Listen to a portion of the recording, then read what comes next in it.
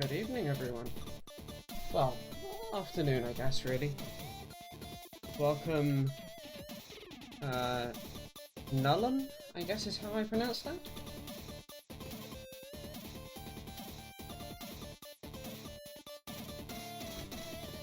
Let me just move that out of the way for a second so I can show everyone the really cool bit of equipment I now have. I have a key plate. Yeah, this is heck of a bit of engineering I managed to accomplish. This is my first ever non-PCB piece of CAD-CAM. Hi! Shouldn't you be in bed? Welcome Aki, welcome Starry, welcome B6P4C. I will get that right sometime. So, the goal for today's stream is to eventually get this completely populated with keys and soldered onto the new keyboard. But to get there, I need to desolder the old keys. Oh, the old keyboard's keys, because, yeah. So, this is going to be interesting.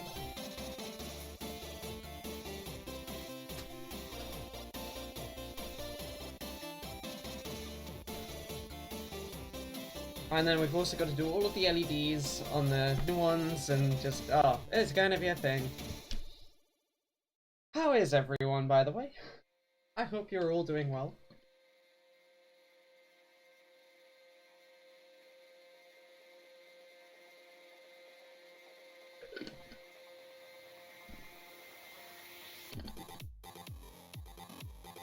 Move my jar of coffee slightly out of the way.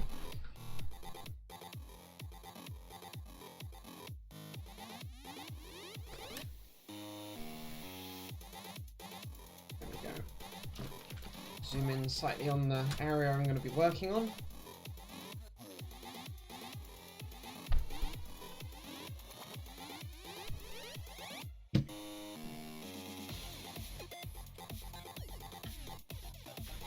Let's see. Come on. There we go. There's some flux.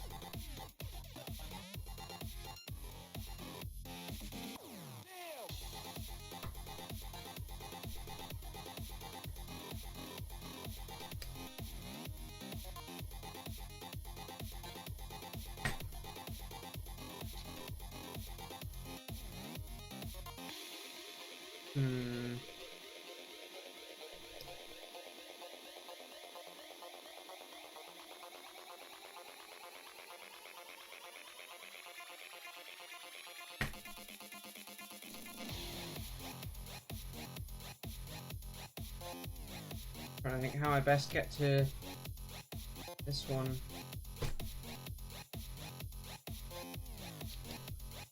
That works.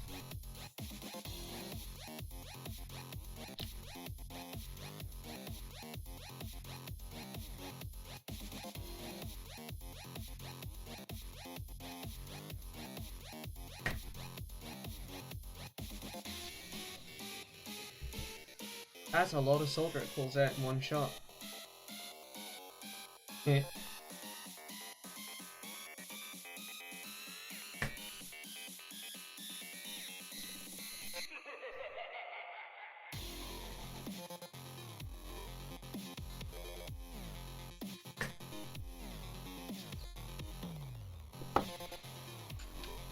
Just to show, by the way, what I'm getting out of the holes. Getting big, nice, chunky pieces. Yeah, this one's a nice solder sucker. It's, see if I can get that in. The lighting is gonna cause me a few problems.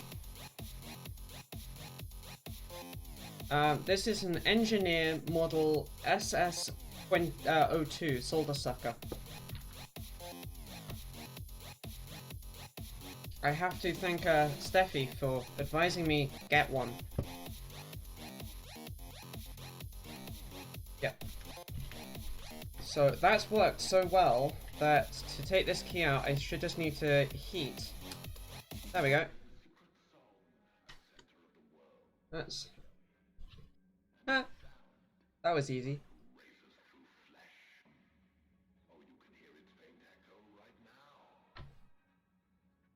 I'm not even gonna bother cleaning the holes though, because there's no point.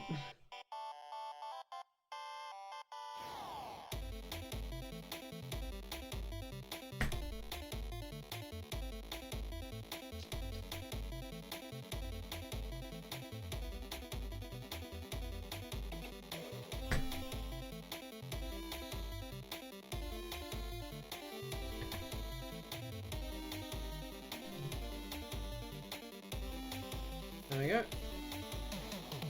Oh yeah, this is gonna work beautifully. Hey, welcome, Plate Element.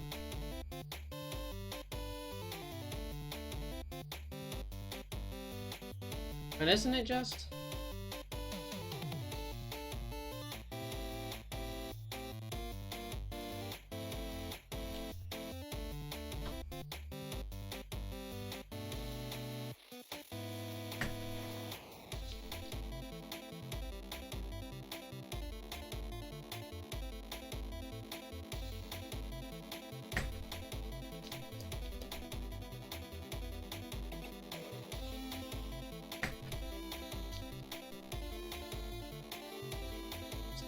Giant chunks of solder that come out of these. It's great.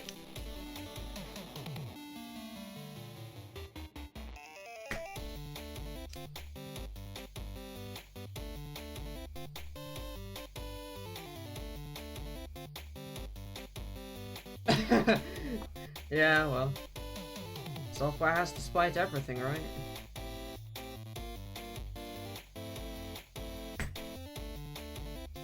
Including itself, more often than not. Keyboard time! Yes, indeed.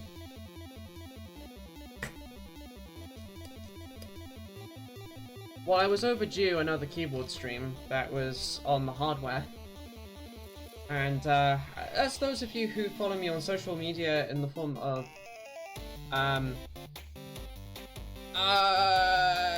just good enough, for those of you who are not aware, I have had a shite weekend. My main data pool on my main desktop decided, in the middle of me installing the Xilinx tools, to just shit itself and go read only. Yep.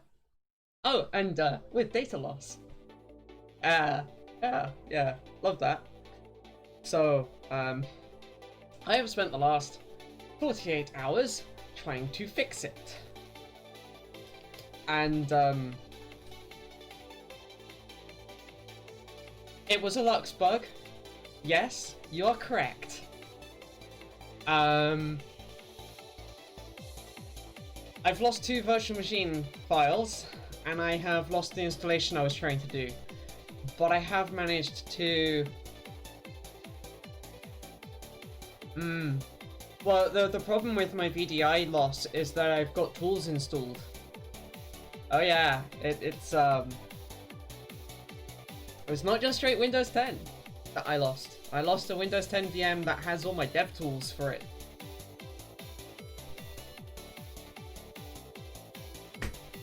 Great.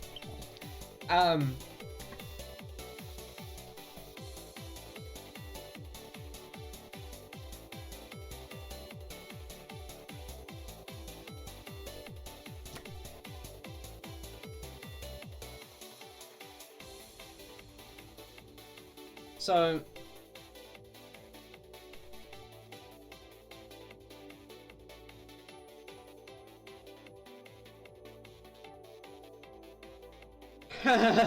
yeah, maybe.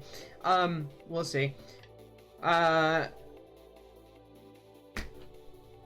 luckily I have a large quantity of disk in my old machine that was my main pool. So I have done a complete backup of the pool that's shot itself over onto my old machine, which has taken, 10.5 hours. And So at the moment I've got my pool mounted read-only and we're doing my stream off of a read-only pool.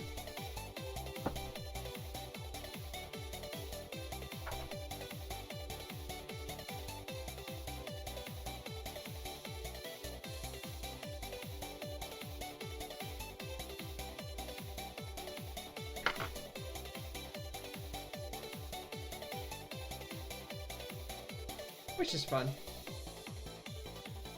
I have backed up the pool at least. But once I get done with this, I get to spend even more spoons, because I've spent a lot of spoons. Yay! Fixing this shit. Doing a complete redo of my pool. I'm gonna have to blow away the whole pool. And start over.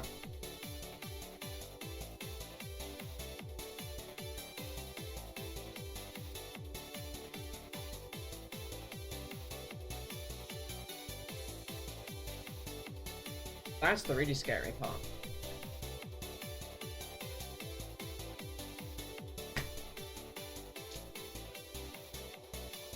Huh, that's fun. Just came out as a tube of solder. Oh.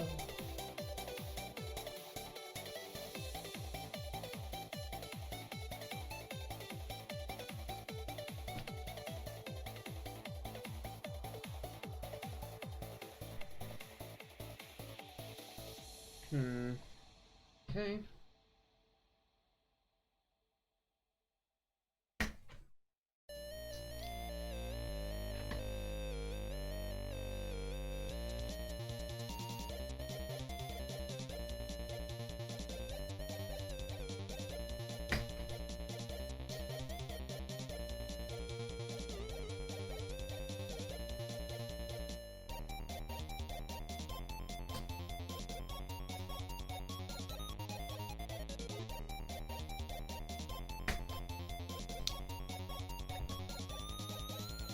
Anyway, other than, you know, me spending all my spoons this weekend dealing with my pool shitting itself, how's everybody else doing? I hope you're all having a better weekend than I've had so far.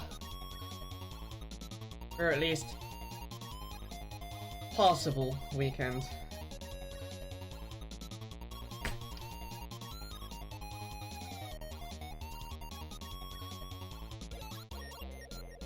Yeah. Yeah, I appreciate, Freya, that your situation also mandates a whole pile of spoon burn this weekend.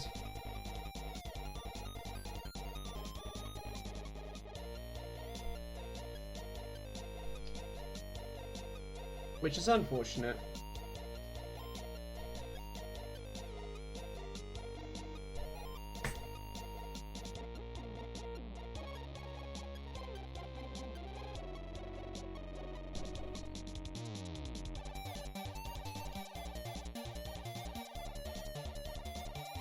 That's good.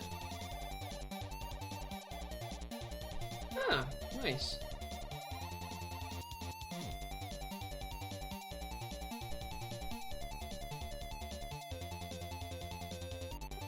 Mmm.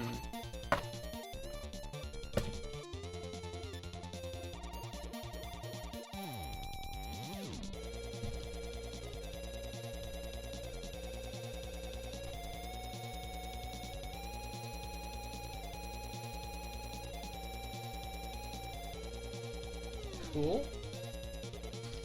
I'm actually going to bring the key plate back up for a second so I can put these keys as I pull them out into the new plate. So, I've just pulled out the 2 key, which fits in a bit like that. 4 key in next. Ah, now I do actually need to turn these the other way up. That's going to be the...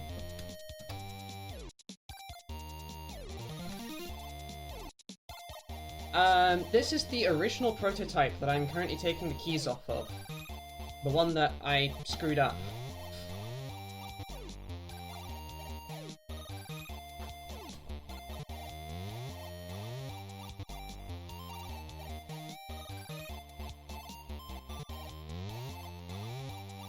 I'm currently putting the keys that I've just pulled out onto the new key plate for the new board. Because I'll actually try and see if I can show this on stream properly. These mount in a very curiously interesting way. So if I take the keycap off for a second, and we've got just this key, there's a little piece at the very top here, and another one at the bottom that's a clip that holds the key into a plate. There's actually a set of latches, holdies here in the key. Hope you can see that just about. Yeah, you can just about see that. And those hold it in the plate. So if I quickly hold the plate like this, and I insert the key, it fits down in and then won't come back out unless you push in those two tabs.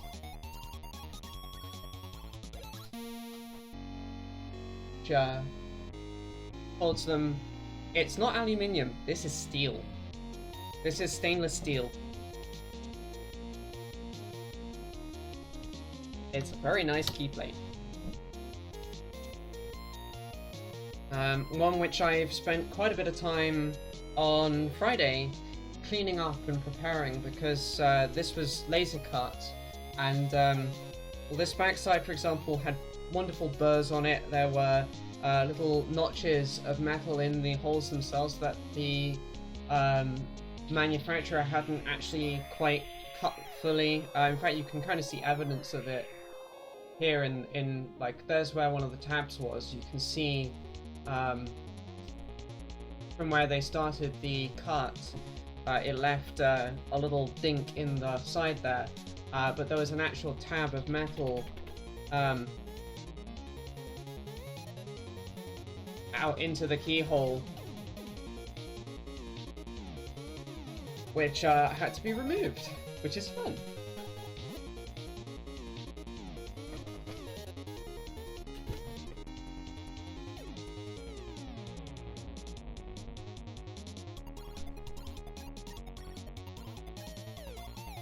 Just my back going pop, don't mind me.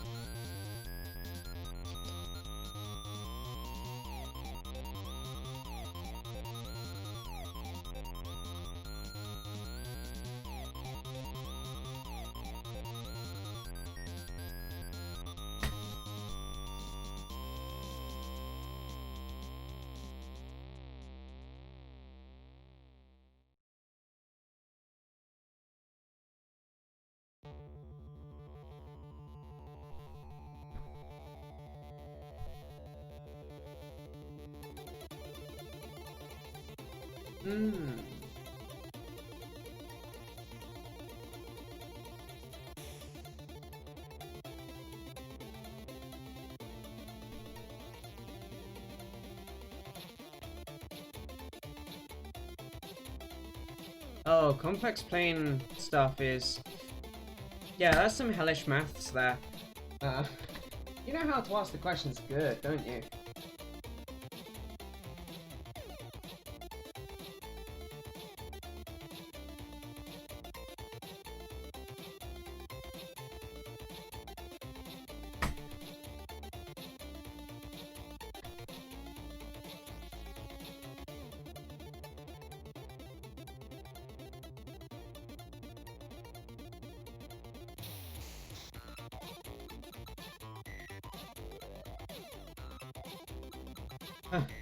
That's fair. Complex maths in programming is kind of hellish, honestly.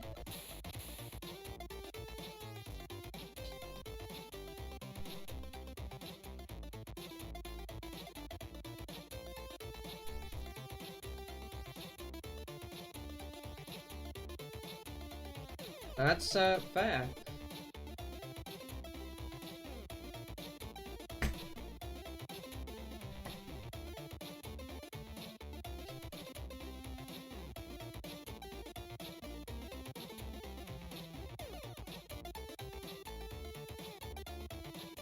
Yup.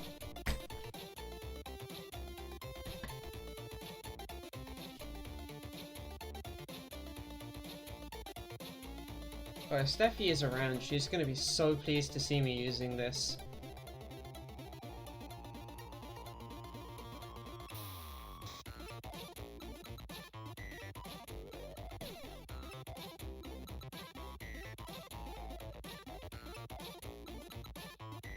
Just having to clean out the tube every so often, every few joints, because it gets a little bit clogged with the solder that's coming out.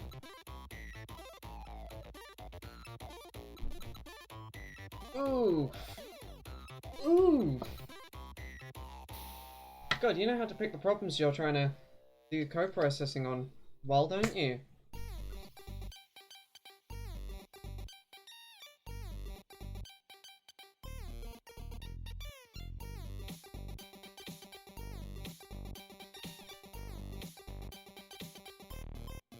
Be fine, just throw an FPGA at it, right?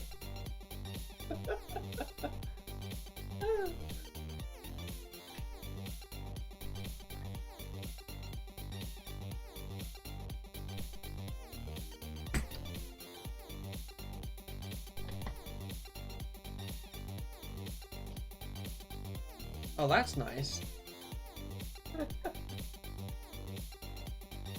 That's definitely a nice way to keep the insides clean.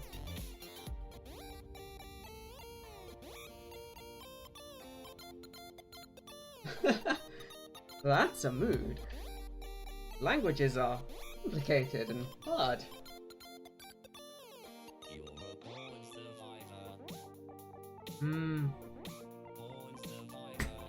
I've got to skip this song. There's lyrics.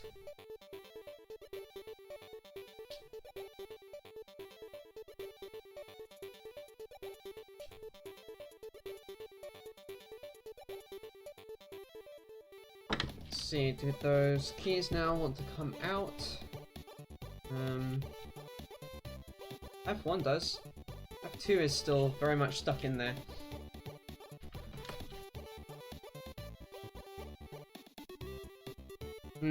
That's fair. That feeling when you've kind of already committed yourself to a particular approach and you have to see it through.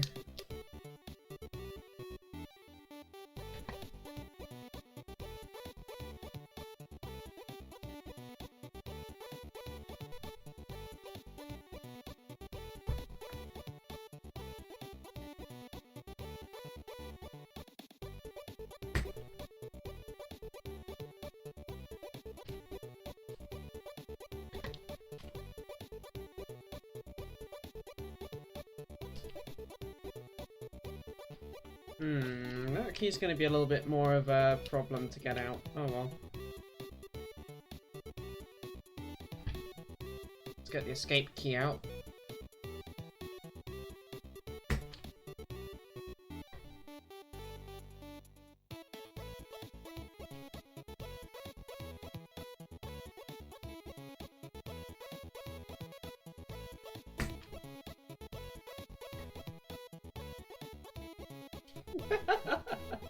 Indeed, Aki, indeed.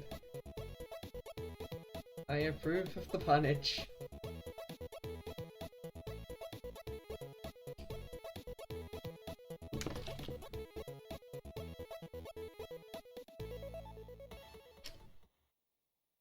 What I might well have to do with a couple of these keys, like these two, is actually flow more solder onto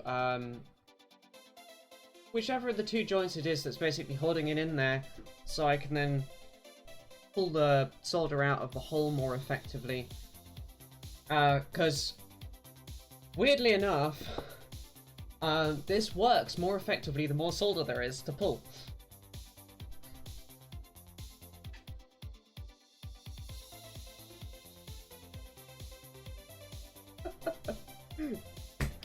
All good.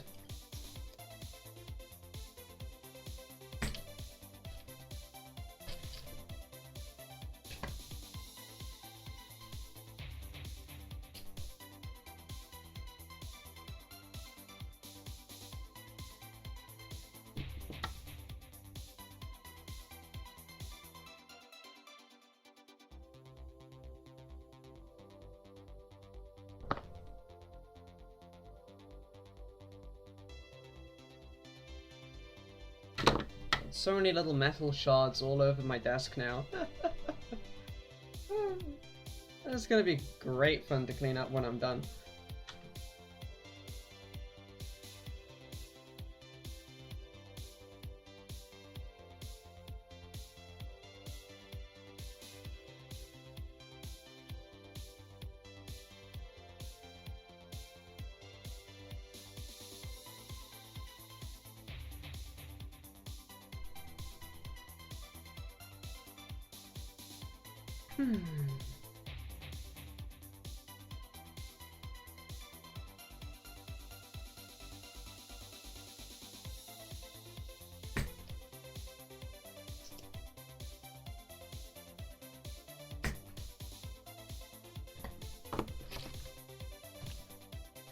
There we go.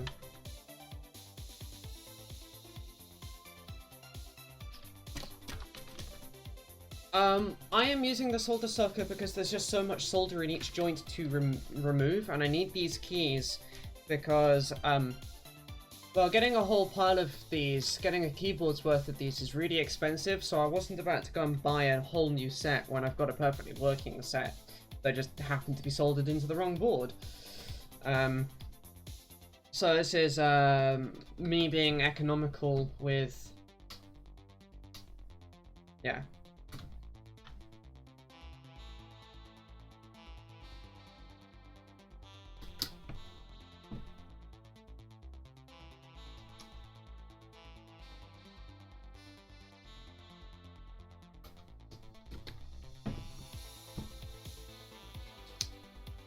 And in the process, you're getting to see me rebuild the key plate here with all of the keys in it, and it's just really cool, right? Like, it's just gorgeous.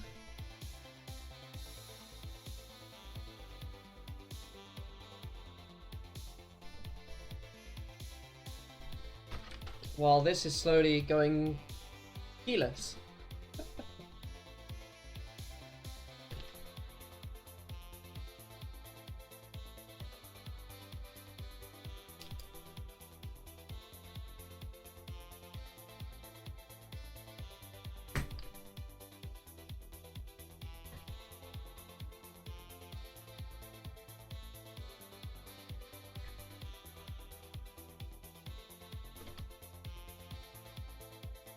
Hey! Awesome. One might say, I like trains.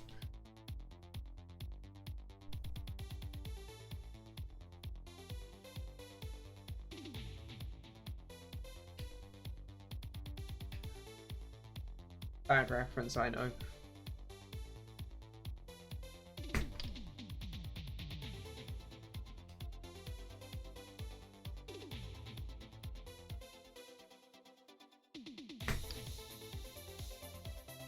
That's the one.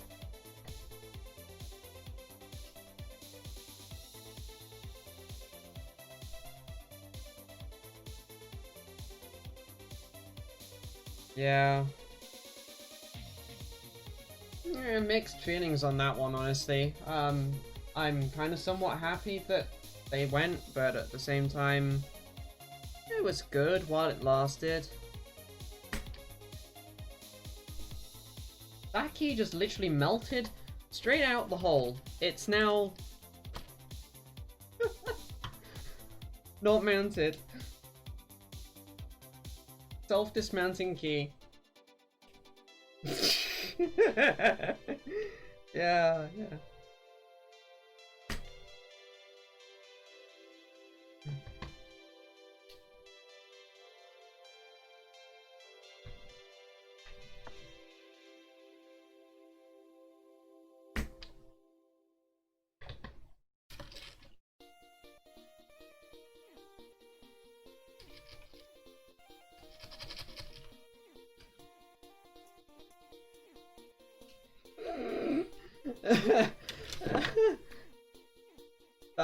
That's actually quite hilarious. I like it.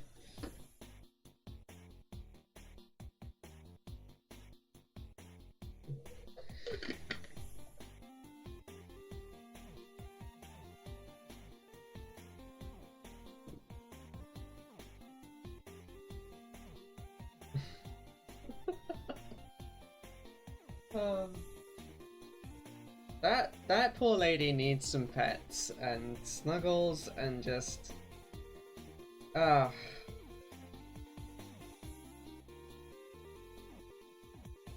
I miss my wife.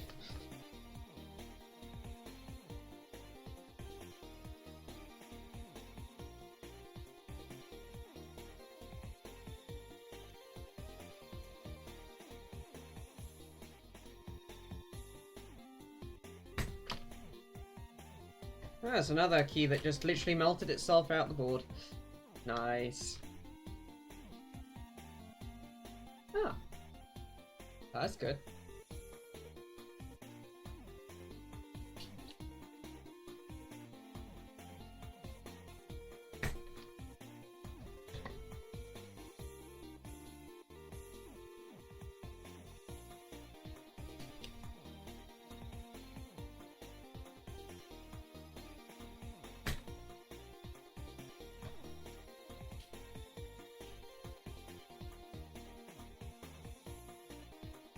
Usually by now you've got like problems with the solder sucker's end just being chewed up from the iron melting it. Oh, I forgot to press these buttons on the camera. Can someone make sure to remind me to do that once every 20 minutes? That'd be great. And like the effectiveness has gone down and like half a dozen other problems, and with this, it's great. You don't have any of that. It's a piece of silicone tuning. Yeah, I probably do. It's a piece of silicone on the end, which means that my iron is unable to melt it.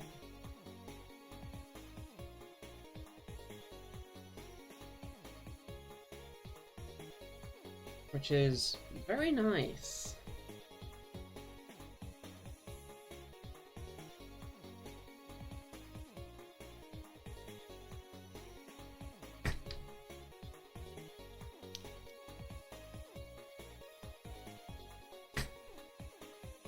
Yeah.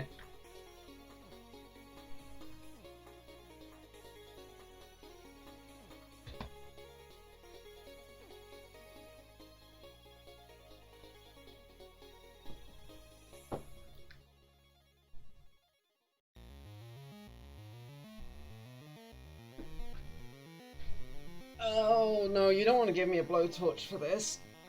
I don't have the control for that.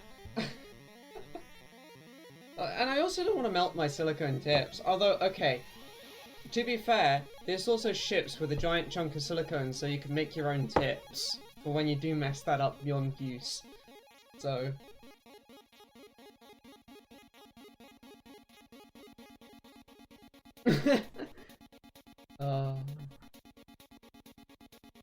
Oh, it is very, very nice. And it's got a good feel and weight to it, and like,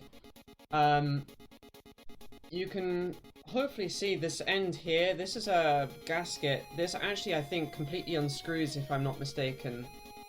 So you can open this up and clean the insides out if you're unable to get the solder out. And yeah, it's a nice piece of kit, and it's all nice and machined, and makes me happy.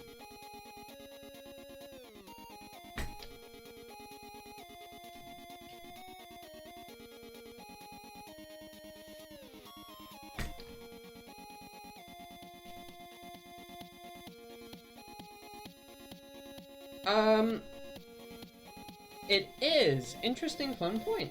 Well done for spotting that. That's going to be another one we have to do extra work on. Yay.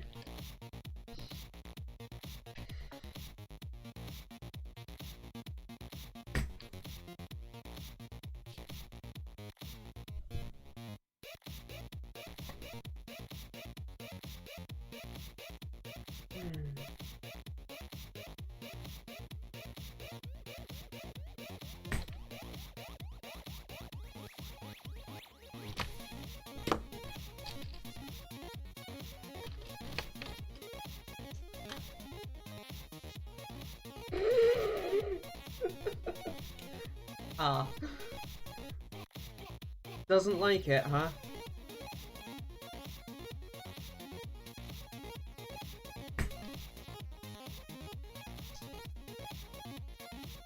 Personally, I really like the font, but that's me.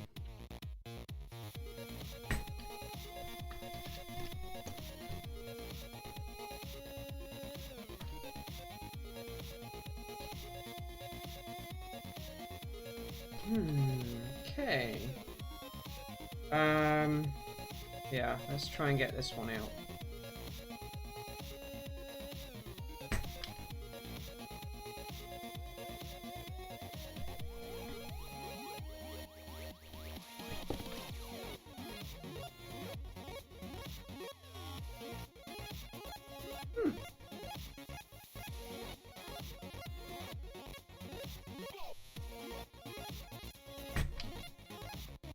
Fair enough.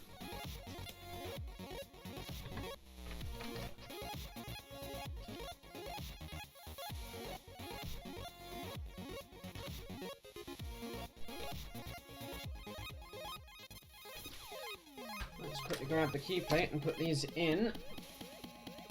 Oh, sharp.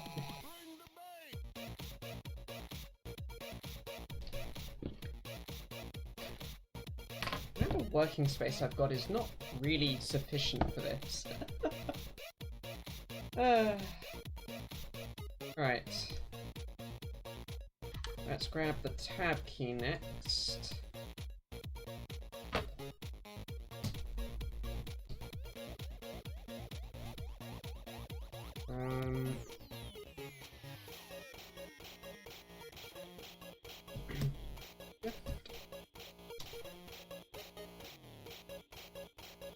Caps lock.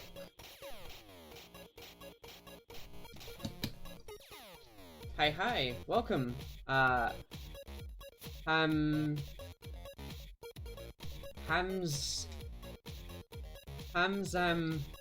You. Okay, Hamza. Thank you. I'm just trying to work out how on earth I try to pronounce that. Fair enough, my Aegis.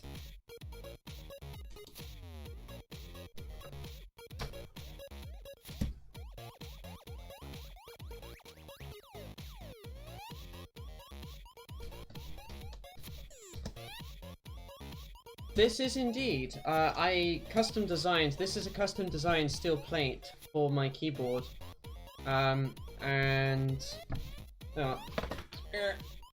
Here's the old prototype board that we are currently taking the keys off of. Thank you, Freya. As I am prepping to put this key plate onto the new board, which is sat over on my sofa at the moment. We're also going to be doing all the LEDs on this part of the board today as well. It should be, yeah, nice bit of fun.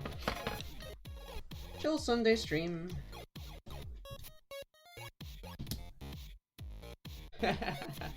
Fair. I'm starting to get some weight to the key plate. That's nice. Even more than it already had. And it already has quite a bit of weight.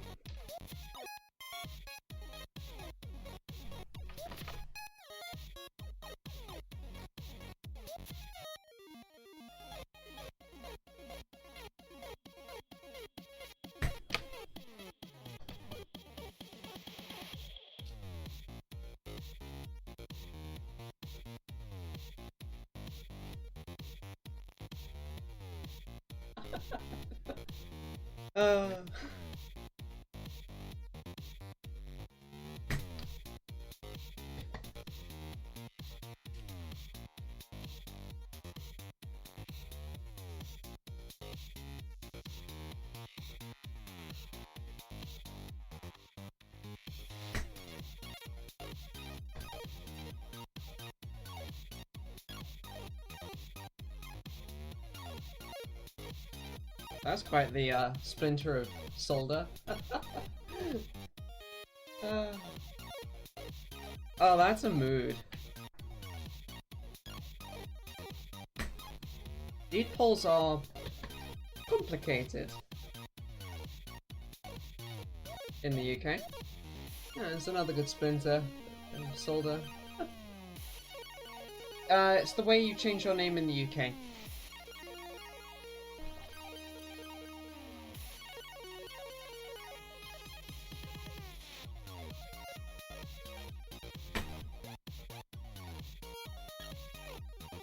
Oh, yeah, this is true. The American system with court orders and stuff...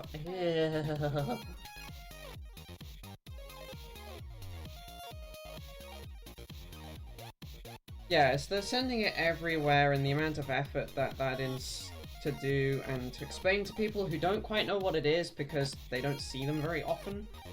Like, no, you do not need to have this notarized. You will respect what is on this piece of paper. Thank you very much. Ah, it's not a well thought out system.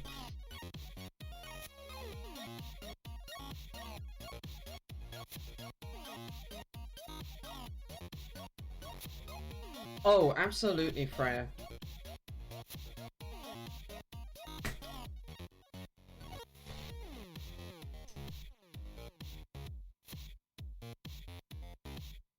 That hole didn't really... clear. Welcome, Dale. Indeed. That executes on the world thread, right?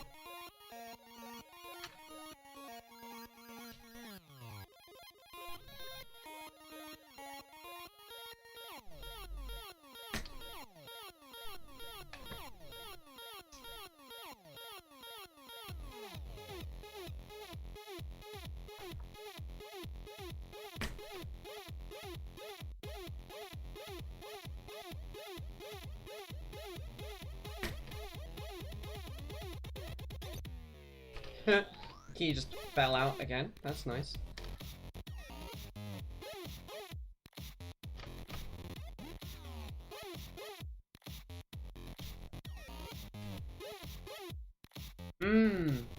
Tab does some awesome stuff. They're a great artist.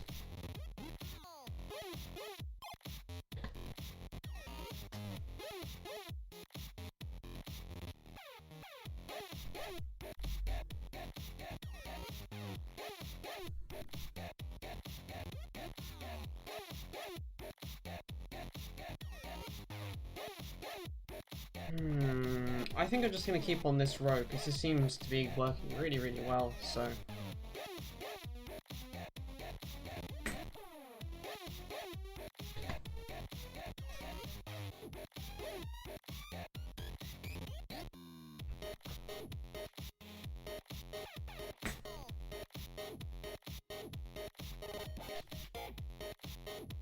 Thank you.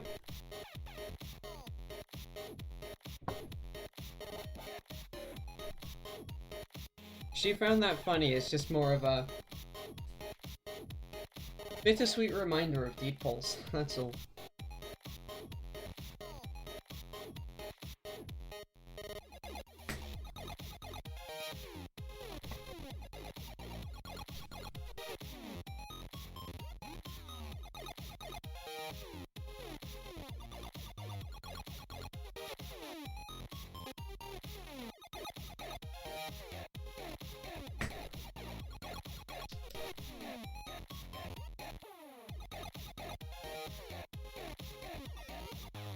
Yeah.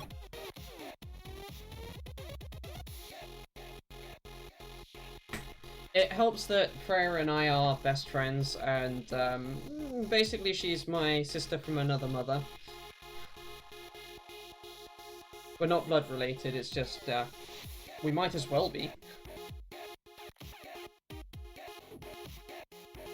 Because we're more or less twins.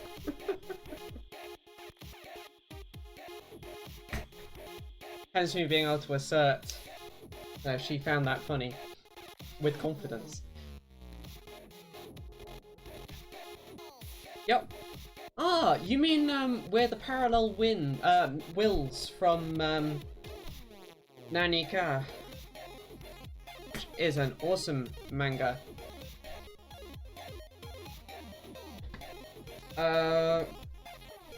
Kumo... trying to remember the name of the anime now. Not anime, manga.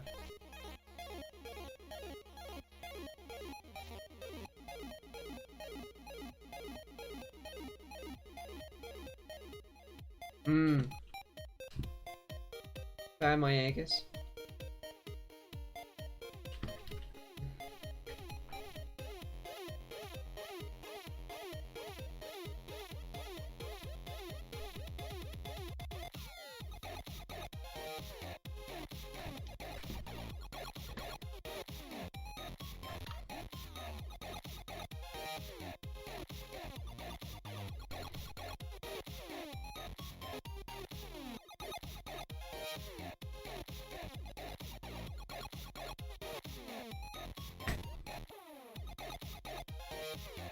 Fun, fun. Wayne, go new.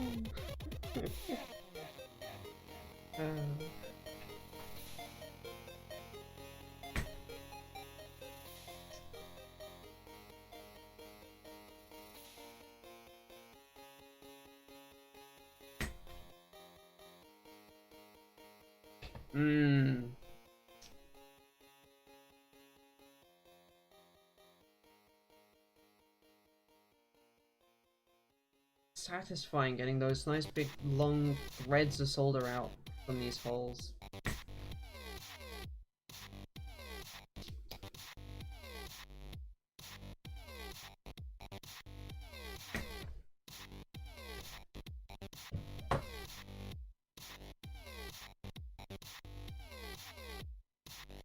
That's still in there pretty good actually, which is annoying. Yeah, actually, with that key in particular, I can feel it's in there so well still. I'm probably going to end up adding more solder to it, yes. Yep.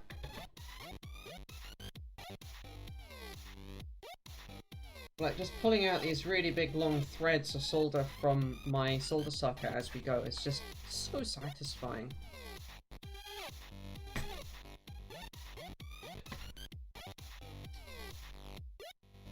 Like, that's just cool.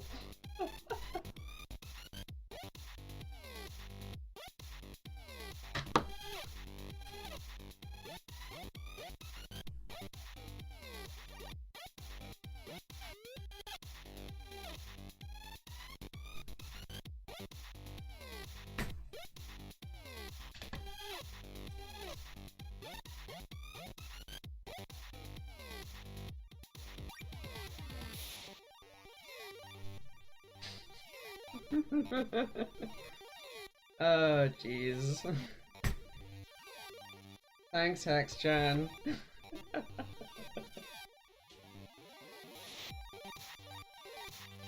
That's so cursed.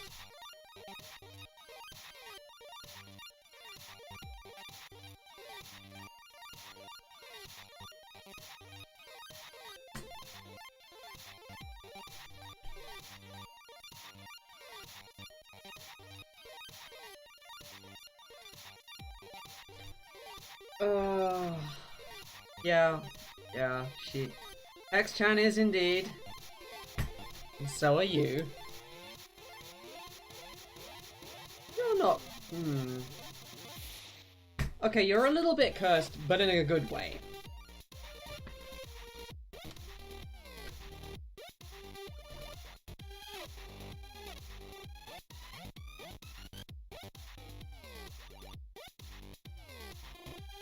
Welcome, Nikki.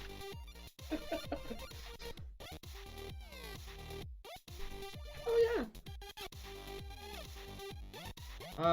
Okay, this is one of the ones where I'm going to add some solder to take the solder out.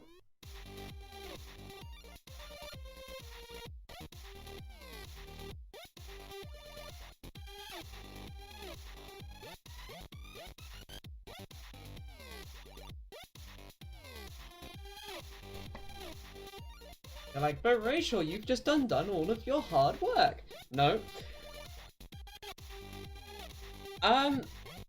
This is disassembly of my old prototype for the keys. My soldering temperature, well, my idle temperature on my iron is 420 Celsius. But my soldering temperature is more like 375. These tips are quite special in that they self-regulate to a particular temperature, which is part of their spec. So the base unit's putting an amount of heat in to keep, or power in to keep it at the particular temperature. And then the tip has some smarts in it to keep it at that temperature. In the form of a inductive loop.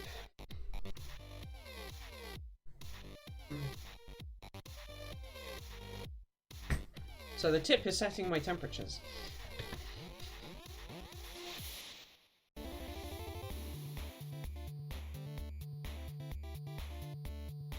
It's also why it's so easy for me to form and unform joints like this. Because I've got so much heat available and so much power in the iron available that it keeps the rework times really low, which is great.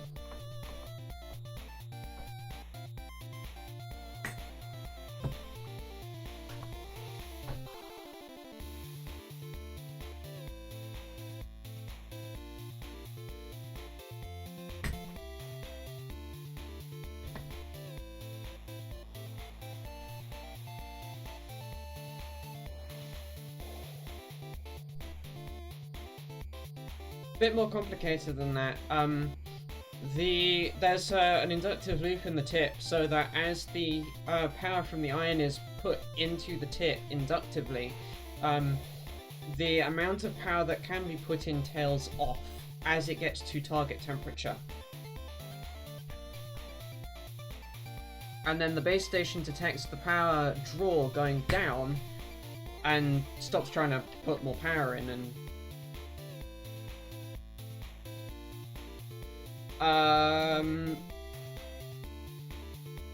but you should do a custom kernel. Custom kernels are fun.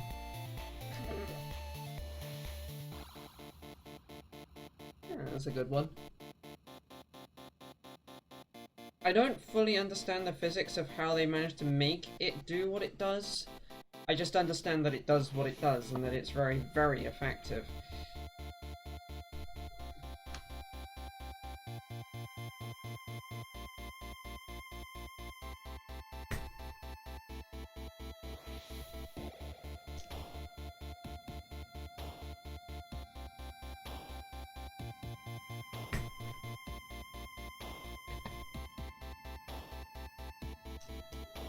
That's fair.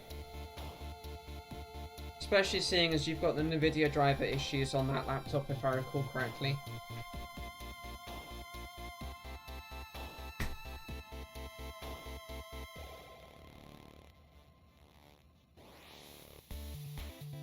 Oh, okay.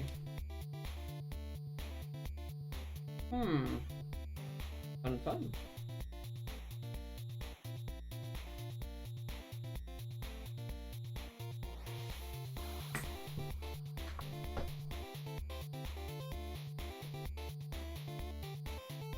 Whee!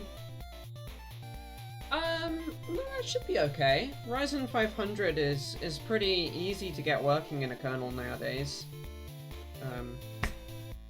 AMD actually bothered to make sure it was good out the box.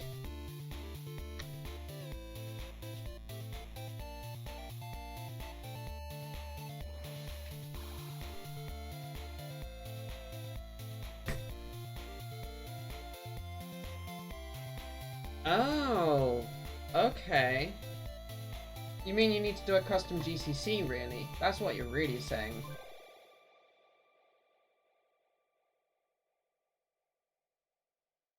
And I forgot to mute my phone. 1 second. Do not disturb. Oh, turn it off.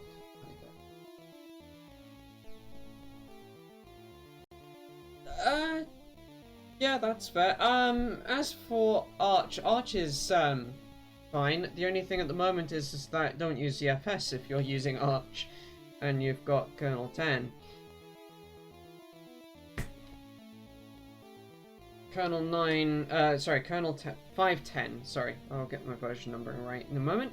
Kernel 5.9 is the latest you can run at the moment for ZFS. Yay.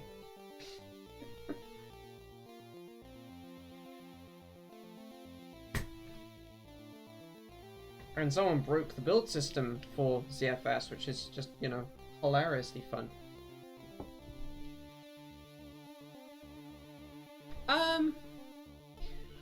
So I used to cross-compile Linux from scratch. That's where I came from. So Arch is really nice and easy by comparison to having to build everything myself. And know how to build everything myself. Yeah. It's what it is. I came via Debian too, which is even funnier.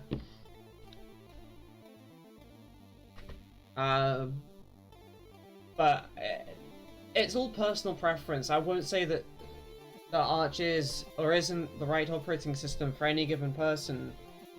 Oh, I had a very, very cursed installation, yes. And yeah, I actually was very productive on my LFS box. My CLFS box was the only box I had that would never crash. I cross-compiled x86 to x86. The cross-compilation step here is because you don't want the distribution you're coming from to impact the distribution you're building. So it's to decouple.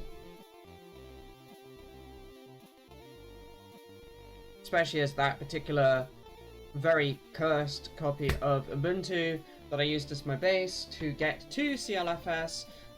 Yeah, that's fair. Was unable to do 32-bit binaries. So it was actually cross-compiled for reals because, amongst other things, I needed it to be a multi-lib machine. So I didn't just maintain one installation of everything. I maintained 2 installations of everything on one machine.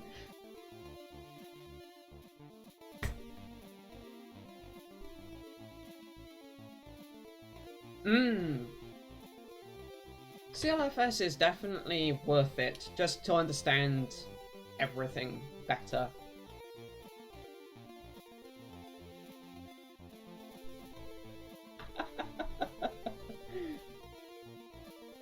Yes, that is indeed the kind of thing, the 6P4C.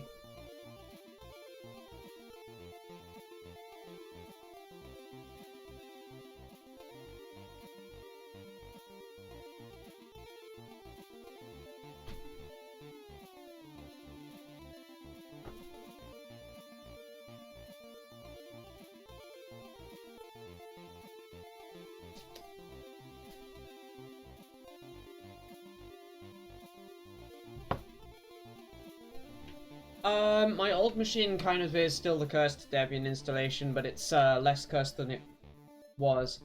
Yeah, the Bulldozer box is still up and working, and that's actually where all my data is now, because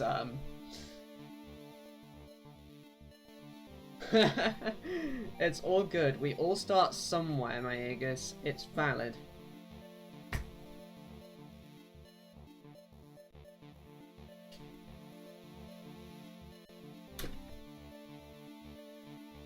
At least with C# and Linux, .NET Core is a thing, so you can .NET on Linux properly now. Yeah, that's a mood, Freya.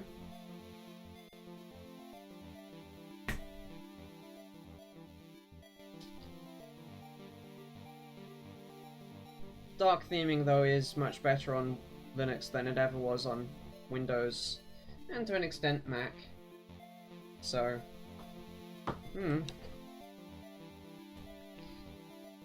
Okay, that's another key I'm gonna have to flow some extra solder into. Hey, nice.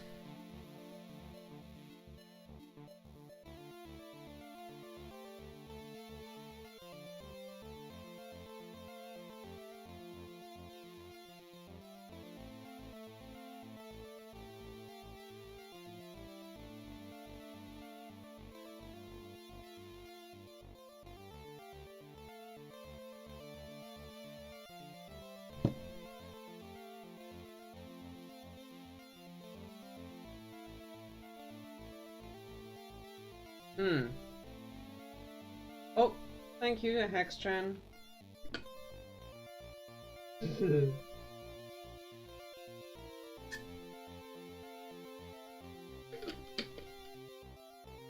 I also, no, QT actually, not GTK.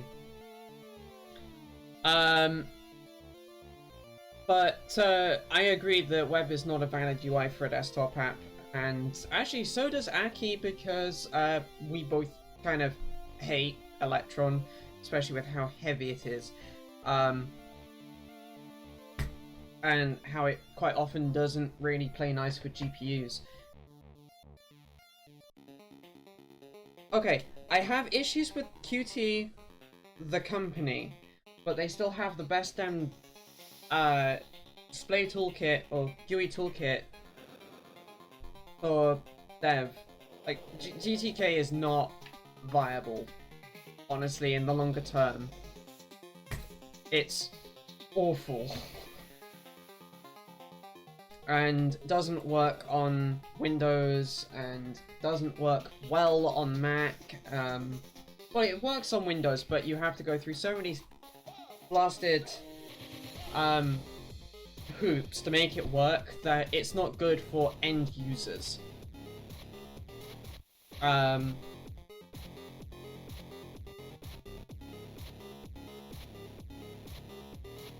That's fair, my Aegis.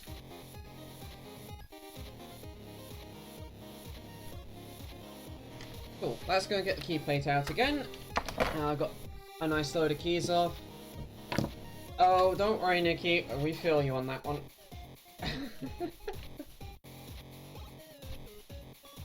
It's not terrible. It's not great either, don't get me wrong, but it's not terrible.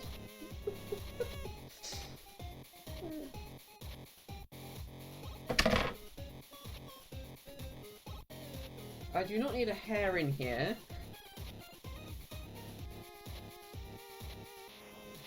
That is fair, but also at the same time, the whole Win32 API itself is not. It's the other ones that are built on top of it that are. The GTK on Windows thing is particularly bad because what you basically end up having to do is install GTK for the user, and then somehow figure out how to find that installation and link to it, and yeah. Combat in the kernel. That's cursed. That right there is just the definition of cursed.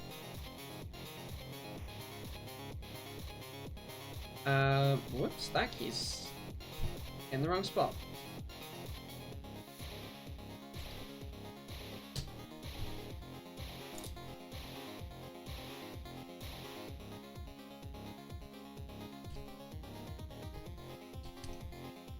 Oh, com and user space nowadays. Yep.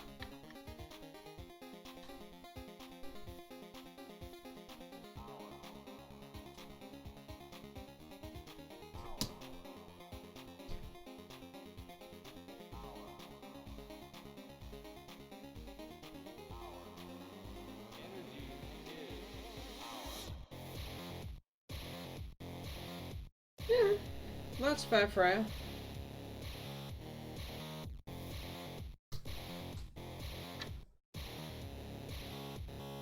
A lot of it is what works for you, by the way.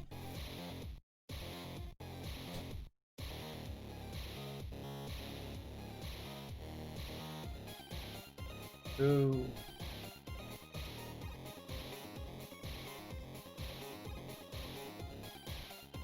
Heh.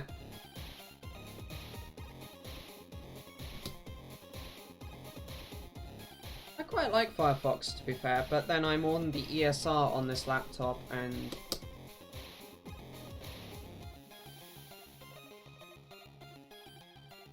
oh, I get that, Freya, but also a lot of that is people can't design worth a shit for Toffee.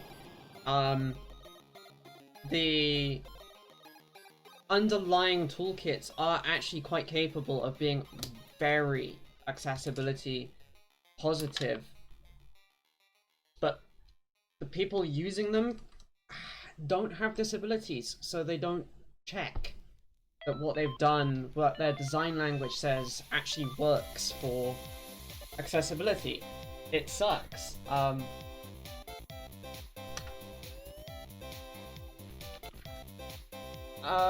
Key flipped.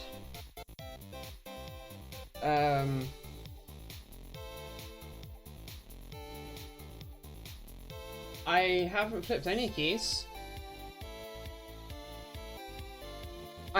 Oh, the ones that are coming out of this board are coming out effectively upside down, because this was one of the problems with this old board. The LED light path on these keys is this hole here, which you can see now aligns with the text in the key, so it fires up through. Whereas on the old board, you'll see text on the key, and there's the holes for the key to mount through. There's the LED down there, which that doesn't work very well.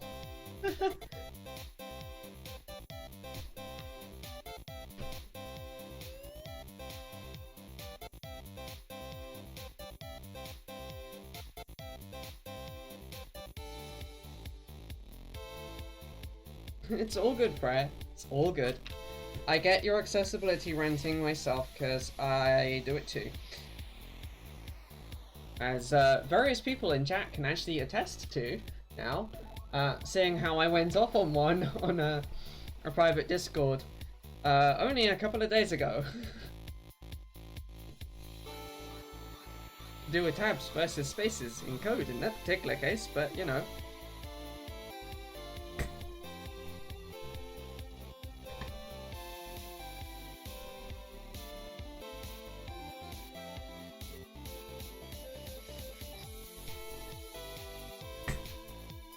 My apologies to all involved on that particular one.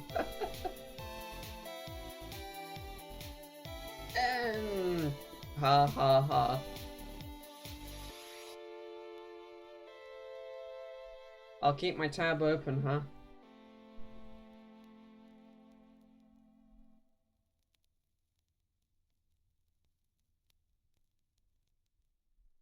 You want me to brutally murder you for making my life hell? Non-breaking spaces? Oh, come on.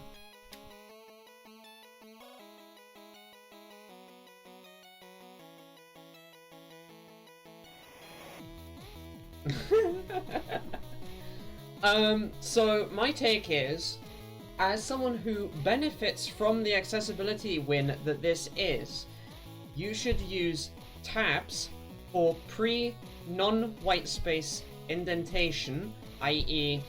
you tab in using real tabs till you're at the point in the line where you want to start saying something, and then after that you switch to spaces for layout.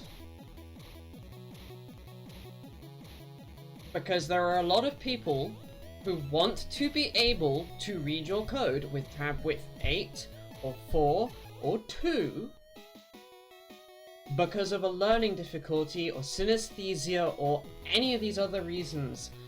You imposing spaces and therefore you can't change that width is actually really, really bad. Because you've just fundamentally broken their ability to read your code. So I take it from that perspective.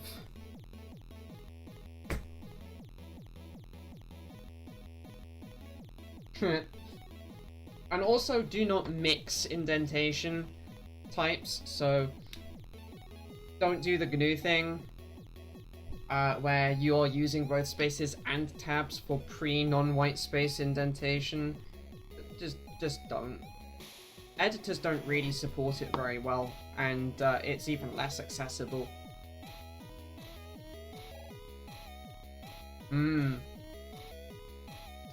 I would say 120 character lines is acceptable, but not longer.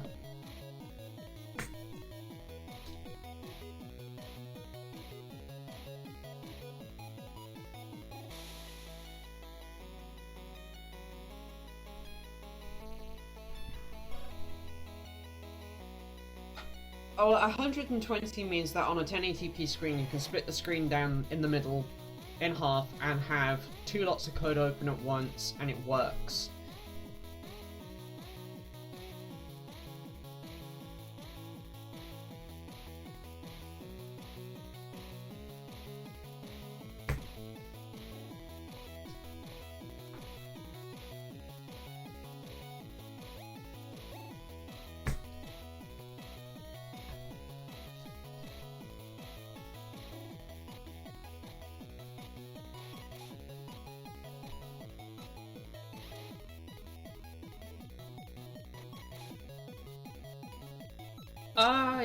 The self-documenting code thing is actually quite an interesting point. If you can name your identifiers well, then yes, your code does become self-documenting, which is pretty cool. To a certain extent, there are things you still should write comments for if it's a particularly complicated concept that you're trying to get across. But yes, it should be for the why more than anything.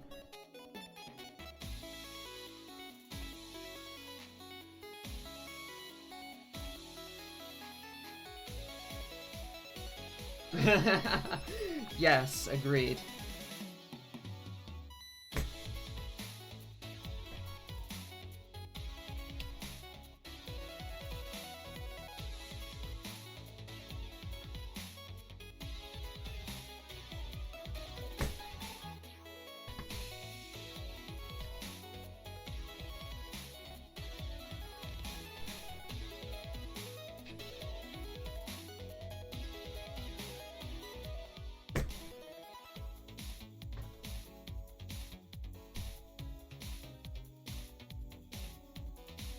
Yeah, comments tend to rot. This is a very good point, which is why I hate seeing them used to explain what a piece of code does in great detail.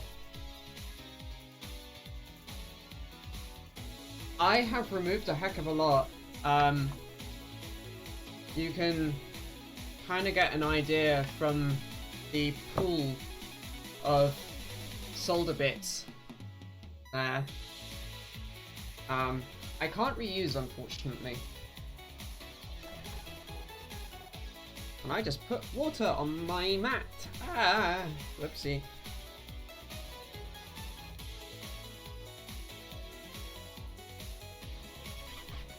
It would be unwise for me to reuse that. You can probably reuse some of it, but like, you're gonna have to add flux, and yeah, it's a mess. I'm not gonna get involved in that mess because it's not worth it.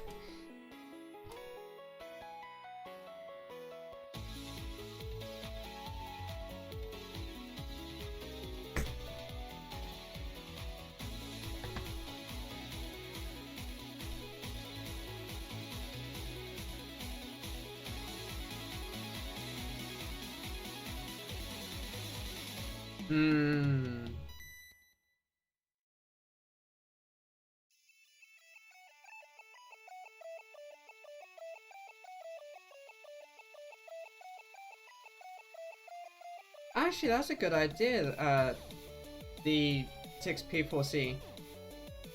I unfortunately don't have one of those, so, but that actually is a good idea as a way to use that solder that's come out of this board. And it's still perfectly good alloy, so it's a perfectly legitimate usage of the stuff.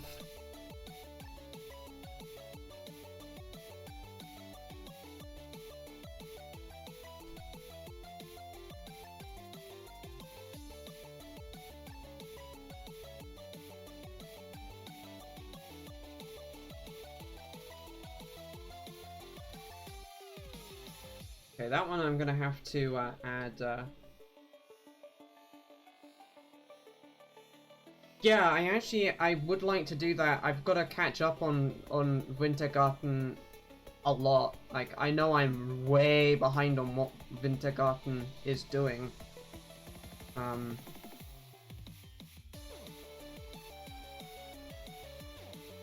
Yeah, the Marble Machine X. I think I'm like 100 or 120 episodes behind.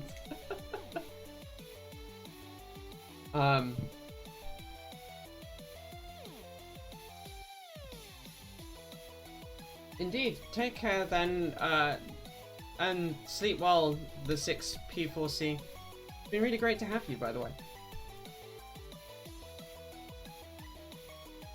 I got very worn out of YouTube at one point, so I ended up just dropping all of what I was watching and taking a big break and finding other stuff to watch instead. So I actually need to go back and... What version of ZFS am I using? Oh, good question.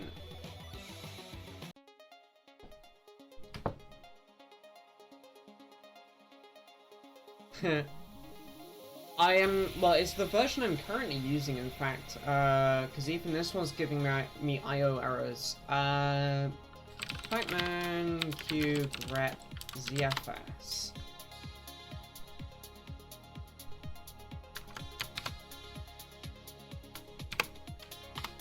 There you go. It's a horrible version string, but... And I'm unable to update it. Frustratingly enough.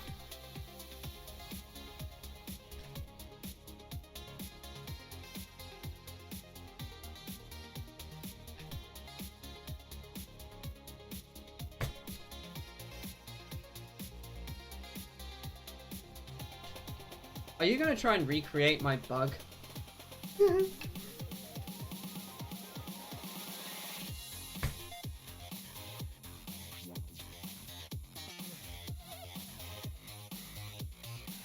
Oh, so that particular package comes from the AUR. You have to install an AUR helper. But that's not a big deal. That's easy to do. I'm using the AUR helper Yay.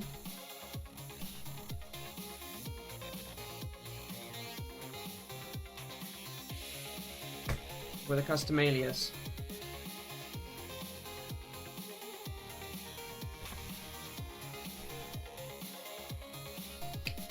So I actually type yeah on my command lines. Because that automatically enables things like reviewing PKG build files before I go and yeah, the AUR is just made of just pure awesome. I maintain the Arch AUR nightly package when I'm able to. So KeyCAD nightly on Arch, my fault.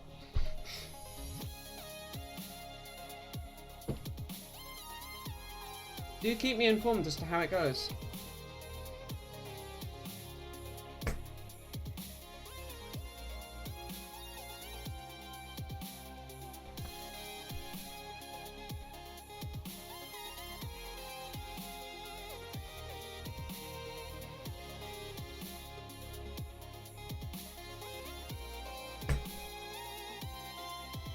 Yeah.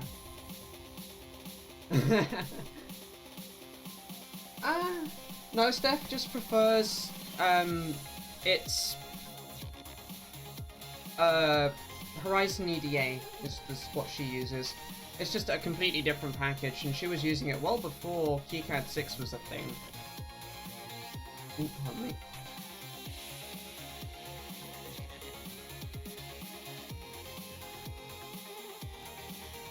Which, talking of, where is Steffi?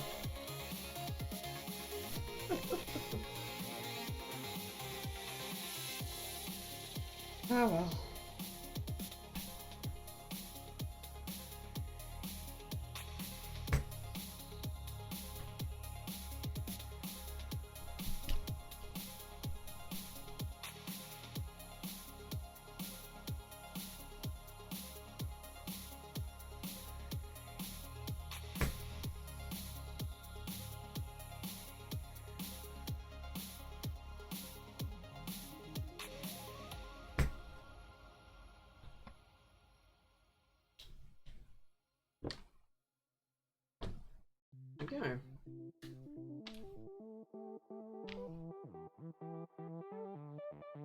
Uh...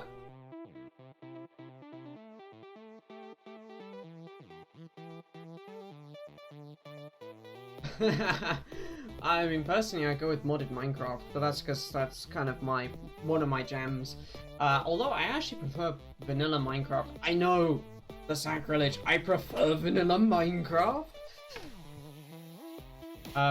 Over modded. I find the gameplay more engaging. Because I'm a tech Minecraft player.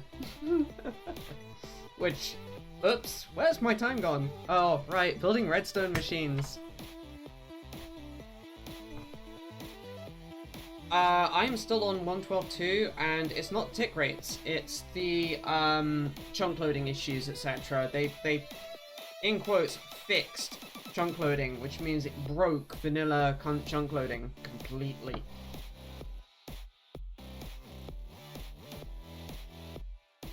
Oh, Greg Tech is, yes.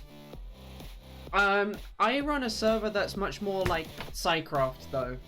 So, like, that's my jam, is Psycraft scale craziness.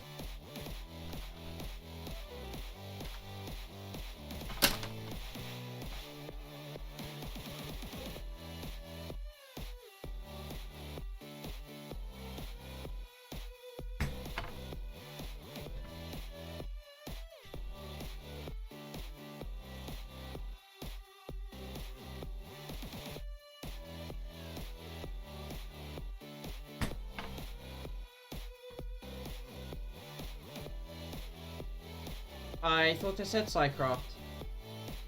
As in science craft.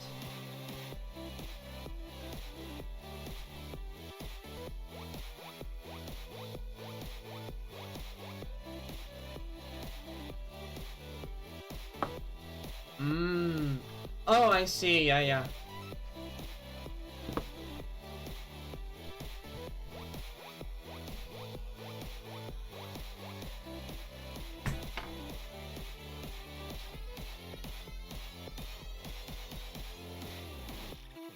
Which, yes, I know we haven't done anything on Psycraft in a while, or, rather, Halt and Catch Fire.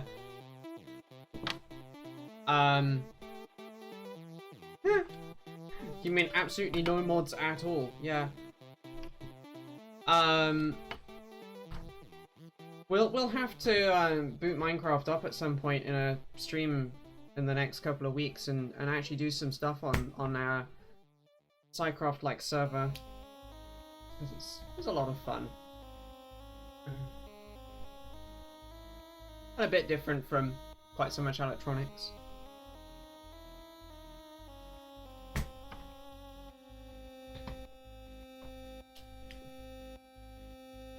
So satisfying getting to pull big shards of solder out of my solder sucker here. I know I'm weird about the strangest things.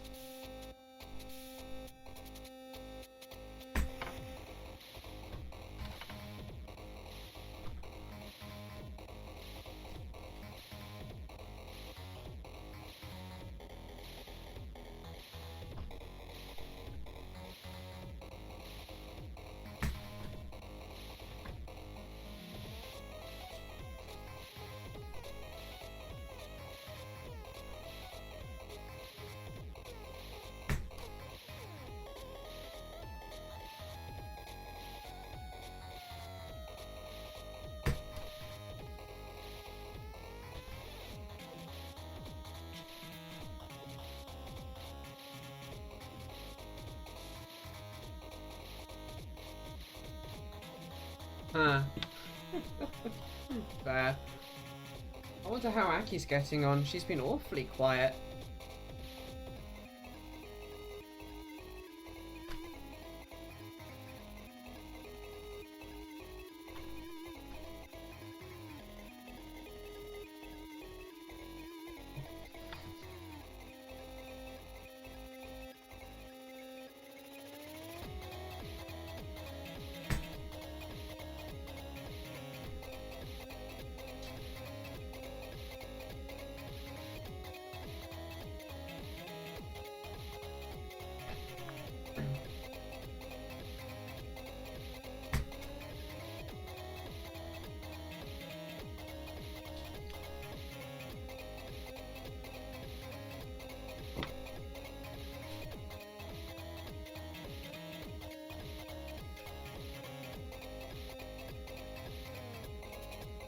Especially as she so kindly donated her usual streaming spot to me.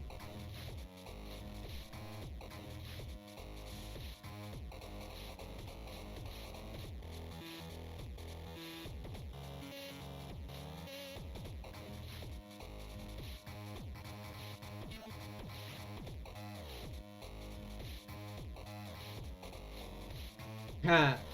Bah.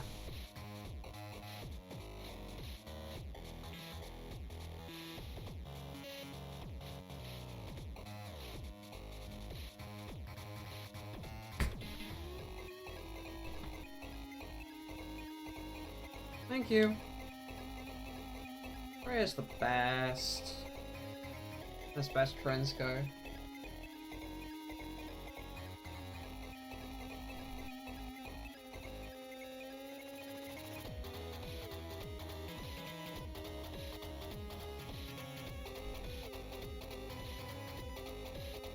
Oh.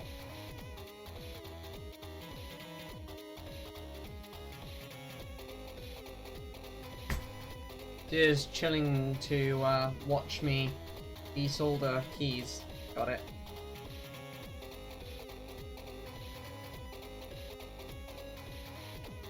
Okay, there's 2 more keys that we have to blow some extra solder into to get them out.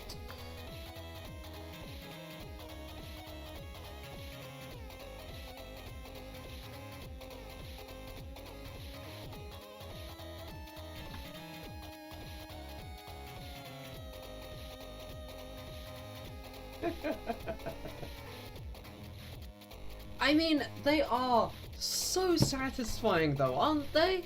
Like big long chunks of just shiny solder, yoinked from the holes. Don't loot that. Someone's probably gonna try to. Like, that's just satisfying.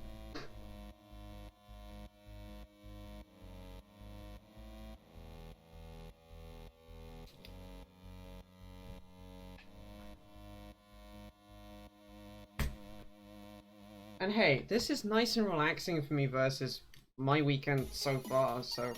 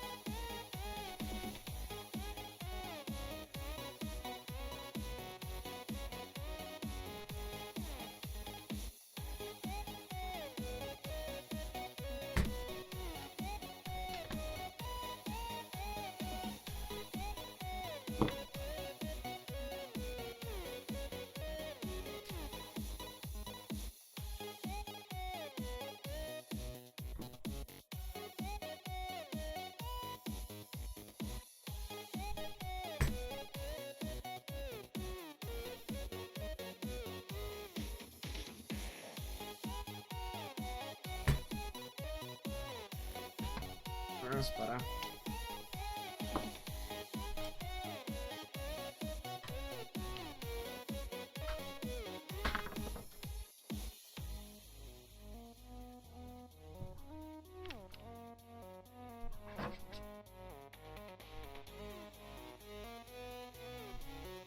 Hey. Sniff. There's... Oop. Give it a second. Oh, there's the A key.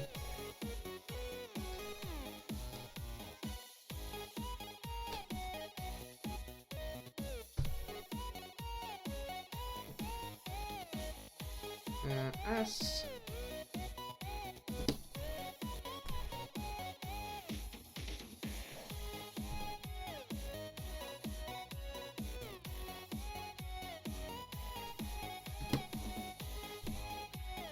the F. Now this is where it's going to get interesting. I've not yet tried this. I don't know how these keys are going to work in this set of holes. It should be okay though. Access to a screw that goes into the board itself. Ooh. And yeah, it is, isn't it? Wait.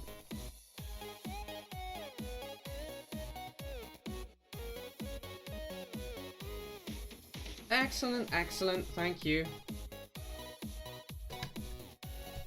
And that sounds pretty fun actually, pretty awesome. She's probably going to still be swearing at it, but you know.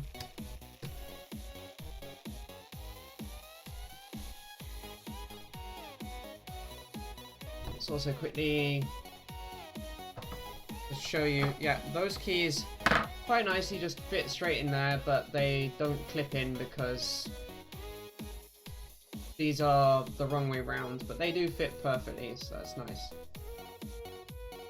However, it should clip into something like this hole here. If I... There we go.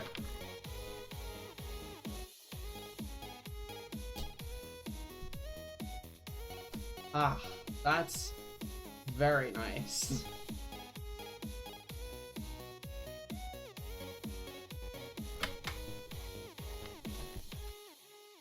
This is also getting quite light now. The keys have a surprisingly large amount of weight to them.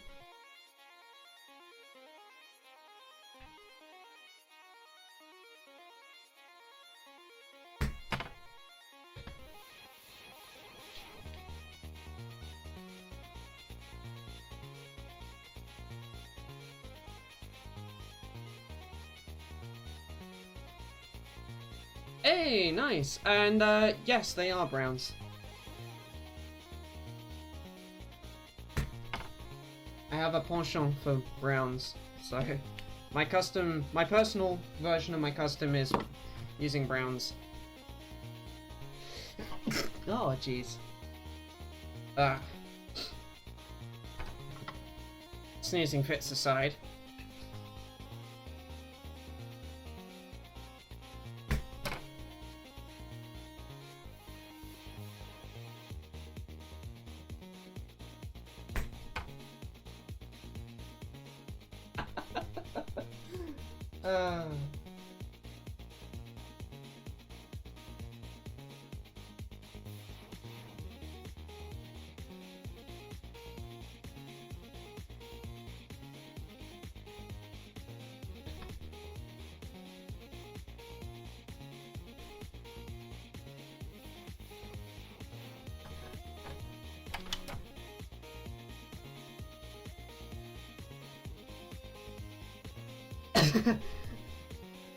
You're all good, Freya.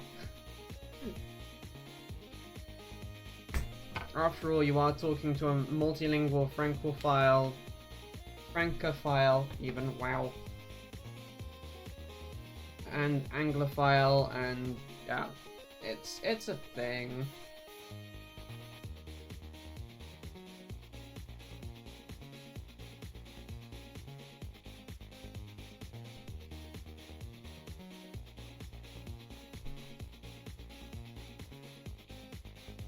That's fair.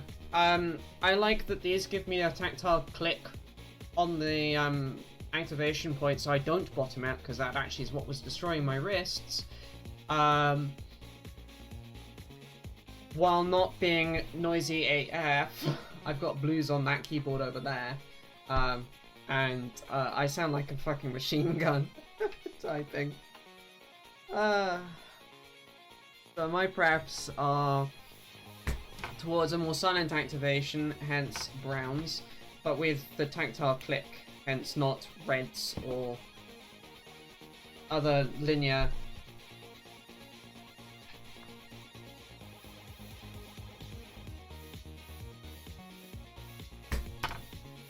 I do want to play with things like the oh, what's his name, key switches, the ones that Kala, Kayla, I'm trying to remember how you pronounce it. Anyway, those ones, because those do look quite interesting, and they're a lot cheaper than these switches. So, but I'm just going to be having a whole down the rabbit hole I go when I go and deal with that.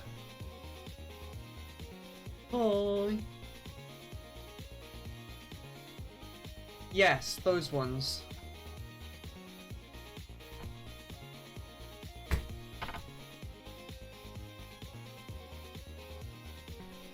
I was trying to remember off the top of my head what they're called and how to pronounce them. So, don't mind me.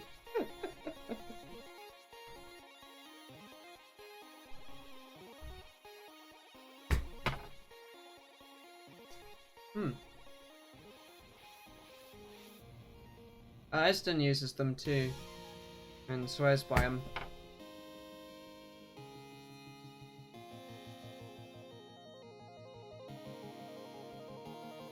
Yeah, that works. Good enough is perfectly acceptable.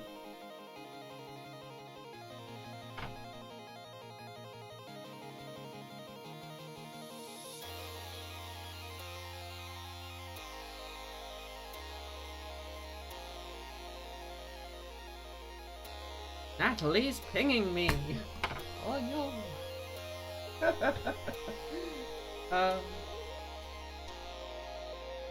I've got to quickly answer her, because...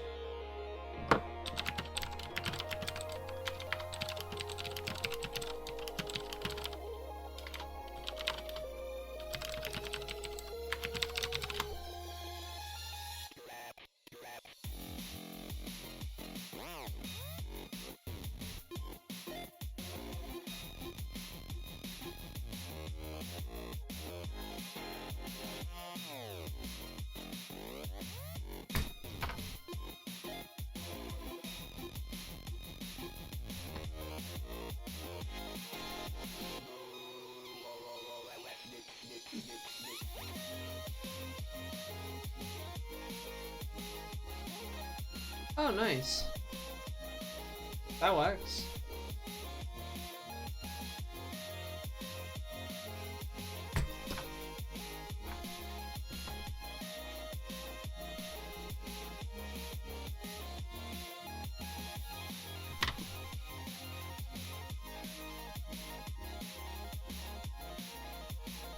Come on, there we go.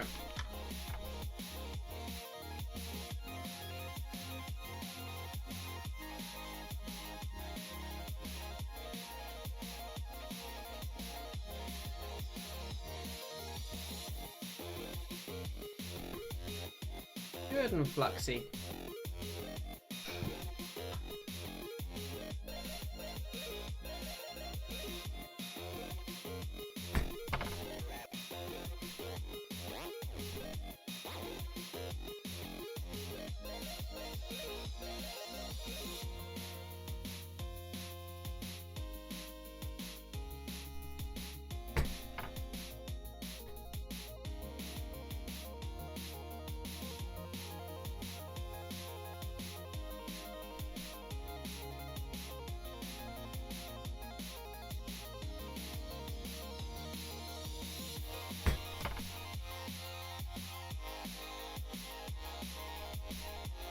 Gotta love that puff of flux smoke that comes out with it.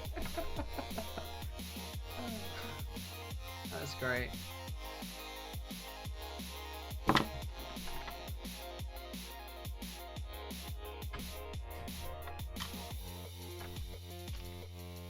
Ah, the last two. And then we can move on to other interesting things. Start doing soldering rather than desoldering.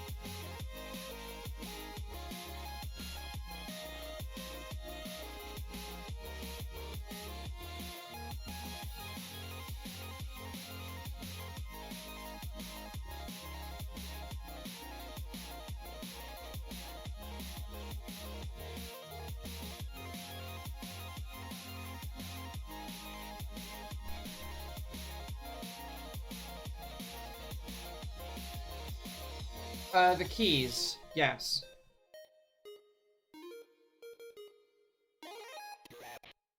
Because I've only got a limited number of them. So I had to do so.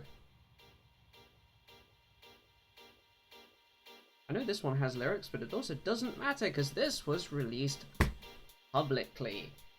Haha. It's a really good song. It's also got some really fun things that the dude does in the patterns.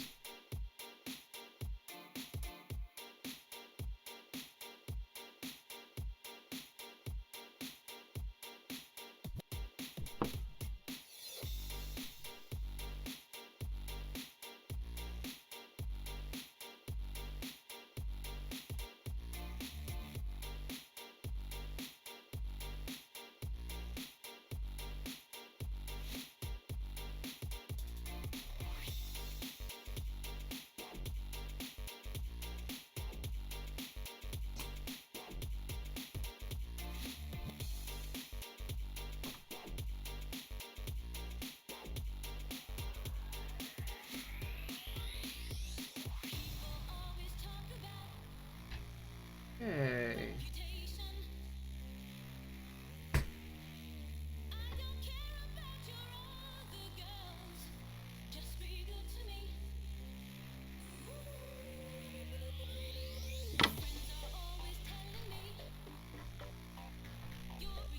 Last key.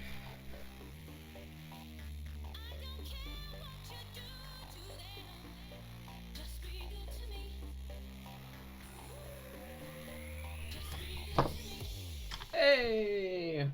And we're done! So that's part one. I'll go and put this keyboard away now, grab the other one, but also we'll finish populating the key plate. So much metal. I'm gonna have to clean this up as well a bit.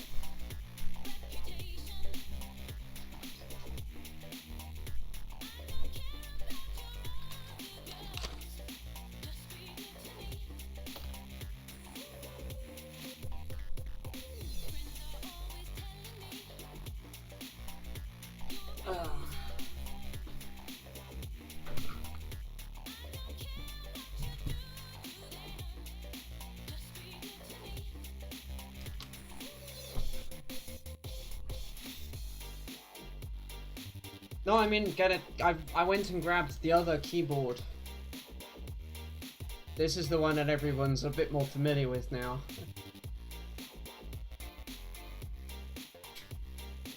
That we've got to finish doing the assembly for today.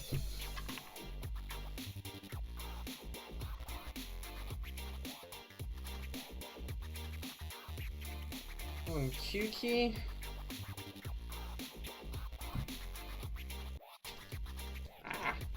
In the hole. Don't loot that.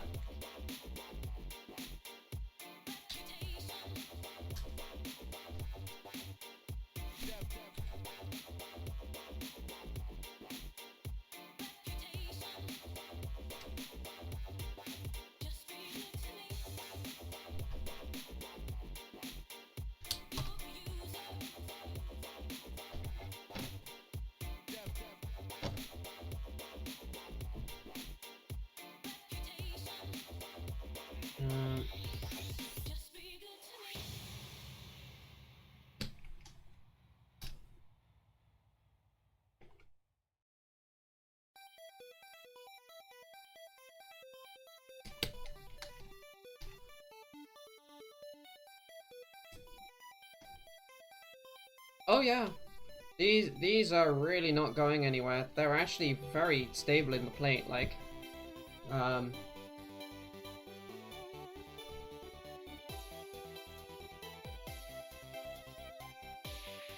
and there are lock pieces top and bottom. Do you see right here in the key?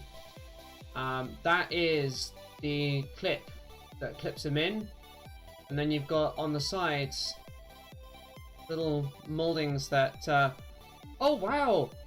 Hey Bold Engineer, welcome!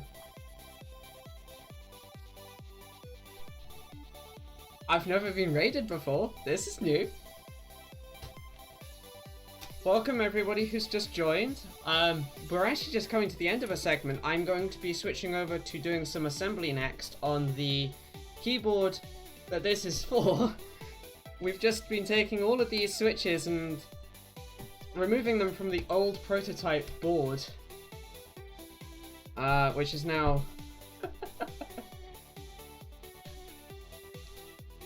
in pieces, and I've been putting them into the newly minted key plate.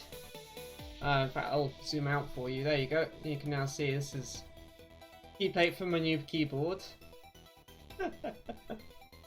And yeah, I'm about to go and switch over to doing some soldering. I've got quite the amount to do on the new board, which is this. This is my Cherry MX keyboard. Based around, as I say, Cherry MX key switches. This is a 6-layer board. For those who don't know the project, this was born 5 years ago out of the frustration that there were no good keyboards on the market that were full size that would allow me to customize the key layout and things like the debounce, the key downtime, the key uptime, whether or not a key is latching or momentary, etc. That was full size, because I actually do want the numpad. I'm weird like that. That would do both PS2 and USB, and yeah, lots of different things like that. The big thing for me though is I'm photosensitive, so the backlighting, which is RGB, needs to be driven in a way that it doesn't flicker, even on cameras, because that shit I can see, and it gives me big headaches. Oh yeah. So this is designed so that every single LED has a R, G, and B driver, RG and B driver, driving each channel of, each LED individually. There says 24 channels on each of these driver chips, each driving 24 of, say, red for one of the chips, green for one of the others, and so on, and being driven in a big shift register chain down this whole board by this microprocessor here, which is a ATX Mega. It's fun. Now I have to undo a mod I had to make. So off stream I had to put this extra header on to unbrick this board, because the official tools for the microprocessor, the Atmel tools, on my Windows VM, bricked this processor. I couldn't talk to it over JTAG at all. This here is a PDI header, which I had to rather carefully mod on, but we actually need to take it back off again because this interferes with the key plate and the switch. There's a switch that needs to go in that hole right there, and this quite literally physically interferes with the plate. So this is going to be fun. There we go.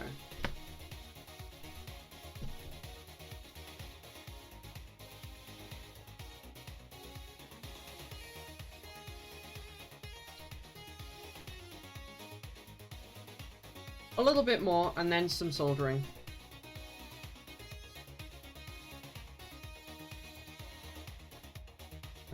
I'm gonna need to take this Kapton tape off before I get into this.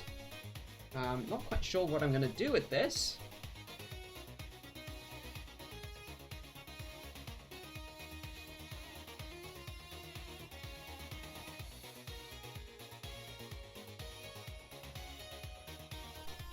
So that's a power and a ground wire. Oh hey, welcome. Fair enough, Steffi. I figured you had a good reason for not being around.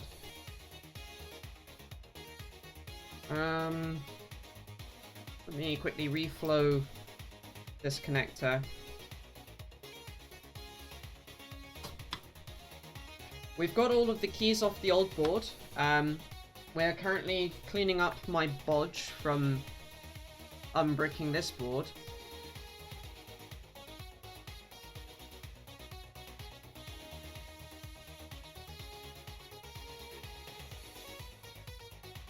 And then we'll be going into doing the soldering of the rest of the LEDs and drivers that I need to do.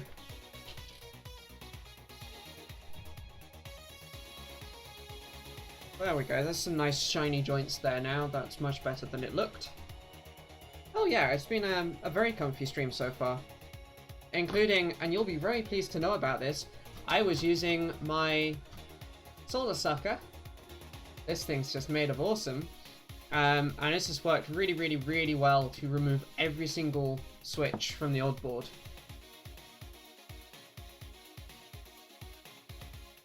Yep. Yes, you did. And getting some extraordinarily satisfying chunks of solder coming out of the tube. Let's find a particularly long one there. There we go.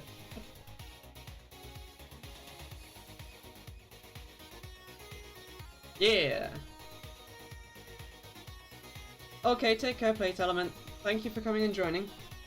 It's been great to see you.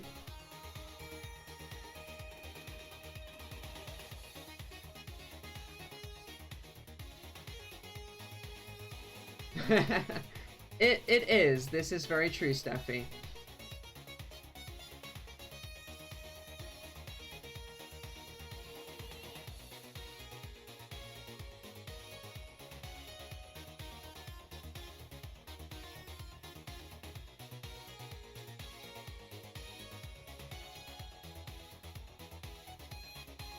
Oh, this really stuck on well.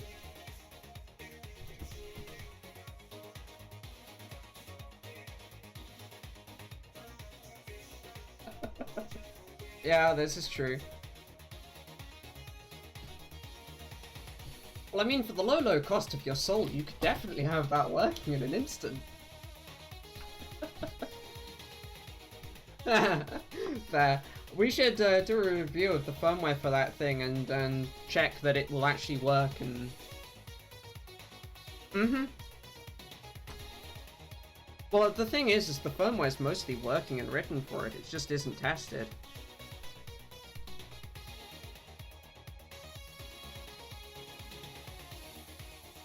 Yep, cool.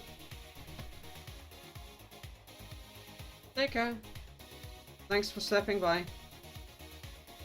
Oh, stopping by even. I can English real good. Yep.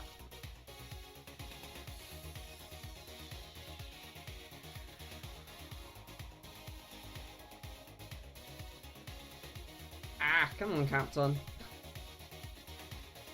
I think I'll go and put the Captain tape in the bin when I'm done doing this bit. Ah. That's better. Yeah, it's even left some nice clean spots on the board. I got raided by Bald Engineer. It's, spoopy.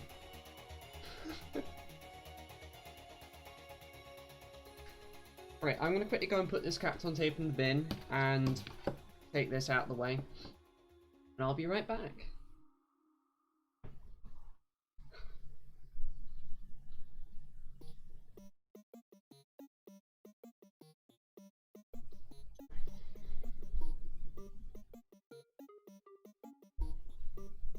I'll also grab the other keycaps.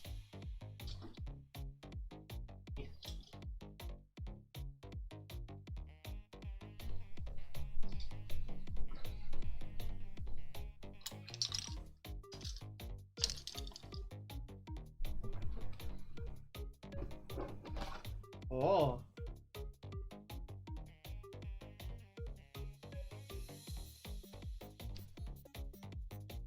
Fair enough. I need to watch your streams more often. I actually am subscribed to you. It's just I don't pop my head into other people's streams as often as I probably should.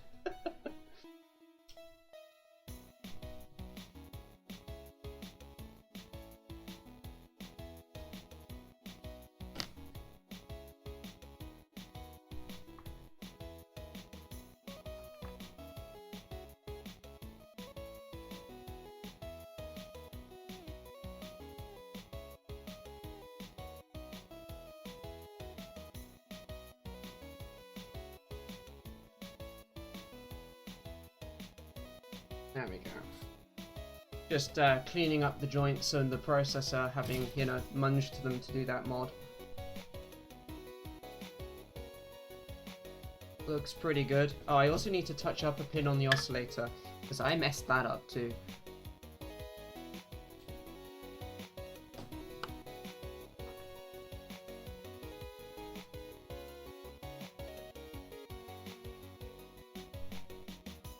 There we go.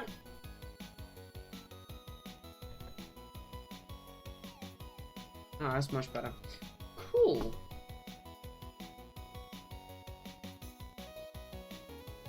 I need to clean the mat.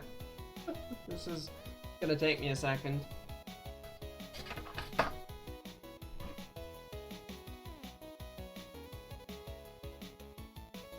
I've got so much metal on here from the desoldering.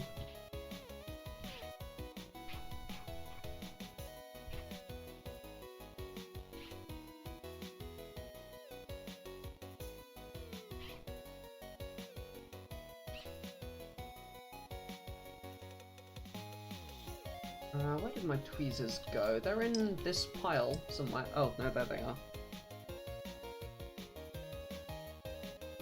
Gonna have to tweeze off some of this.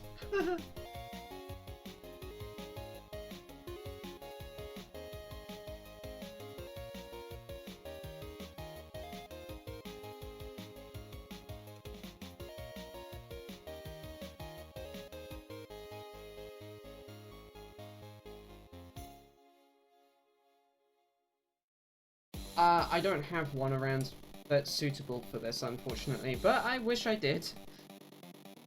Oh well.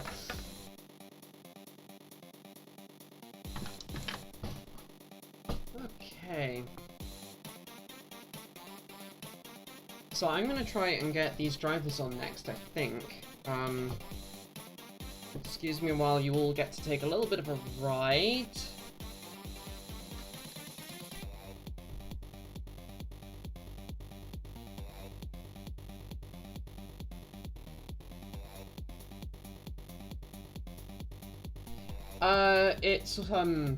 It's all solder material, so I don't think it's magnetic, but, it shouldn't be. It's tin and lead, so... This is the solder that I just took out of those joints.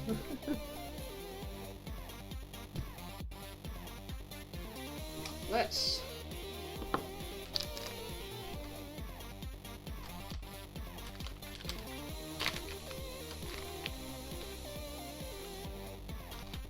get a couple of drivers out.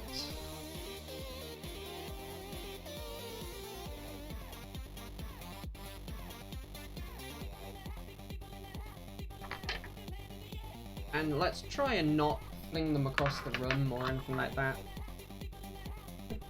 These are expensive.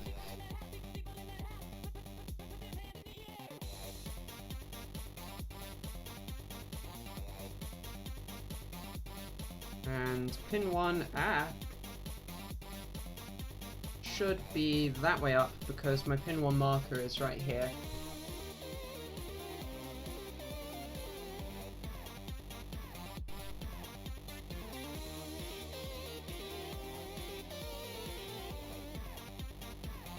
I really wish I didn't shake so much. That's gonna make life entertainment.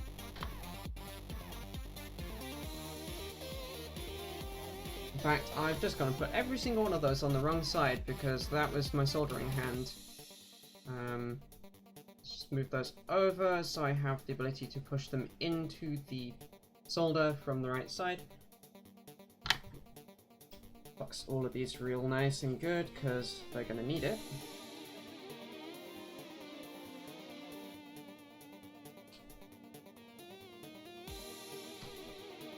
And let's get to it.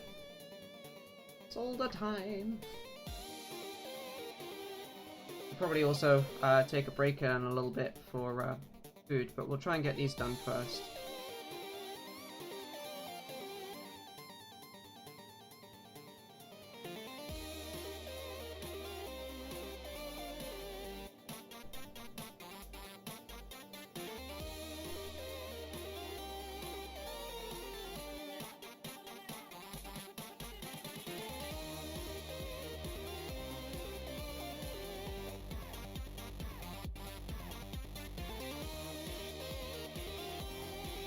Ah, go in the gun solder.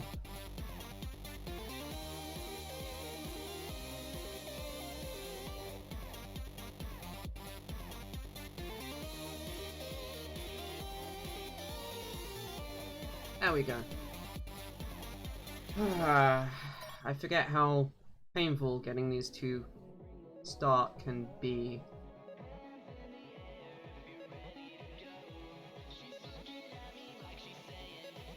That's in there good and proper now. That's fine.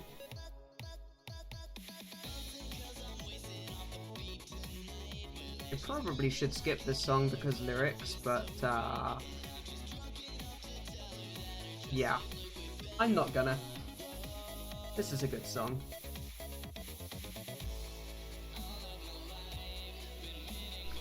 Oh, however, my headphones coming off doesn't help. I need new cans.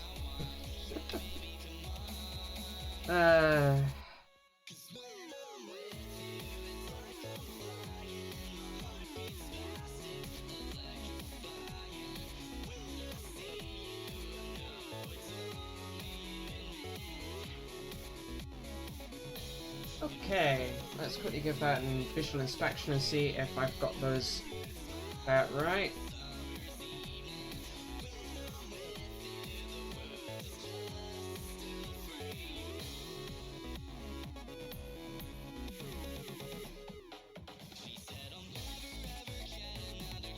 The middle one needs a little bit of adjustment, the other two are fine.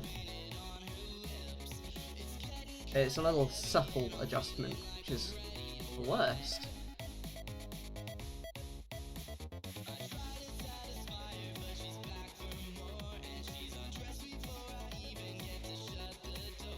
Welcome home. Welcome back.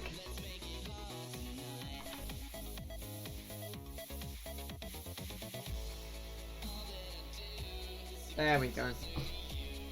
Okay, you've come just in time, in fact, for me to start having to do the backsides of these. Oh, actually no, I should do another tack real quick. We'll rotate the board around and quickly tack a pin on this side as well, so that they're not going to go anywhere while I do the reflow. So you're like, Rachel, how on earth do you do the backside pads on these giant packages that usually you need to use hot air for? I'm glad you ask. I use my iron. I've designed onto the backside of all of these a cutout of the solder mask that matches this main pad on the top side, and I can heat it with my big iron tip from the back, and that will quite happily flow solder up through the board, and voila. Which is also why we fluxed all of this stuff in advance like that, so I've got a nice little layer of flux that everything's sat on, which is now going to go up in flames. Well, not literal, but...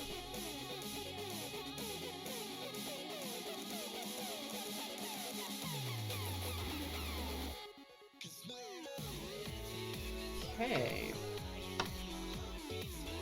Let's quickly prep the backside.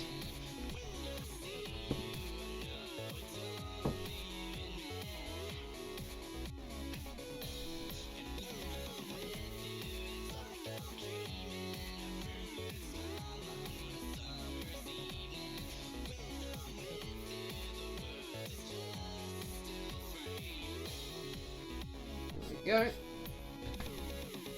And then we get pop iron tips now, which is going to be entertainment. Where around do I want the board for this reflow? Ooh. I probably want it this way around like this. Because I'm going to need to hold it up and then hold the iron in here-ish. Which is going to be fun.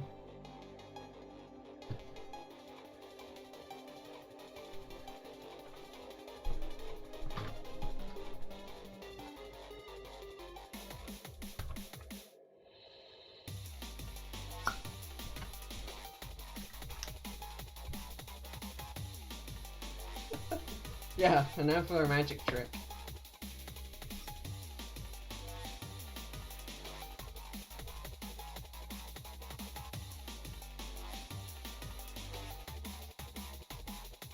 When I say my big tip, I mean a big tip. This is a 5mm tip, if I recall correctly. Yeah, 5mm. It's a SFV CH50 or a Metcal 900, PS 900. Sorry. So.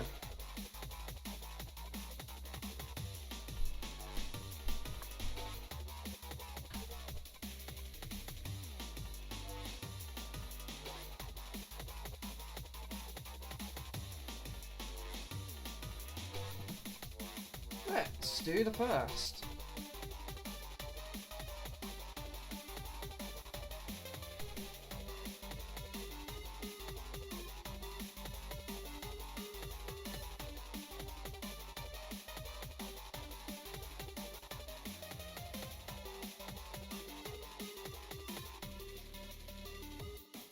I'm currently trying to heat 6 layers of PCB, 3 layers of ground, so I will actually dwell on this for a little while. I'm looking for the topside solder joints to go molten. I will not cook the chip doing this, don't worry.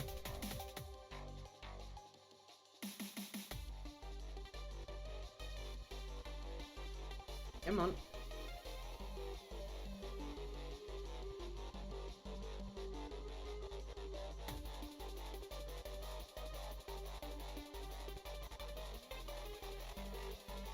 Probably about good.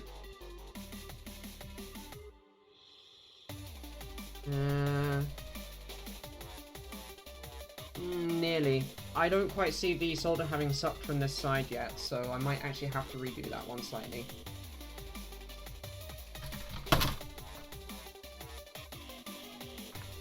should also have something to drink real quick.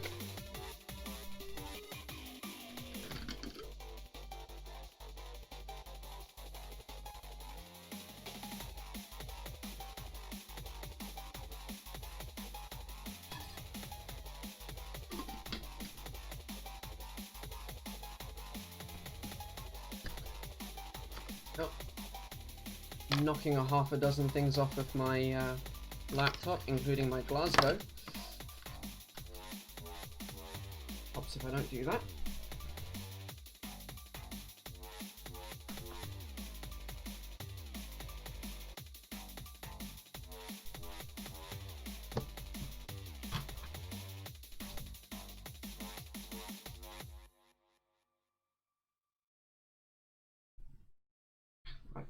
Moved on it.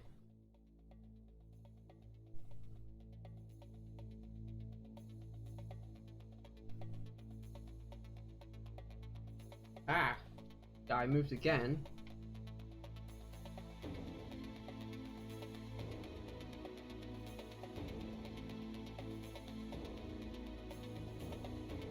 There we go.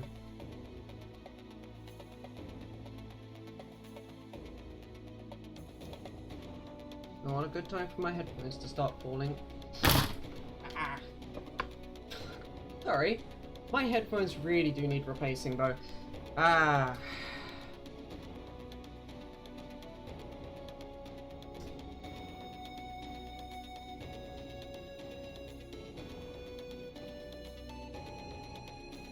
Mm-hmm.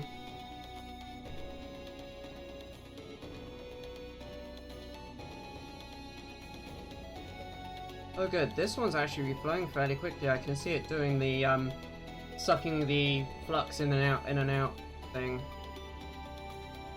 That's done. Oh, that came out nice.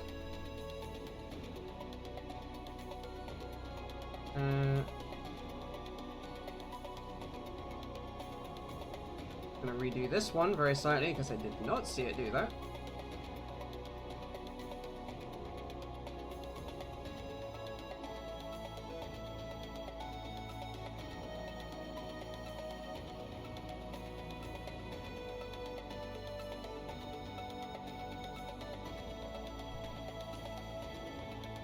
Ah. Doesn't help when I move.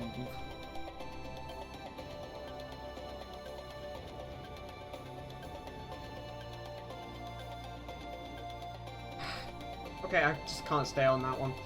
It's probably good enough.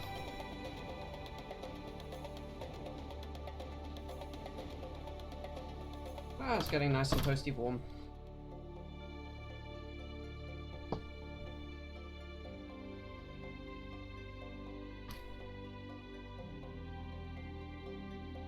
Ah.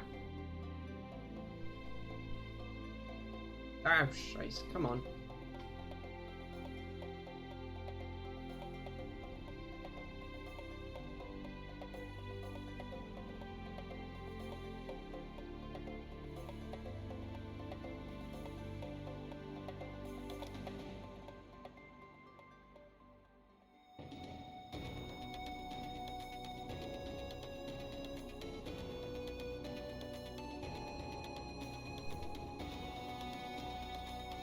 Okay, I saw some solder up here that was on a pin going reflow, so that's probably done.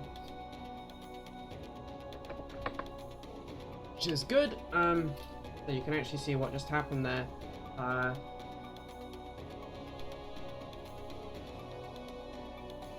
You can see this pin right in here.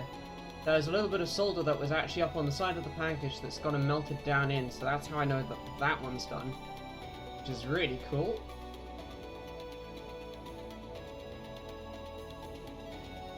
Looks okay. Looks reasonable.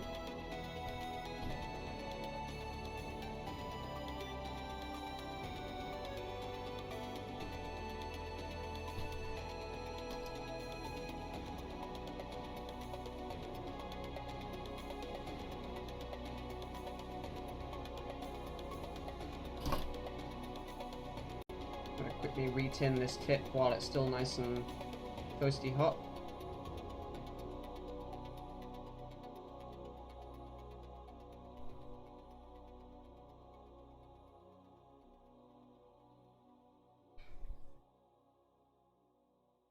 Slowly getting there, solidifying. Pull off a bit more before I go pull it off again. Make another lovely pop sound.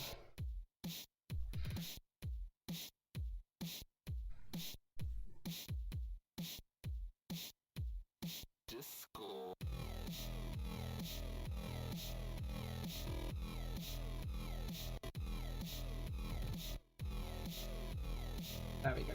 That's one way to do it. It's not a good way to cool your tip off, but whatever. In this case, I just want to switch over tips again.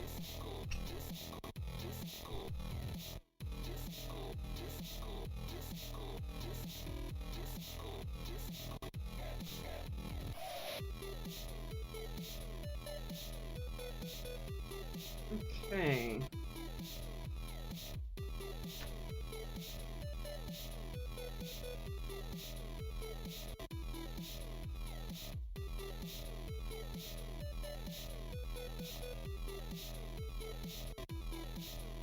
So, now we get the fun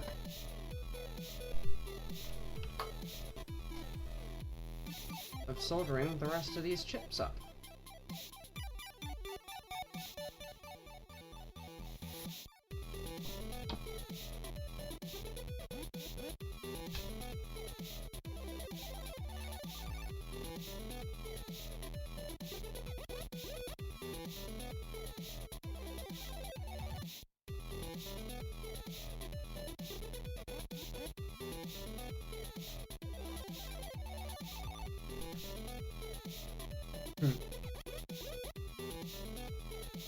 I love how easy that is.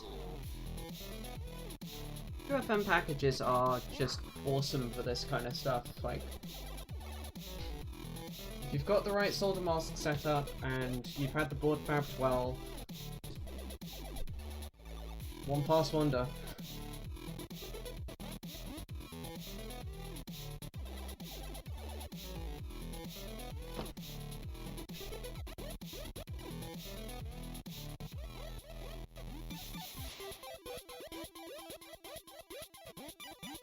Well, when you get the angle of your iron right.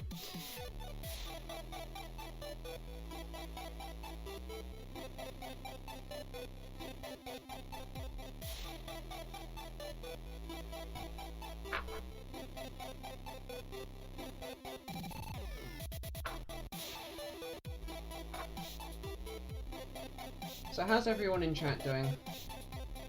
Hopefully this isn't too boring to watch. Even if it is necessary.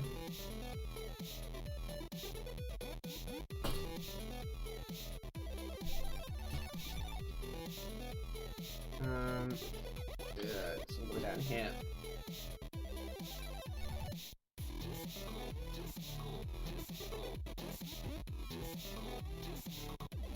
Don't worry, I'll refocus it in just a sec.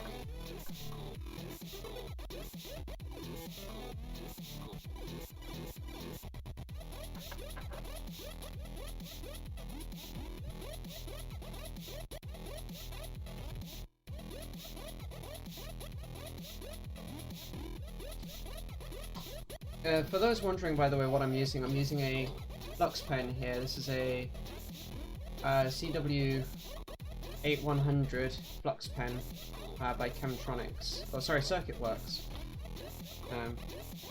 Great little flux pen for where you don't really want gloopy flux all over your board. Which in this case I really don't, because that would make reworking these a pain.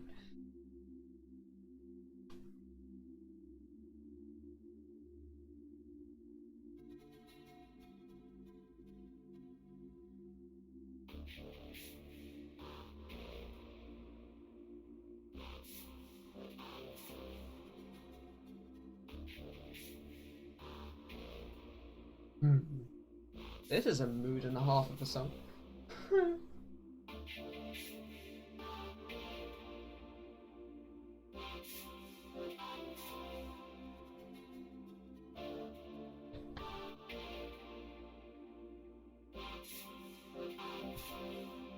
Yes, I should definitely have a break when I'm done with these 3 chips and go and get myself something to eat, because it is nearly 7 o'clock here in the UK. That would also help with the shaky, which I'm gonna need sorted out, because I've got these little tiny LEDs to do next. Oh fun.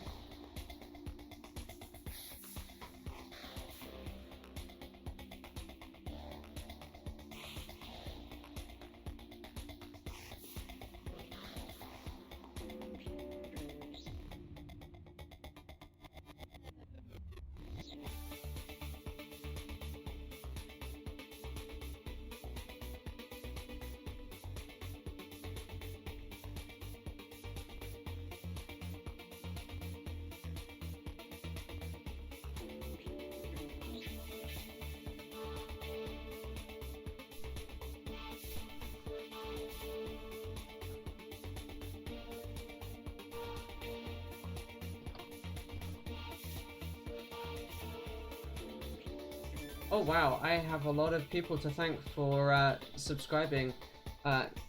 Thank you, Shabati, Lapamex, Jantix, and Vengeance Knight for not subscribing, following. I'll get my platforms unmixed in a moment.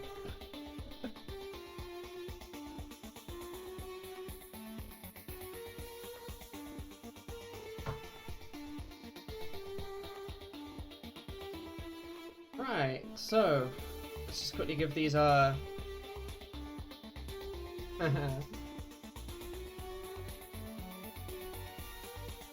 visual inspection.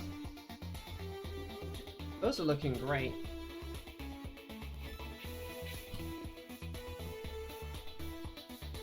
Oh.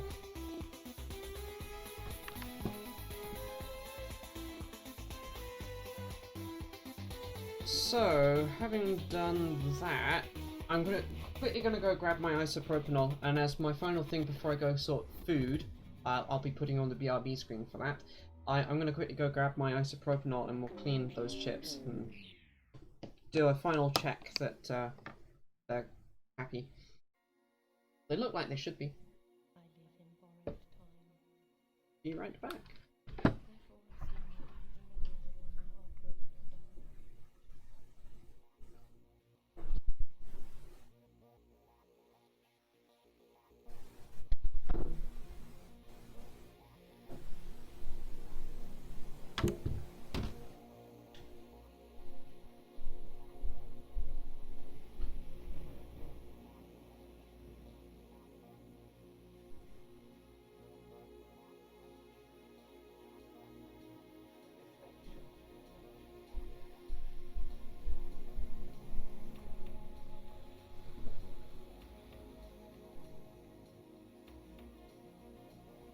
And back.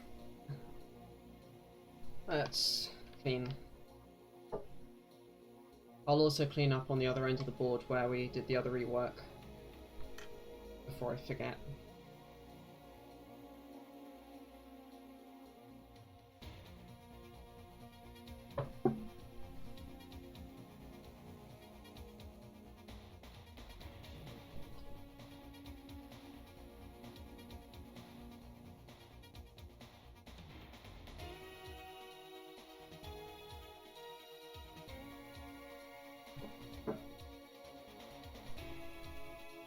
Ah, this solder mask cleans so nicely. It's a, it's supposed to be matte, but it's more of a, satin finished black by JLC PCB, and it is some of the nicest solder mask I have ever worked with. And I have worked with a lot of solder mask.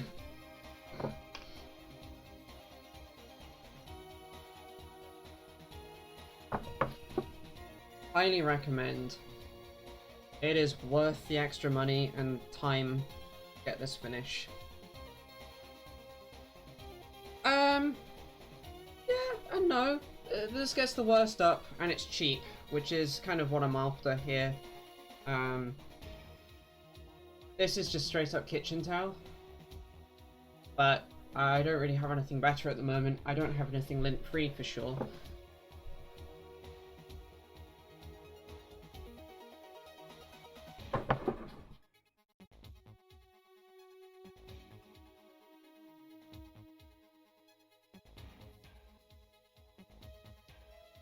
There we go.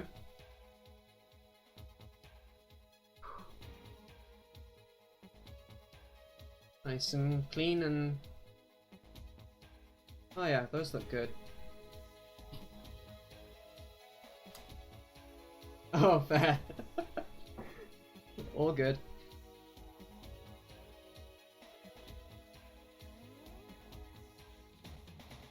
I do actually want to upgrade my cleanup game, but it's all a question of that wonderful little thing called money, and these prototypes are not cheap. One of these boards, just the bare board, yeah, they do. One of these boards, well, for a set of 5 of them, because I can't get them in anything less than sets of 5, costs 250 quid a shop. So... prototype and run numbers, they're great. Let's see if I've recreated the solder short I had over here or not. Looks like no. Good, good, good.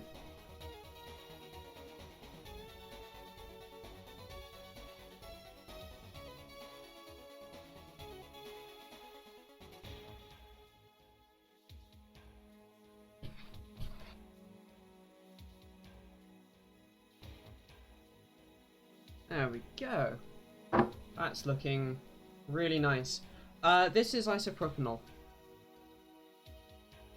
I have a big bottle of the stuff I've had for years from Servisol. There we go. So, the good stuff. You can't get your hands on it at the moment, which is kind of a problem, but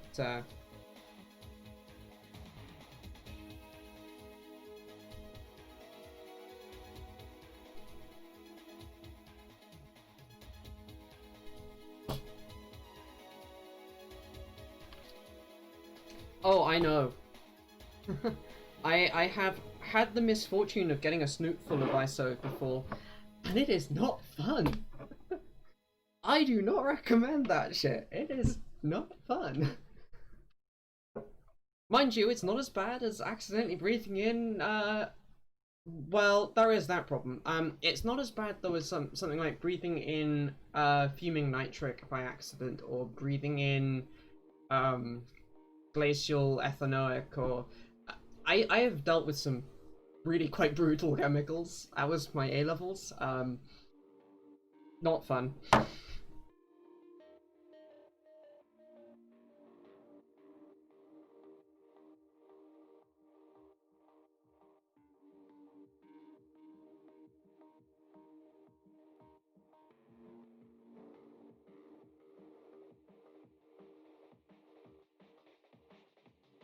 Noticing I hadn't quite cleaned that area very well.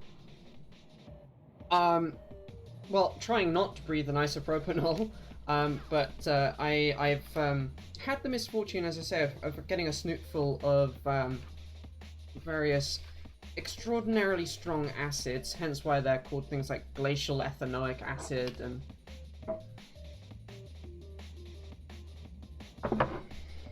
Shit's nasty.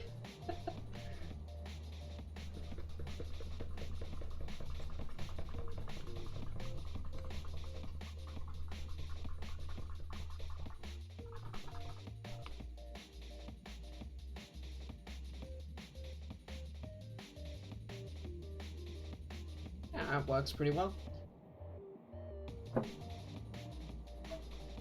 We'll clean up these pads and put the caps on when I've had something to eat, but that is my cue to go and... Oh, I appreciate that. That is my cue, though, to go and get myself something to eat. Because it is that time of the day for me.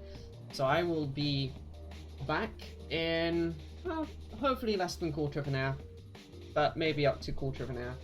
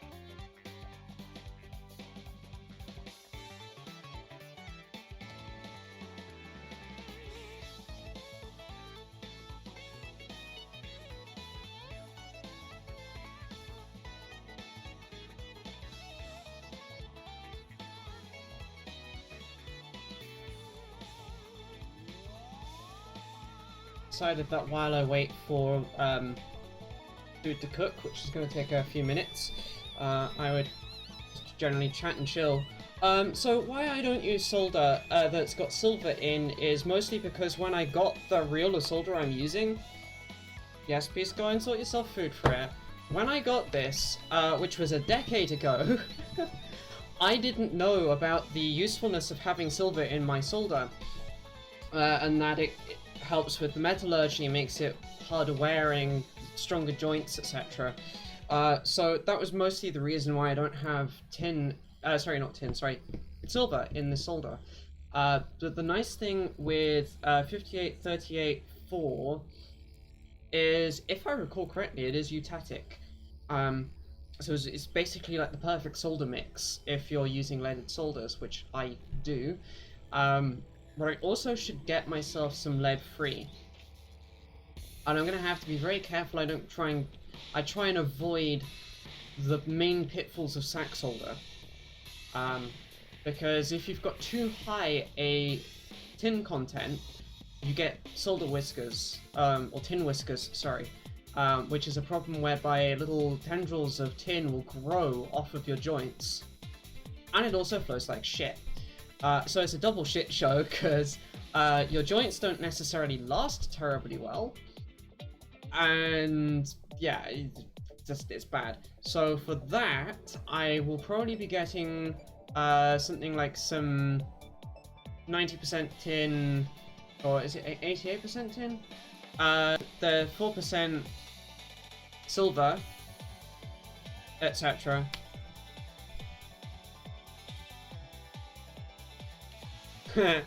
Well, yeah. I'm trying to remember what the other alloys that go in there are. One of the things, though, is to avoid any kind of solder that has bismuth in, because bismuth makes for incredibly weak joints. It messes with the metallurgy really, really badly. It does give you this nice low temperature solder. That's why we use it sometimes. But you have to clean that shit off real good, or it's going to mess your metallurgy of your joints up for life. And you use a dedicated tip to deal with it, otherwise it will screw your tip up as well, which is great fun. Obviously, yeah, this stuff I've got a set of tips for, and then going lead-free, I'd get another set of tips just for that. Yeah, bismuth is nasty for metallurgy reasons. So.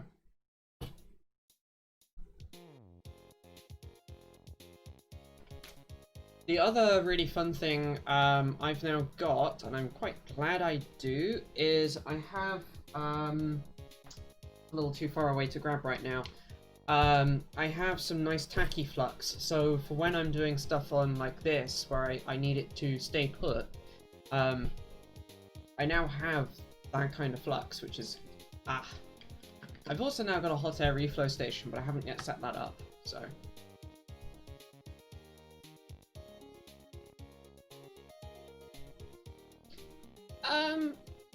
Actually, no, it wouldn't. Gold is actually quite crap at conducting electricity. It actually has a higher resistance than copper. We use it on the finish of a board like this, for example, to inhibit corrosion. So the idea here is you've got copper over the top. This is a GitHub bottle.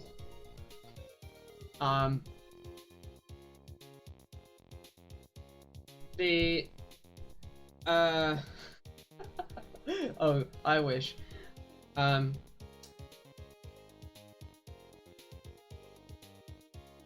Yeah, the surface finish here is you've got copper, and then over the top of the copper, to make it metallurgically compatible, you then have a thin layer of nickel, because electronegativity is a thing. Hopefully you learned about that in chemistry class in school. And then over the top of that, a very thin layer of gold that is being used to inhibit the corrosion of the copper.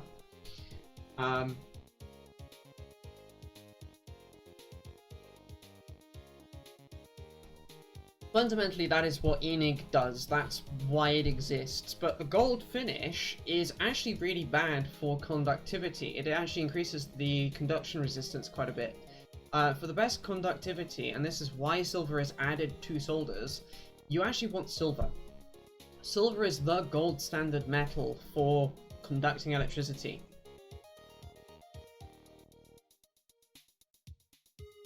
Which is hilarious to be able to get to say it like that. But it corrodes, which is problematic, which is why we alloy it with other things. It also has the best mechanical properties in a solder. Yeah, irony that gold isn't the gold standard. Yeah.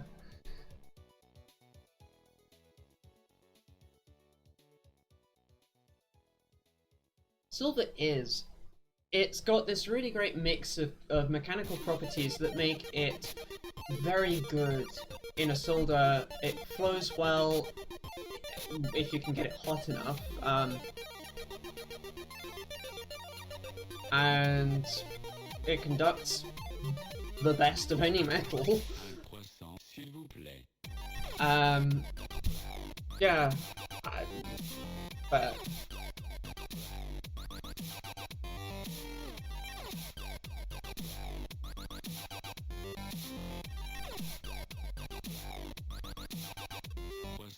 hi Aki, thank you for doing that. Okay, I'm gonna go and sort myself supper now. Be right back.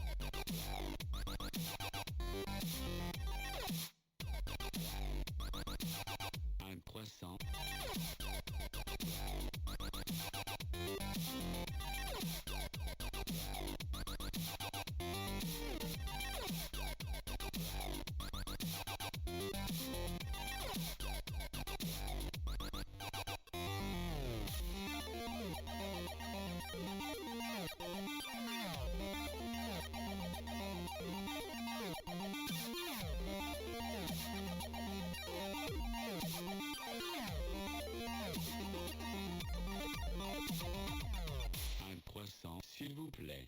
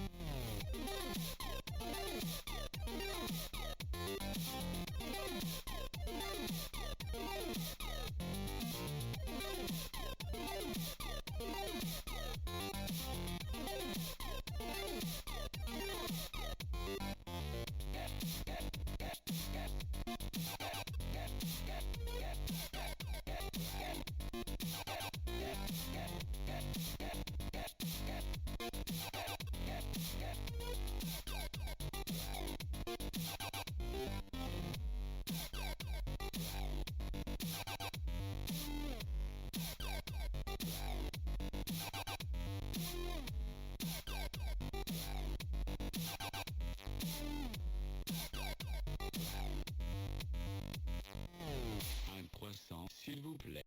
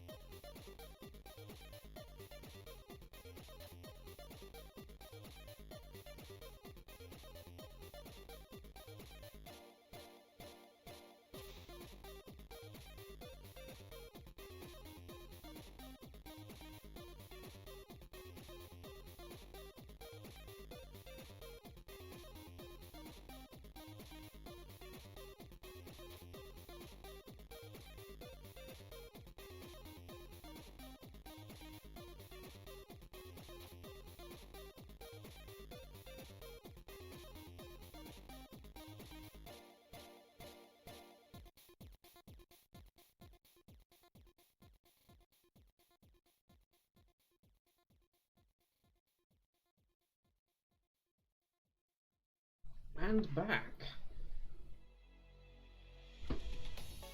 So I've got myself a shot and a half of rum, topped up to 250 milliliters with, it's not Coca-Cola, but it's cola of some sort. It's Curiosity Cola by Fentimans. And with that, let's get back to it.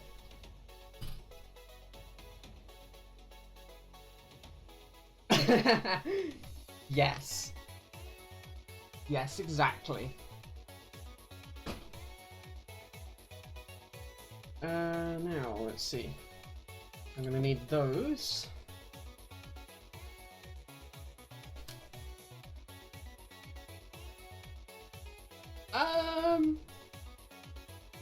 Kind of. Depends on how unable normally you are to be able to coordinate movement. That would be a good idea to not do. Yep. That tends to have a habit of being a bit fiery.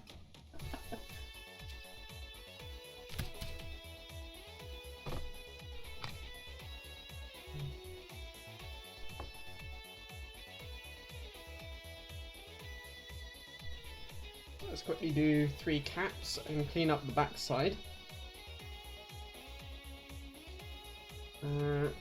Solder.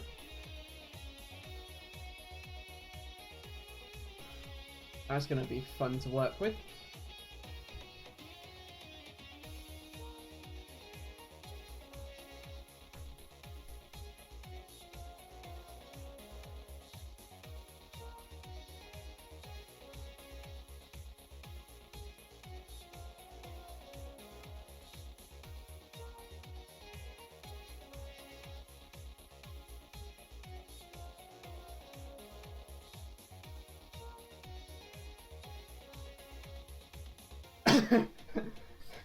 Oh.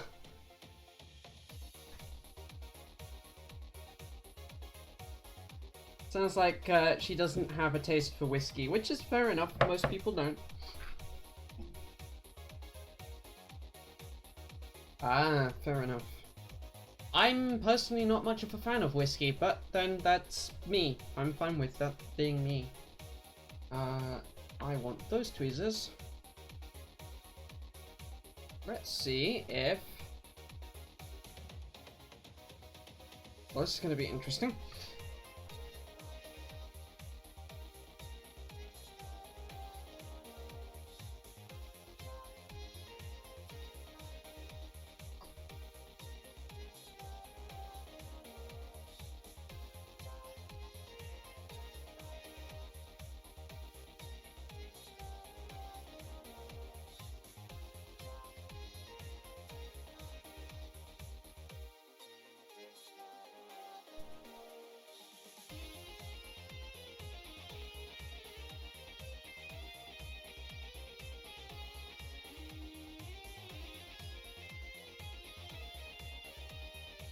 Mm.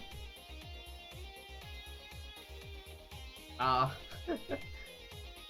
Low alcohol tolerance, huh?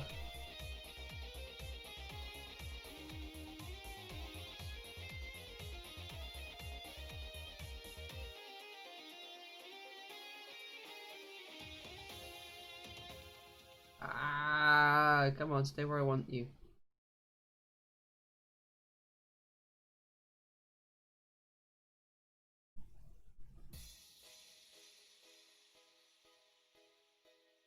That mood where you can't keep your hands still enough. Ah!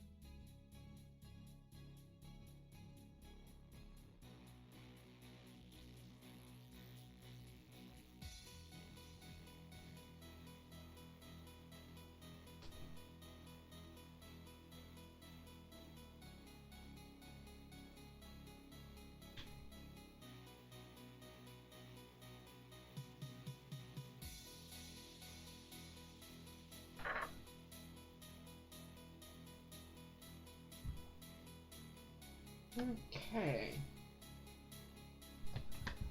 3 caps later. Let us do the next drivers. Let's get the drivers all finished so I don't have to worry about those anymore. And then we'll do LEDs. I'm just kind of slightly reordering how I'm going to do this because these are more of a pain. Also, damn, that fiducial mark looks nice. Ah.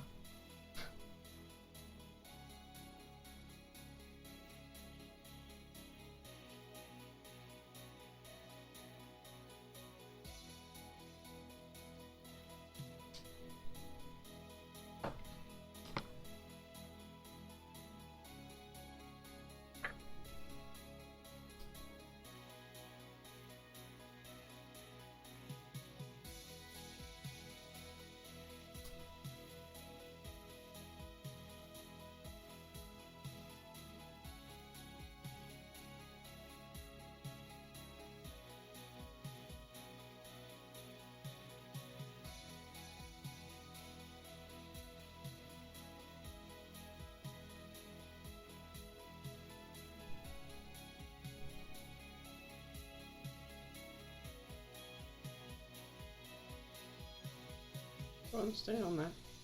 There we go.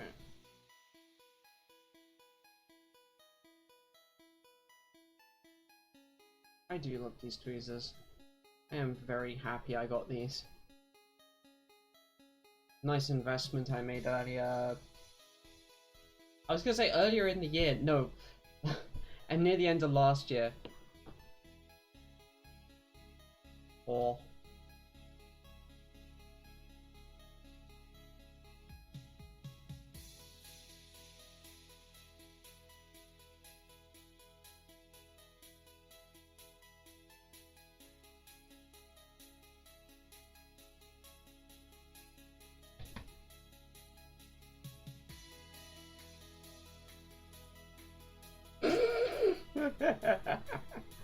I approve of that pun. That's a good pun.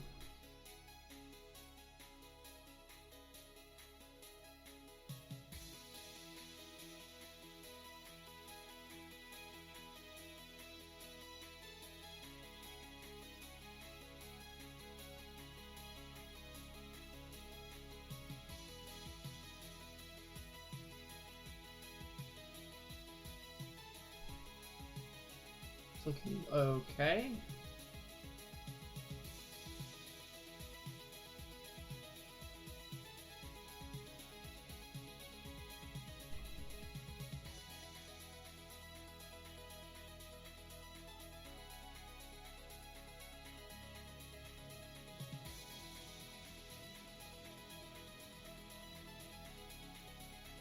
Okay, there's two.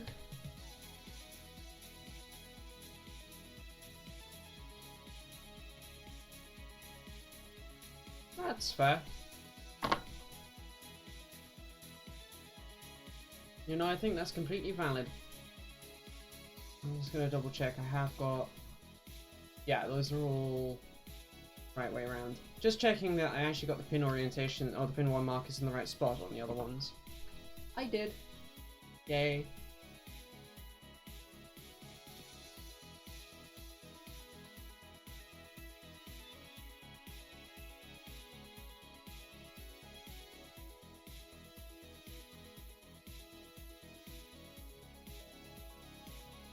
Oh, come on.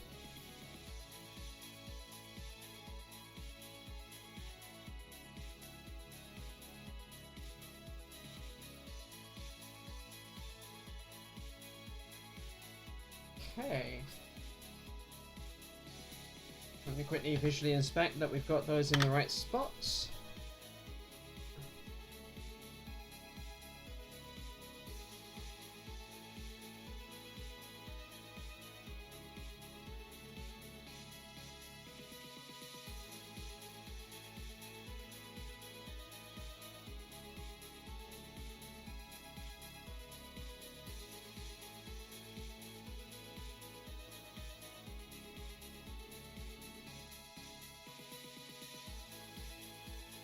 Within good enough.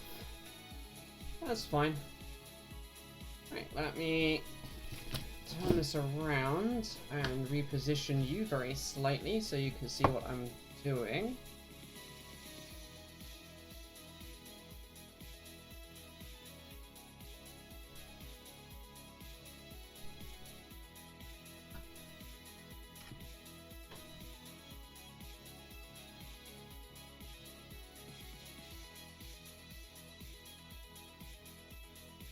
There we go. I'm going to add a little bit more flux.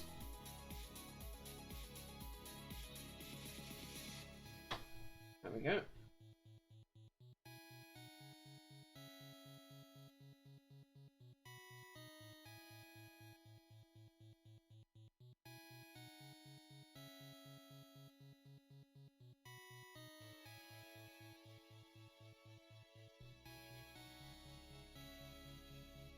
I think I got him.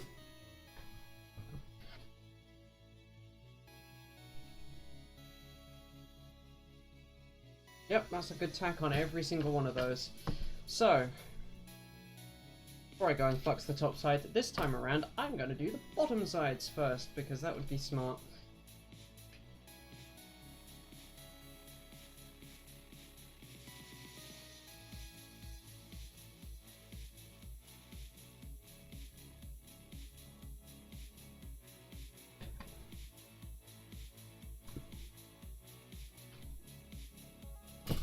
So,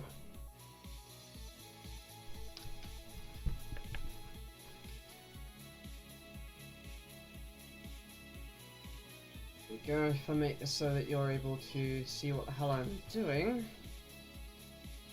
that gives me plenty of work room.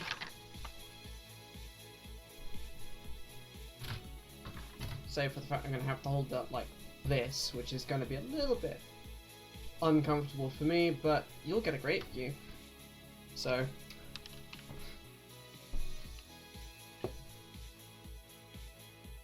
just turning my iron off so it'll cool off in time. Yep.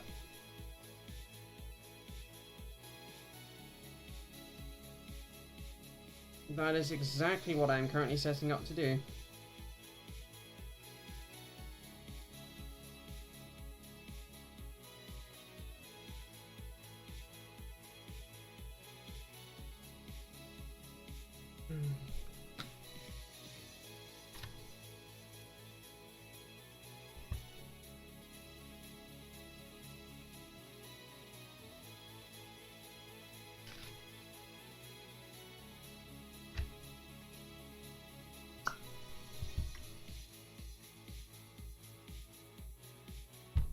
God, it's a satisfying sound every time.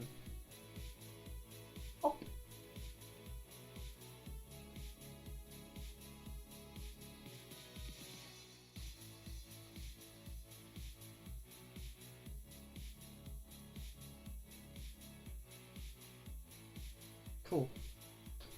That will work.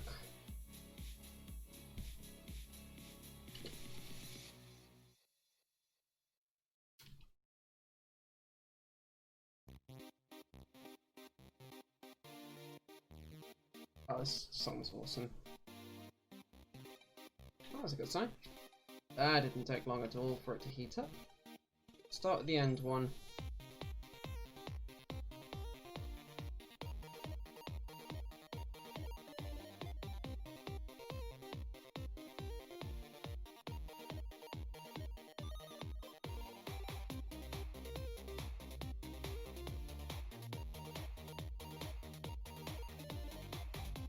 Yes, that is the flux burning off.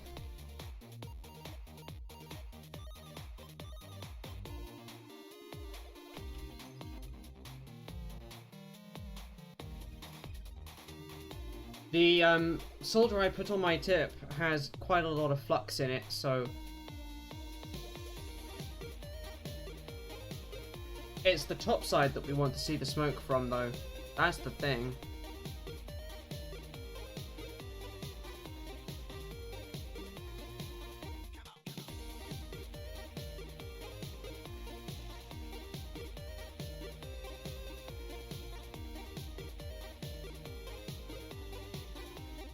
It's all good. I do not mind re-explaining this, because this is something of a rare trick to see someone do, and even rarer to see them actually explain what the fuck they're doing. Okay, that's wicked really nicely, so I'm happy with that.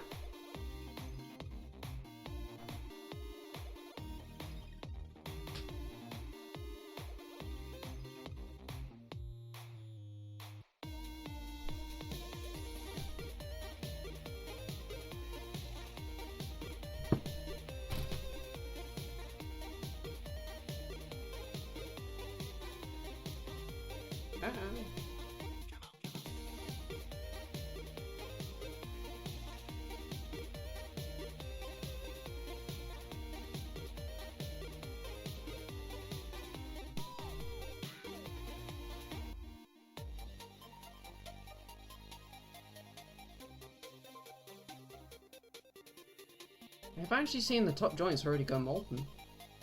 Curious.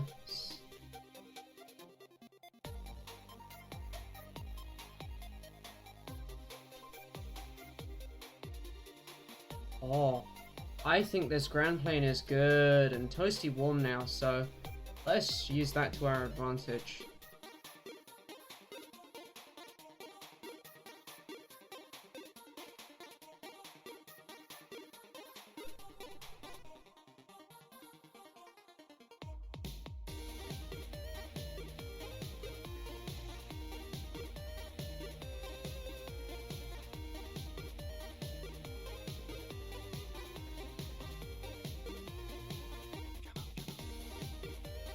I think that's done it.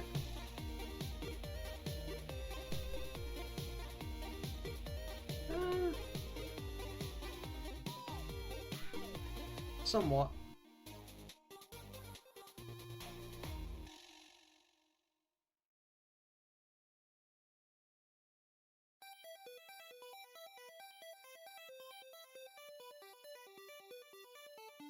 There we go. Just wait for that to cool off a bit. I'll clean my iron tip up now and swap back over.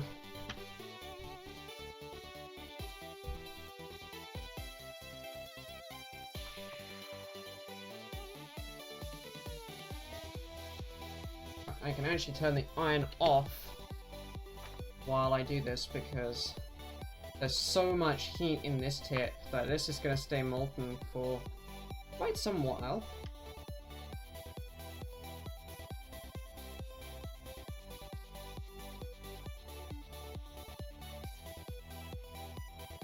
But now you can see what I mean about there's so much flux in my solder. This tip is just smoking away because it's still burning flux off.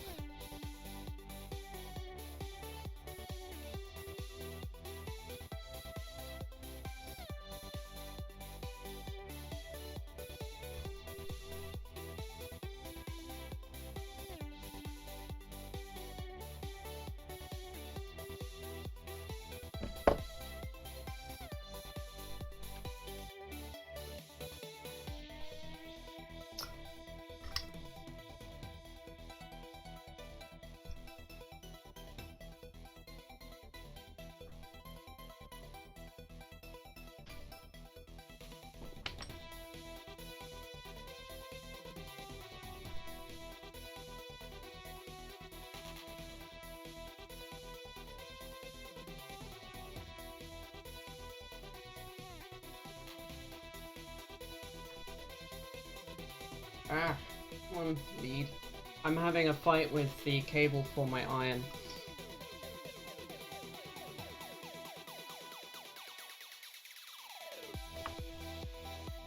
I'm gonna quickly put that back, because what I want to do is I want to get this so that as I pull this out, it will naturally fall into the position I want it in. Which, at the moment, it won't.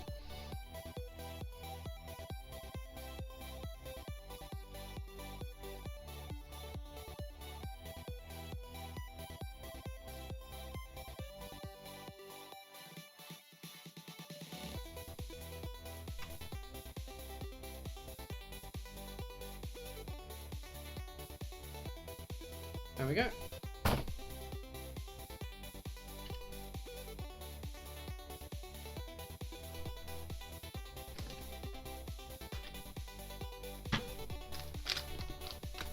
These are going to be fun. Go back to having to do LEDs.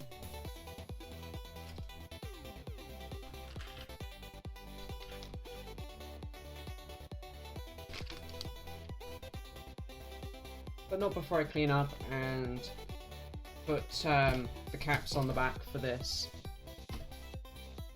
Just let me rearrange that.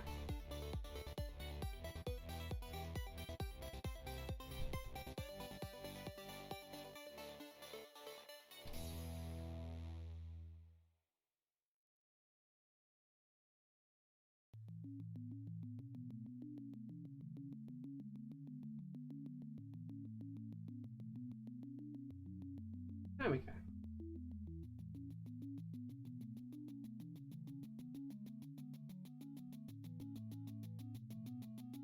Huh. Can actually touch it again. That's nice. That ain't gonna last, but...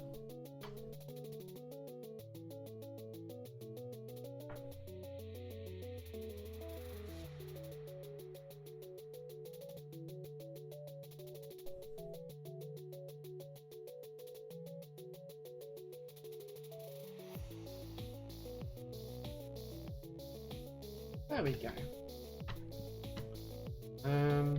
That was still a little bit jank. There we go. Much better.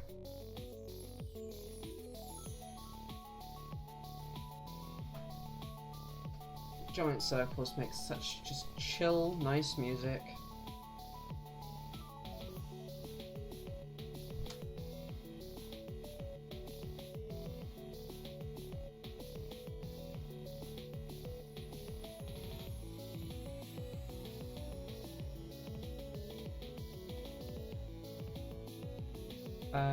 I've lost a cap or two. Whoops. There's one.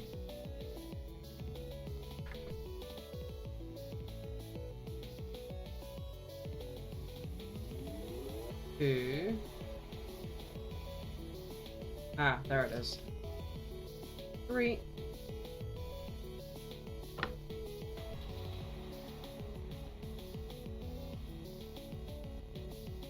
Oh, you get such a nice view of those caps. Oh, slightly jelly. I need a microscope. Which is an expense I'm not currently prepared to invest in. That's quite a large expense. But this right now with a microscope would be, oh, so good.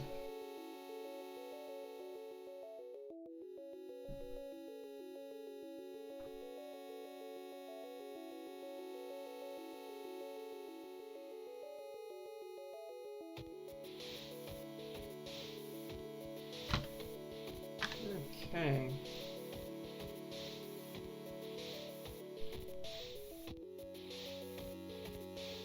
Start over here, I guess.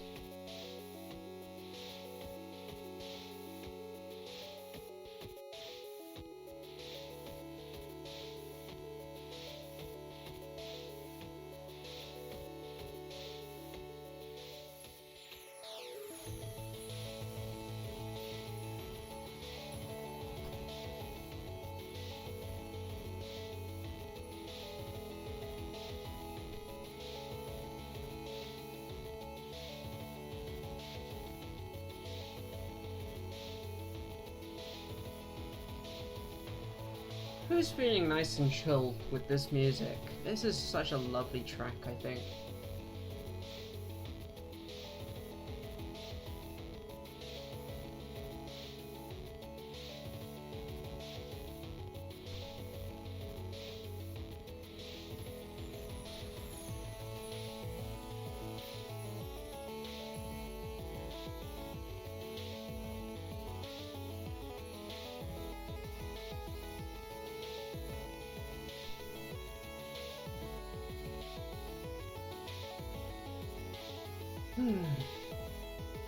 Okay.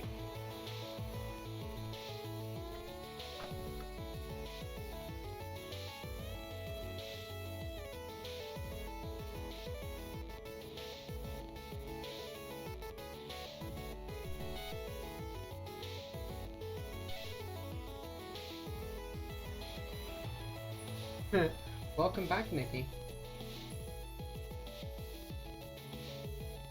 You are catching the back end of me soldering on the last of the drivers and the caps for the drivers. I think we are now on to purely LEDs. Oh Christ, help me.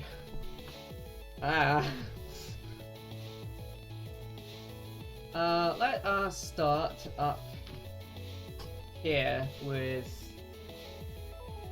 these LEDs. That will be a nice start, I think.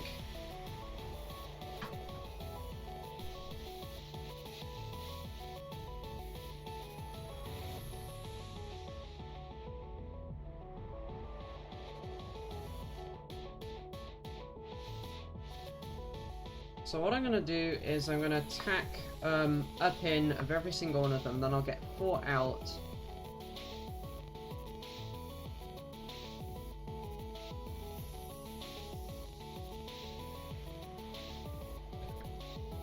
We'll orient them, and then once we've got orientation, I'll then solder them in.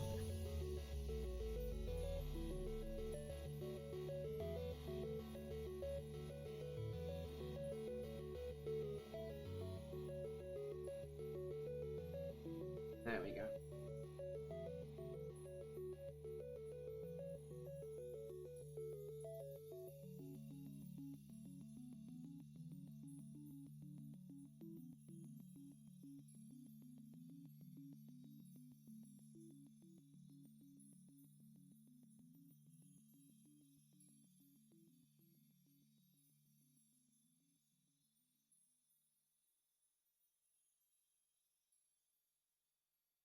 Already lost one.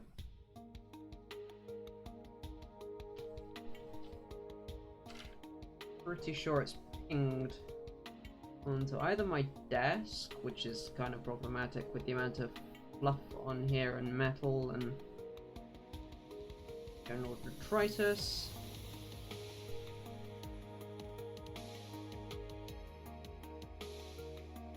Or onto me, which is even more problematic because we won't find.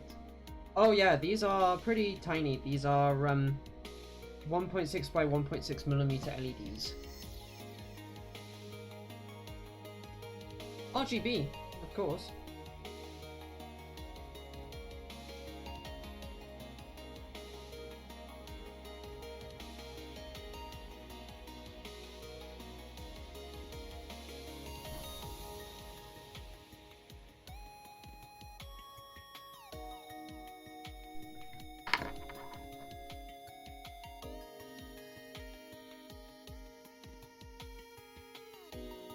Well, I don't know where the 4th one's gone. It's definitely around here somewhere.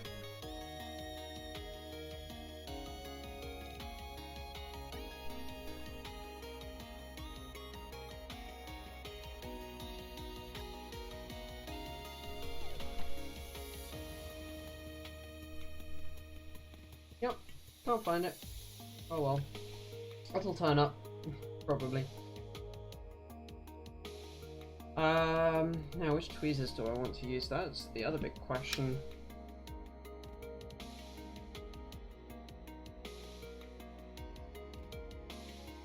I think I want to use my square-ended ones.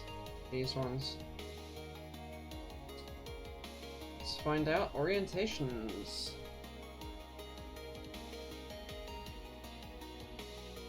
Green dot goes towards pin 1, if I recall.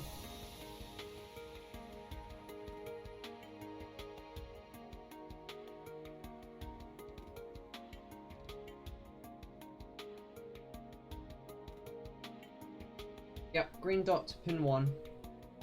Oh. Talking of it'll turn up, it turned up. Wrong way up, but we can fix that.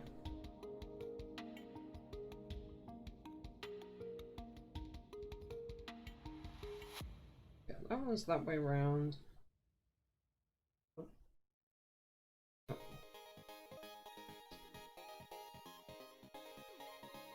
Wow, this is gonna take a moment. Get back into the handling of these.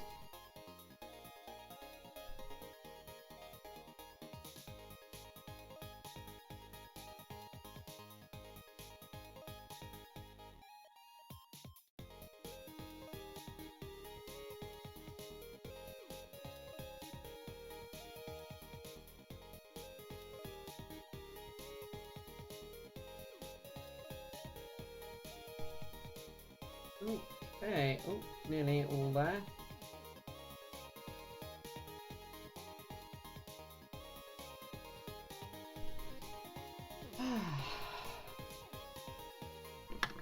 Let's start putting these in. Let's start down here so I don't accidentally maneuver them by leaning on them.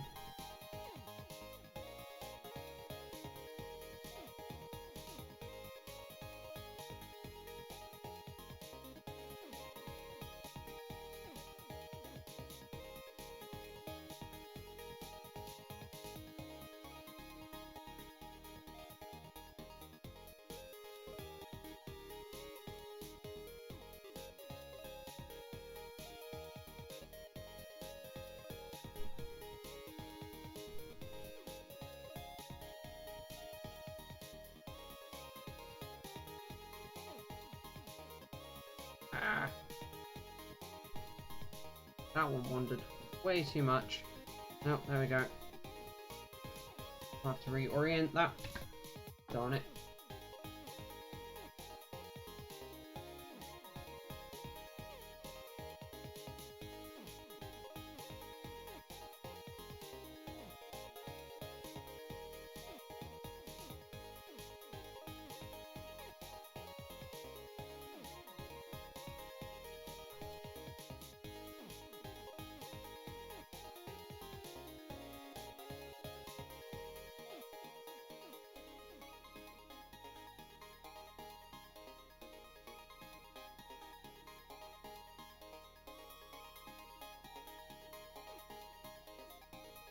There we go.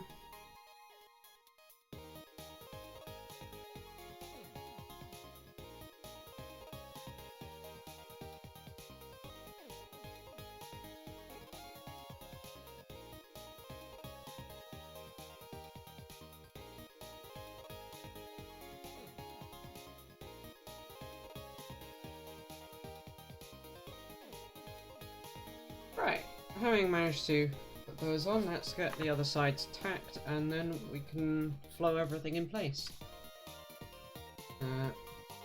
If I can get my iron clean enough.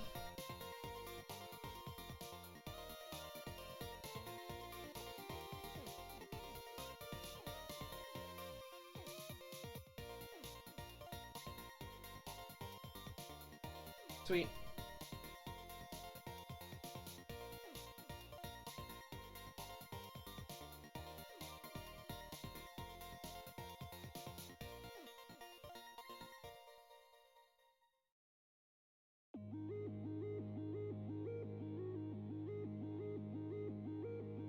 Ah, that was not so good. That one moves still.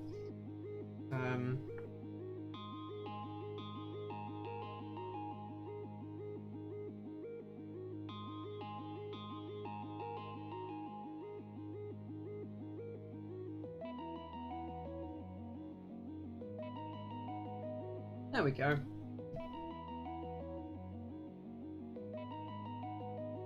Oh.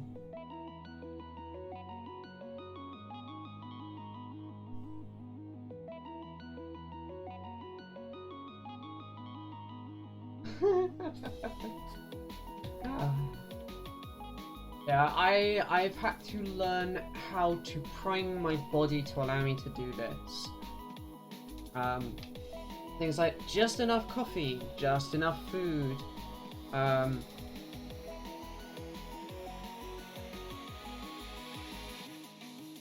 Yeah.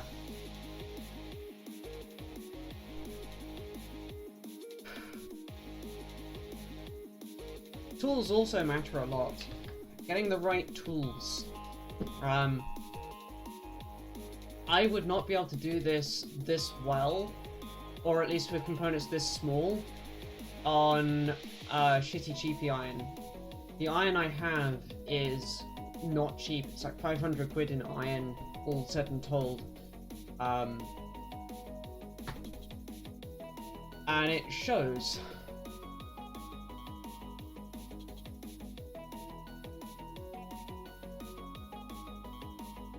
I'm also very lucky that my dyspraxia...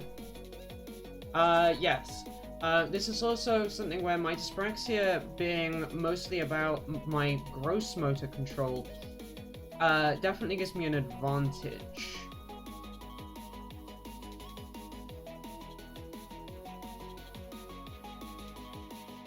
I do, Aki, I do. I need to set mine up still. It's still in the box and I've still got to pay an import fee and thanks, Brexit. But we'll get there. I'll get there.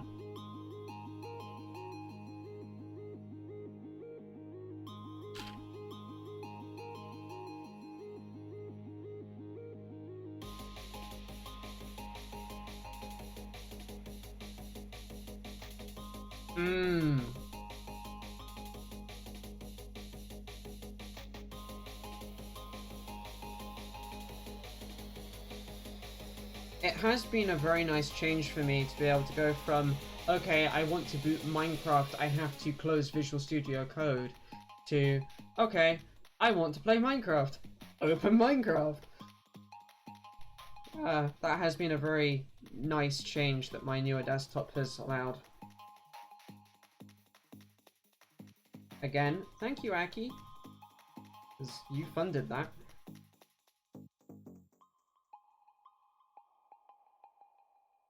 Life is so good to me.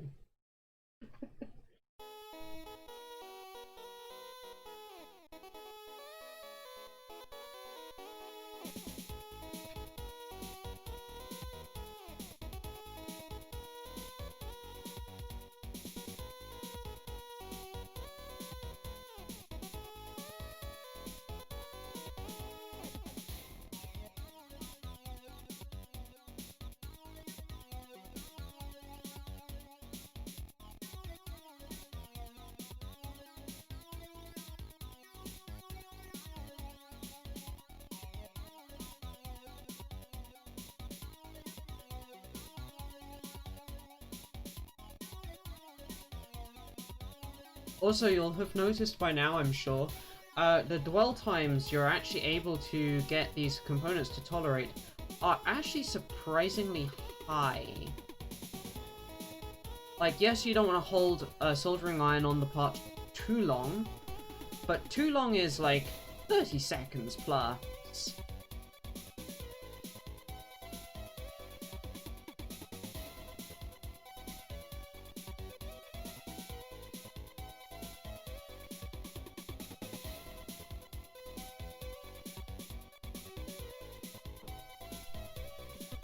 Whereas this is like 5 seconds hold times on these parts if I can help it. And that's fine, they'll do that all day long.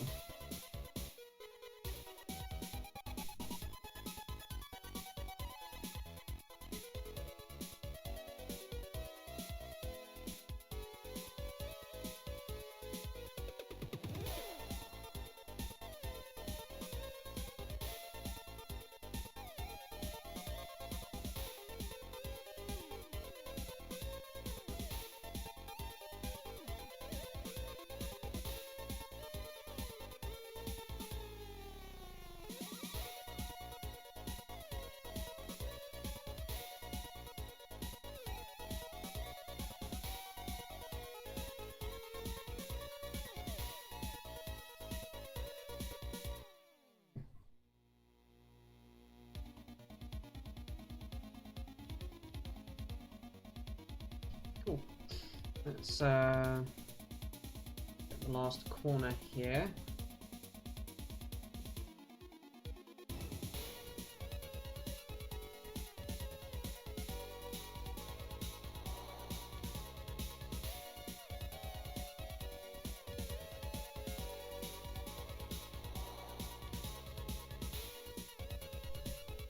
Looks okay. Guess I am using the camera to proof what I'm doing. And actually, before I do any more, I'm just going to quickly power this and just check that what I've done works still. So let's bring a USB cable in and hook it up.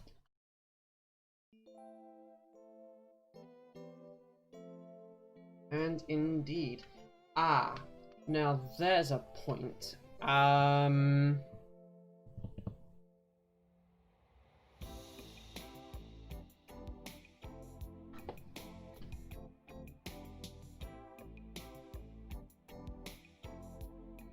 I need to change the firmware that's running for LED testing. Ah! I think I'm going to grab a copy of the files for MXKeyboard into TMP. We'll do it that way.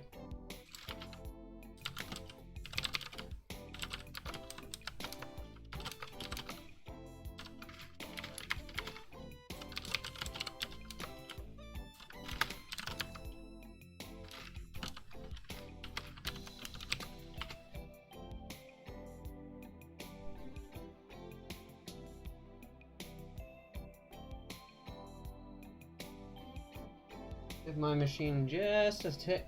It's copying piles of stuff into RAM.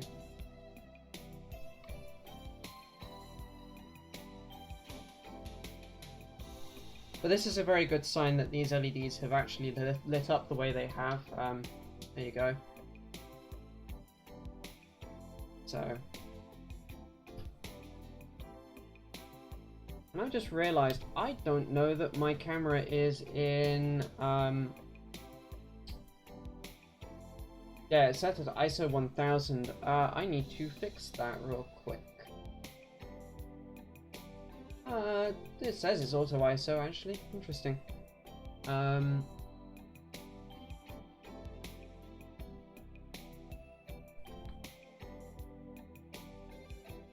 Yeah, okay.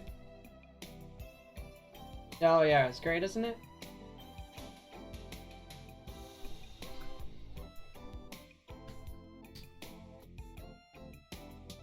Come on, copy faster. I shouldn't have grabbed certain parts of this. Oh well.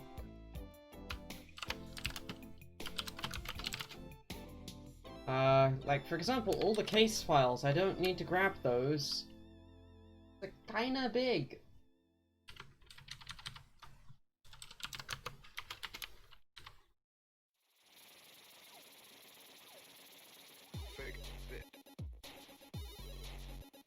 I have to skip this one.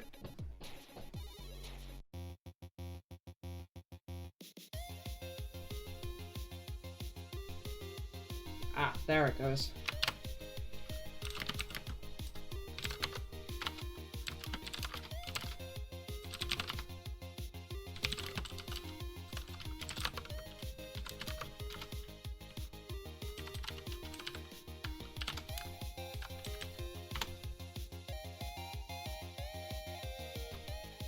I'll go and quickly grab the programmer and I will do a Ninja program.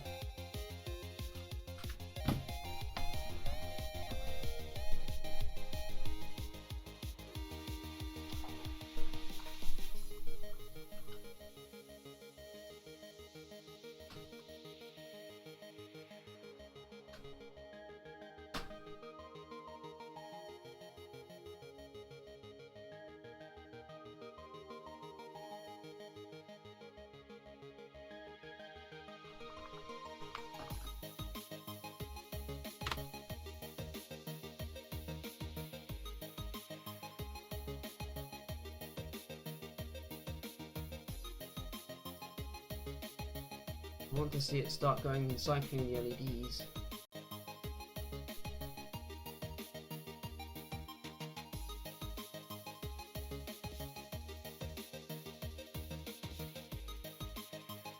Curious, it just lost. Oh, it's because okay. That makes sense. That actually does make sense. I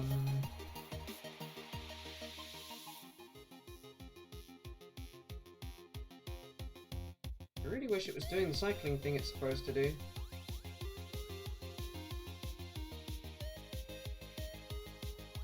Oh, I see. It.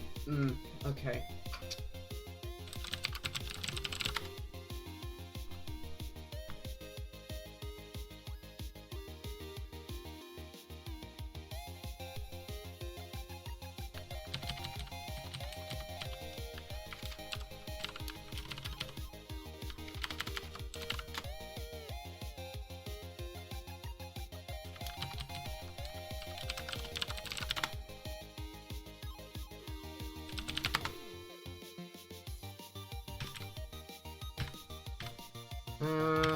Let's redo that. Sorry. File system management is entertainment.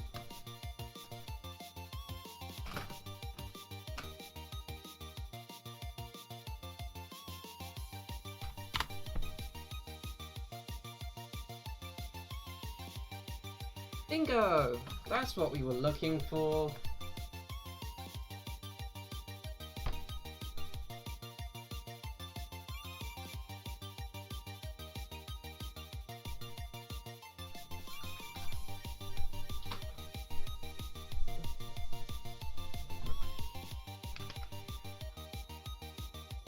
God, that does get bright in a hurry, doesn't it?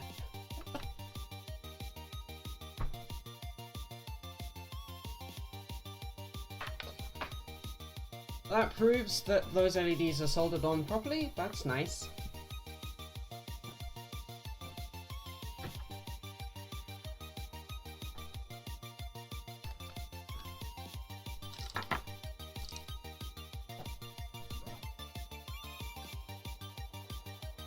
Alright, let us pick the next set. Yeah, these three here will do quite nicely.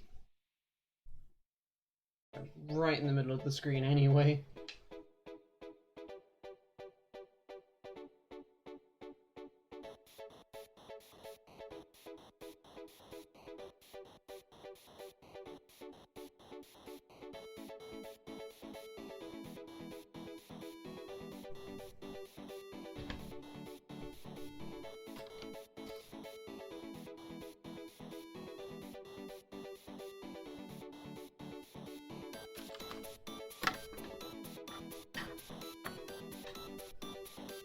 So what's everyone up to other than watching me flail at putting LEDs on a keyboard? Anything interesting going on?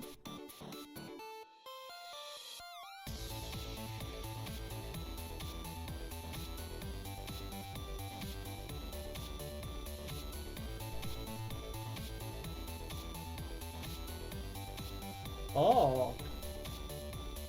A lot of people seem to be talking about Nixos at the moment, and it seems intriguing, but I would also hate it as a software engineer, because I'm constantly changing my system. And I'll go how it's configured. But I also understand that I'm not exactly the intended target market, let's say.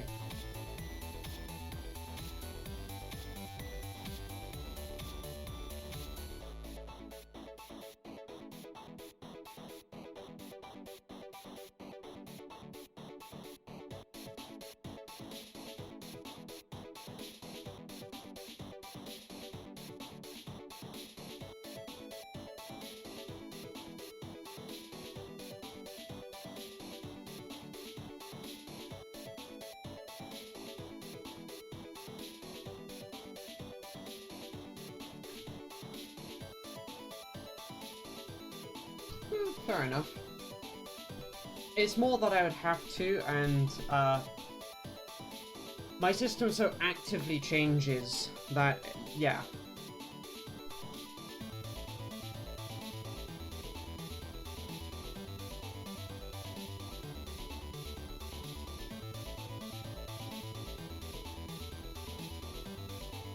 But again, I know that I'm not the target audience, as it were.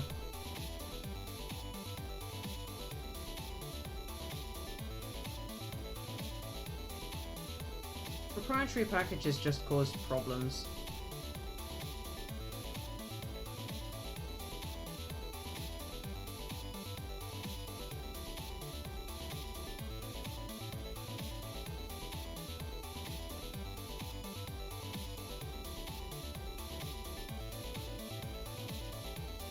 Yep. I have a particular hatred for them thanks to my CLFS days. I understand your pain particularly well.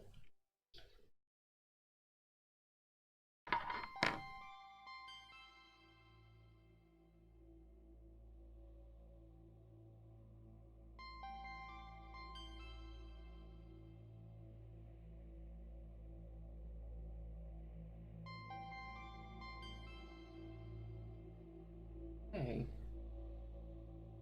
That looks pretty good.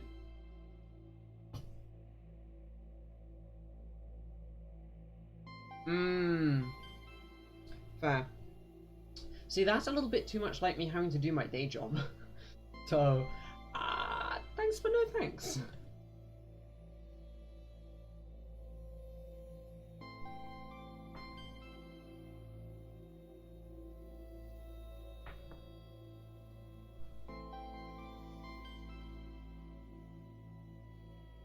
And you'd probably be like, but Rachel, surely running Arch is like your day job. Well, yeah, kind of, but not to such a degree.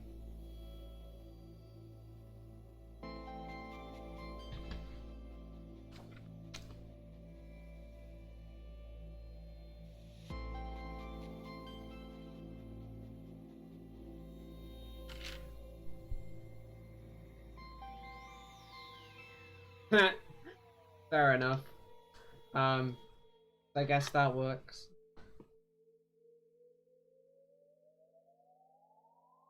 I've had too many problems though with like R paths in proprietary stuff being wrong and just don't even get me started on that.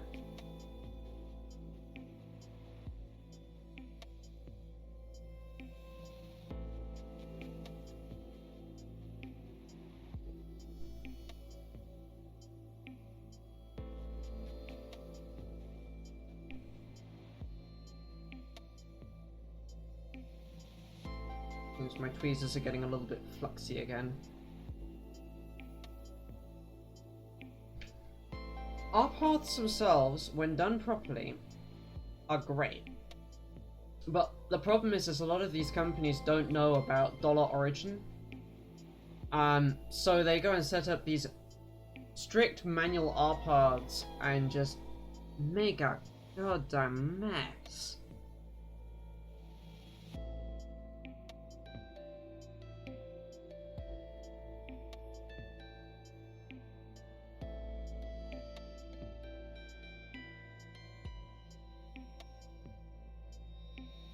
Oh, darn it.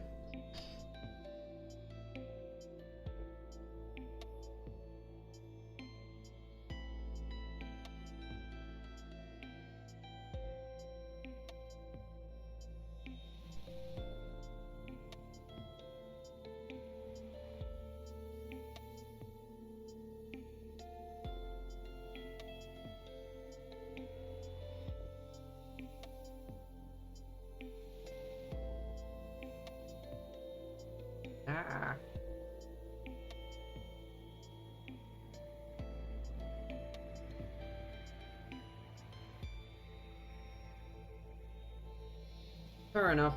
The problem I've had a lot is that there isn't enough space in that area of the binary for patch-ELF to do anything, because it requires there to be space free in the binary to patch into.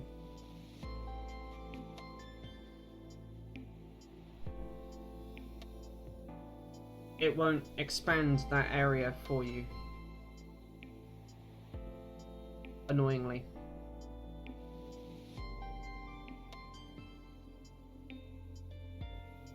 Which is actually something that a set of tools that Aki has been working on off and on actually looks to solve, and that is Slice and Splice. SNS for short. Yep, you heard your name, you heard your package's name.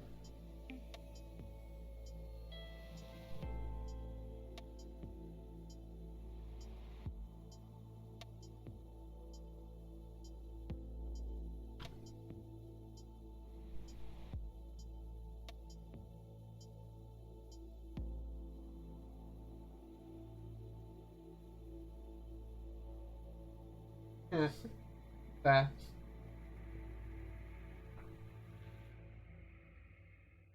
Oh, setting LD library path has a habit on our systems of horribly breaking things because we use it for other reasons too.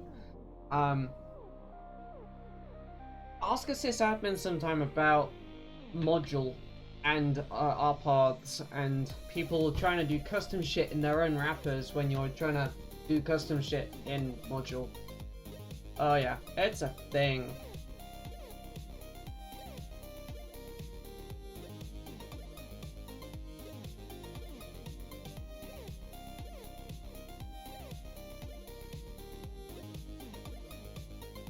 Yep.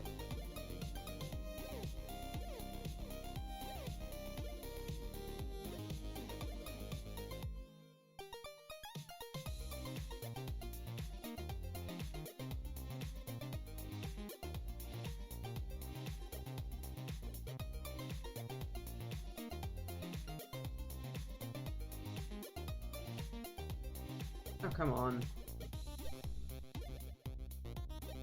There we go. Clean this up in a second.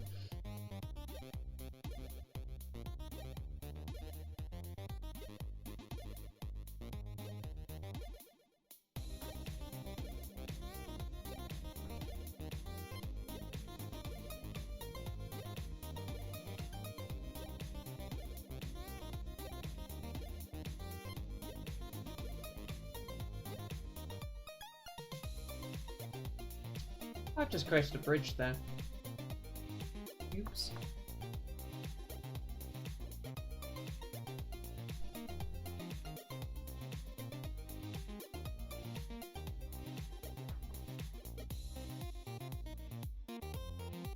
There we go.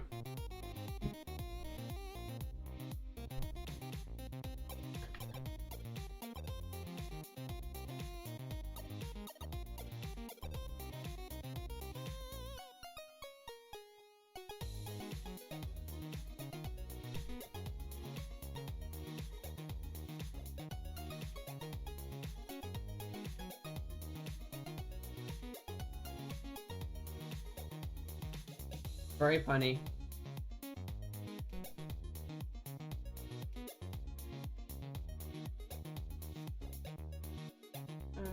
Alright, let's do these three next.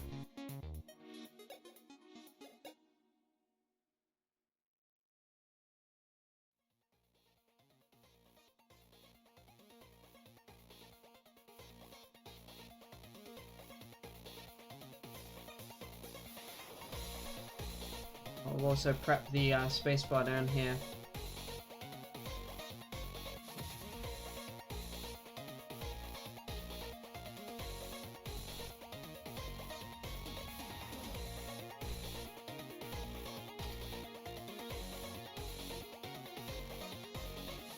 Okay, so these ones have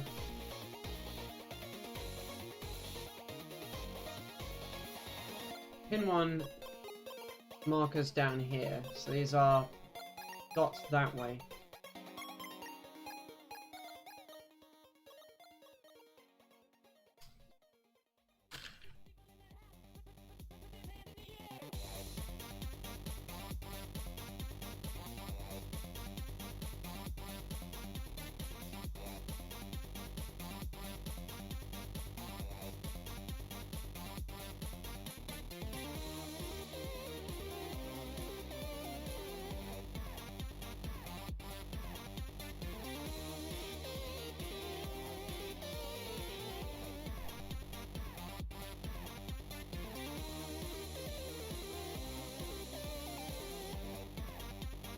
Mmm.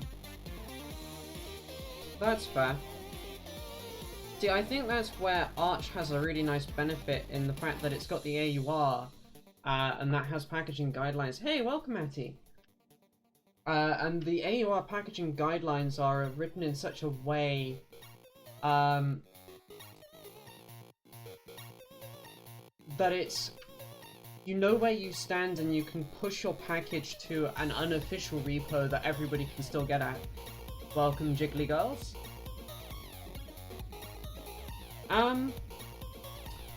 Doing interestingly.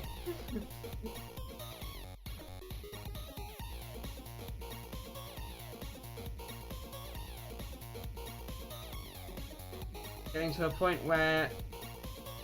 Oh. LEDs are going on slowly but surely. And once they're on, I'll be able to bring the key plate in, which is nice. And for those of you joining now, you'll then be able to see what we were doing earlier.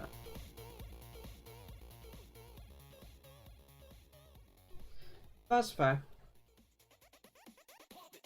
I am also the kind that likes to share what I've worked on with regards to packaging, so other people don't have to go through the pain.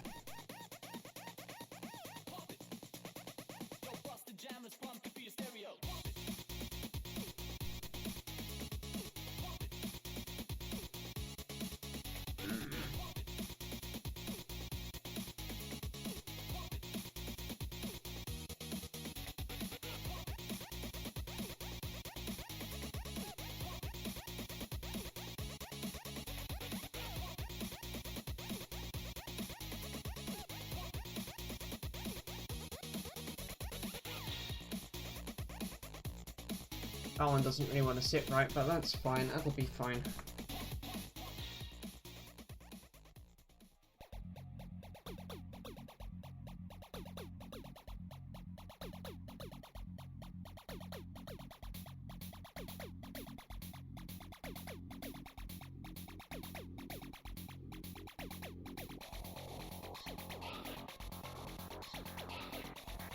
Okay.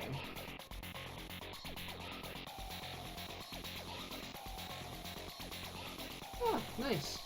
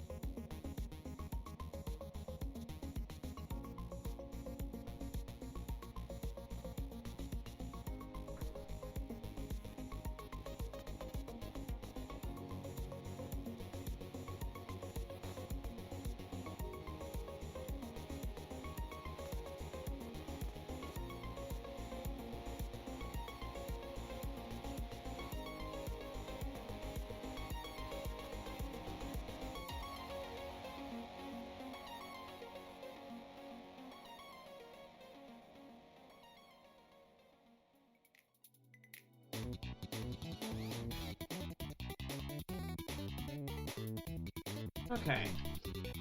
I think that mostly works. Yeah, those are looking pretty nice and shiny. I'll do the spacebar and then we'll do another plug-in and check test. Just to make sure I haven't messed any of these ones up. Before we go on to the next column of LEDs. And we're making pretty comfy progress though.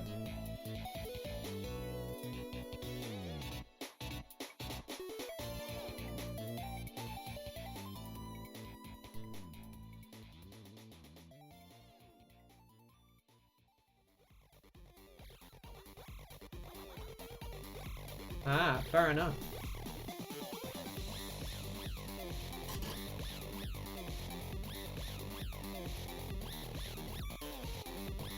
We have, not so much an intern, but an ex-apprentice at work who is great fun to rib because you can wind them up so badly. It's quite funny.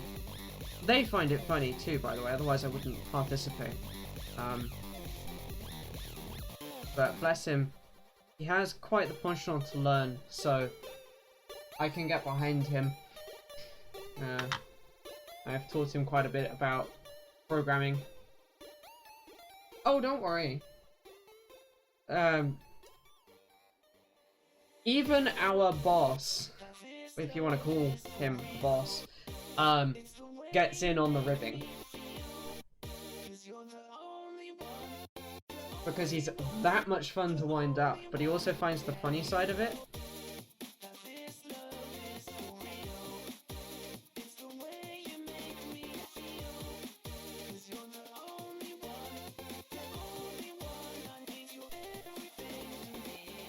Like, this is very much more like he'll say something kind of silly and we'll rib him about that.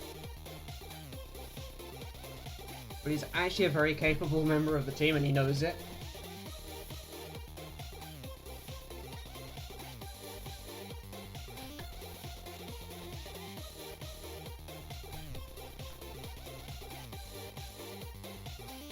Okay, let's see if I fried anything, or if all those LEDs just work.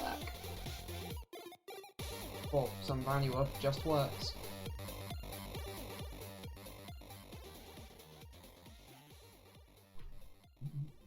Like I said, I wouldn't participate in his ribbing if he wasn't okay with it.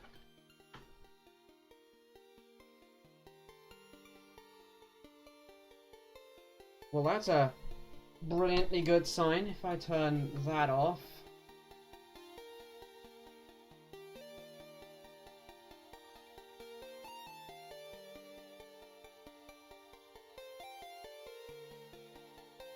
Mm-hmm.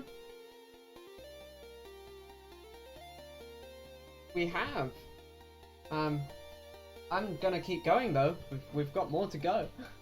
I've got all of these LEDs here to do, so which shouldn't take that long given kind of got a flow going now, which is awesome.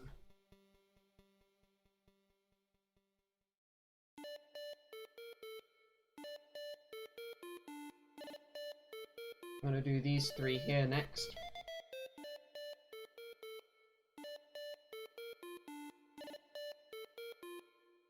Yeah. Yeah.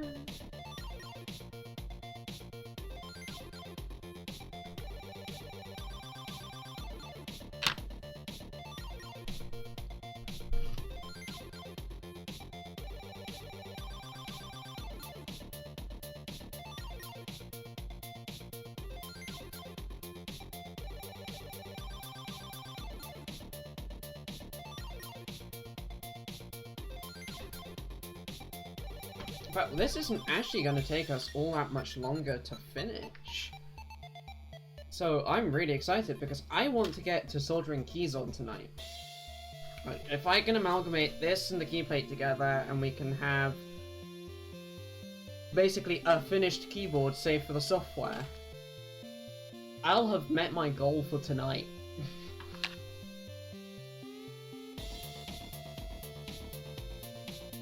And that feels attainable at this point.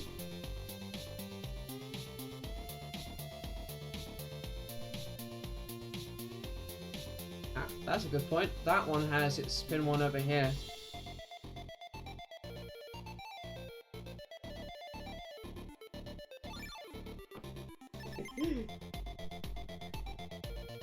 Indeed, Auntie.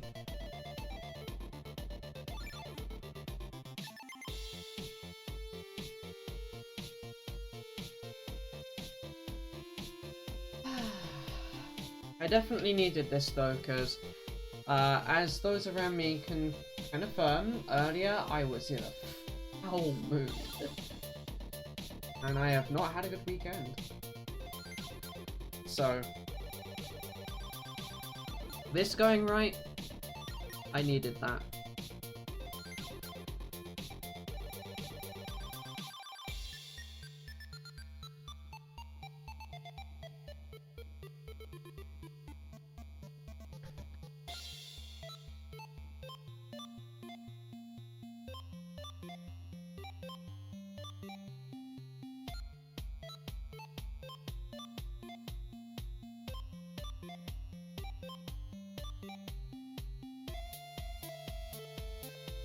That's fair. I have a set of like my bash RC, my .git,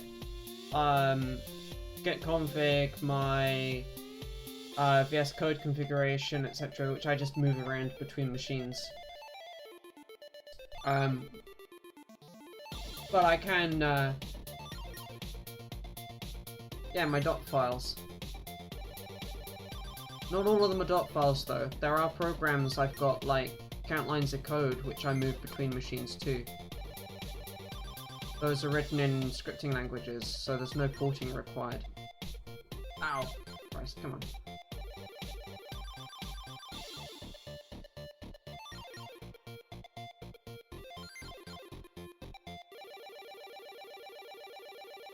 There we go. Okay, fair. I mean, I wouldn't call it that. That actually causes some problems on some distros.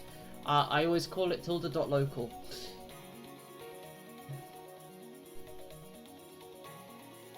That's tilde/.local.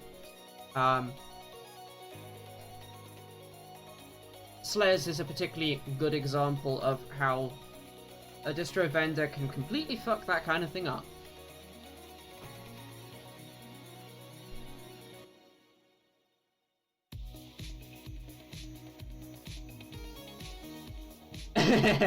Yeah. Well, so tilde/.local is my entire tree of things I have built myself, etc. So man pages, libraries, and it's tilde/.local/bin for my binaries. Yes.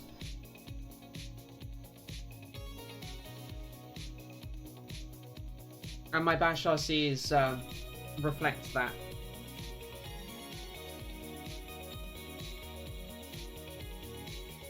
Ow, bollocks. That LED moved.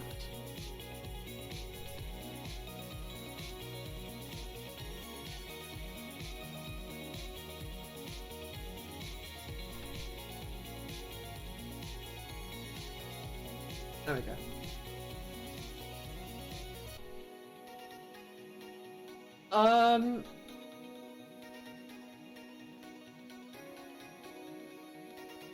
The Steam directory, yes, I agree with you, Freya, actually shouldn't be where it is. It should be in .local. I personally have it sim-linked away onto my pool,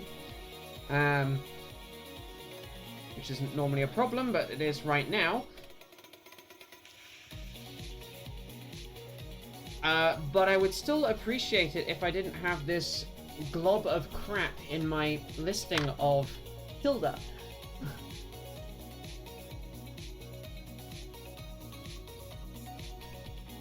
There are too many things that like to stick shit in tilde that shouldn't. There's a .conf directory in there for a good reason. Put your configs in there. Don't have a folder just for your program called .program name. Thank you.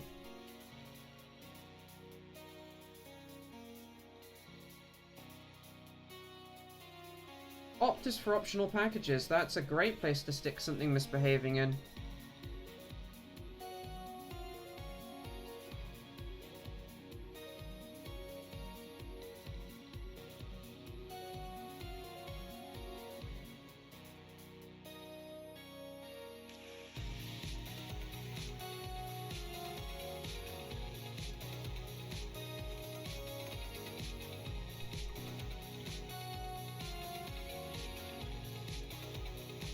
That is its original point and purpose, is for optional packages.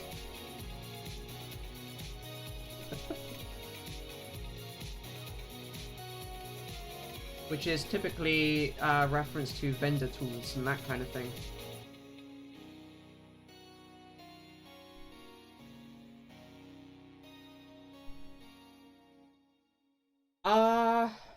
That is true. But something like a Steam installation, well, the installation of the main Steam binaries arguably should go in opt, and then Steam's data for you should go in tilde/.conf/steam or tilde/.local/steam. And the runtime goes in your home directory, which is utter crap, if you ask me. I understand why they've done it, but yeah, the common directory as well is another example of something that shouldn't be in your home directory. It should be in opt. Steam's common directory should absolutely be in opt. Hot take, I know, but I sysadmin for a living. I think I'm allowed.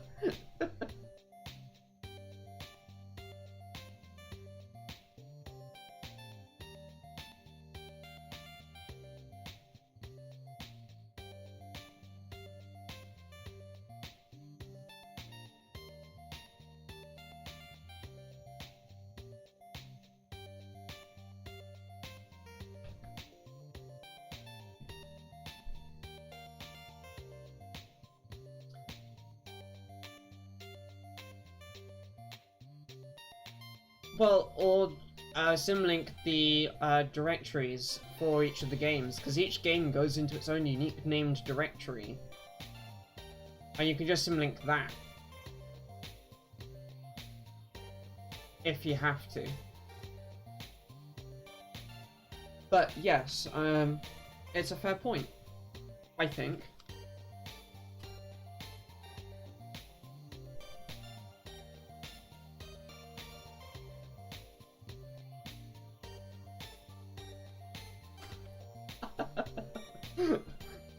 Oh. Well, it can't be any more cursed than me taking over the users group.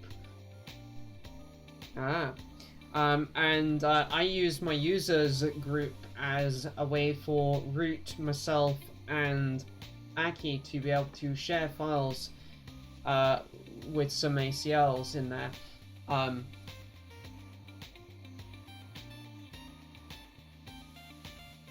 Also, it doesn't share state between users. That's the thing.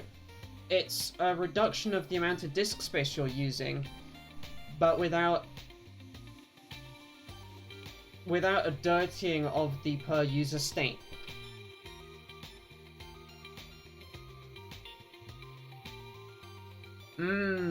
That's fair. See, a game's installation files are a game's installation files. That basically is a static set of files for the game. All games actually do have their own config directories, some of which do actually end up in top level of tilde, annoyingly. And that's your per user game state. So that makes Steam putting those game executable files in your home directory even more bad.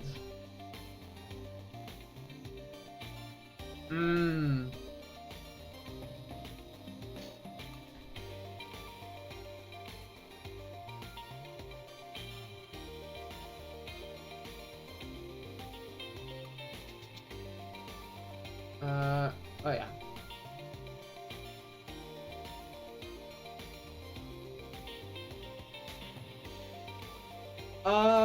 It depends on the game, Aegis, and it also depends on your operating system. On Windows, I can see that happening more. On Linux, most of the time, the game state goes into your home directory in some way or another.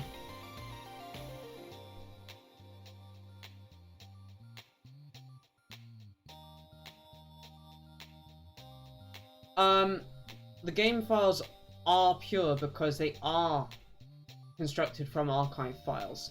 It's just that Steam is hiding that for you.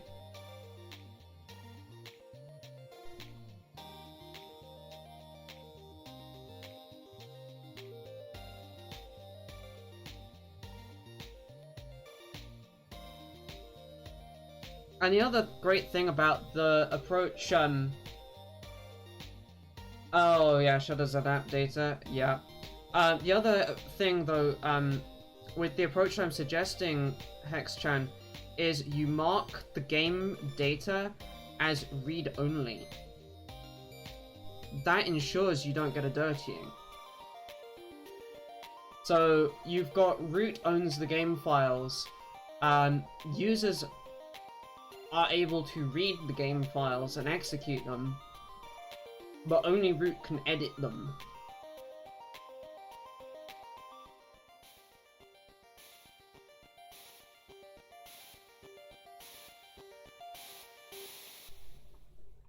I've only ever heard of mods modifying game files in memory.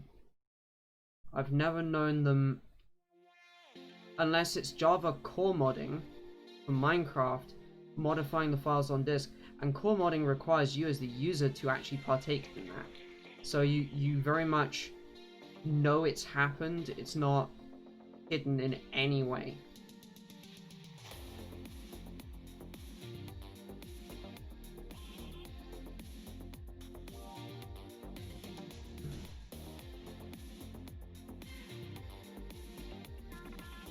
Oh, please stop going and sticking into the wrong rut. There we go. That LED was being a little bit painful to get in place.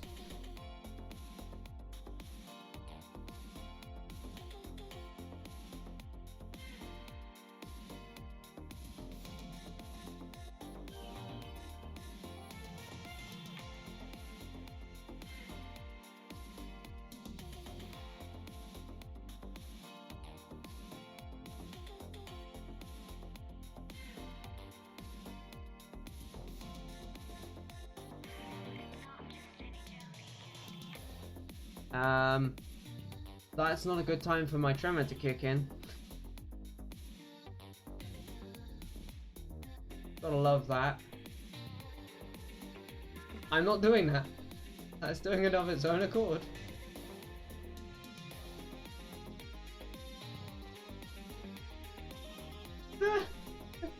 Please stop doing that, Thumb. Ow!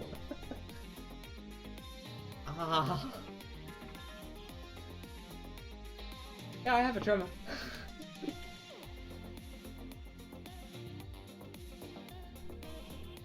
Ow. That hurt.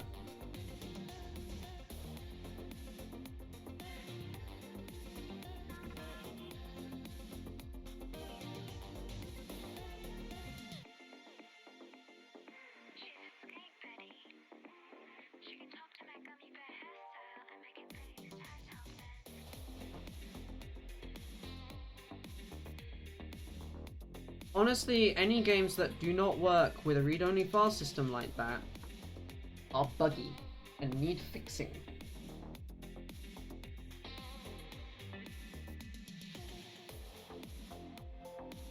Updates are the only problem, yes. Oh, they should. If they're not, then game is buggy, needs fixing.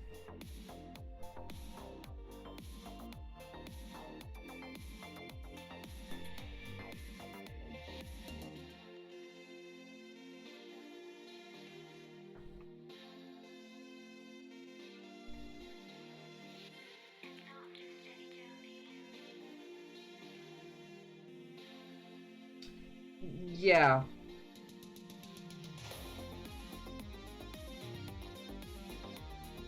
Well, sometimes even your entire operating system, because the DRM drive is installing a driver in your kernel and fucked up your file system in some fun way or another.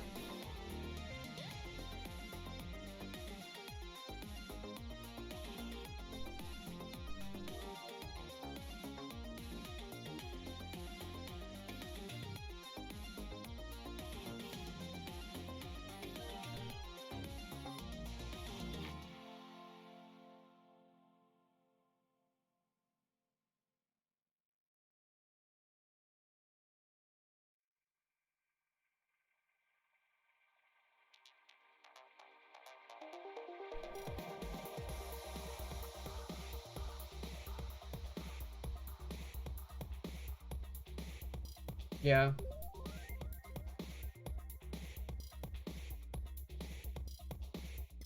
Yeah, the whole DRM to gotta protect our profits. Like you'll do more protecting your profits if you don't put the DRM in, because then more people will play it. Just lower your prices slightly and make a better game, or actually raise your prices slightly but make a better game. Actually, would be more the point.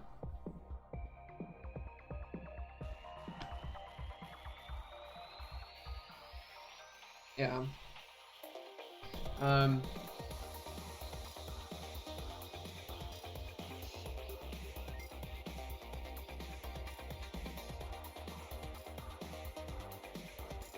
There we go. Yep. Well, at the end of the day, DRM does one of two things. It either penalizes legitimate players and forces them to go and pirate the game when you do something stupid in your DRM, and it breaks the user's experience in a bad way, or it allows the enforcement of really shitty practices. Either which way, everybody loses. Nobody actually wins.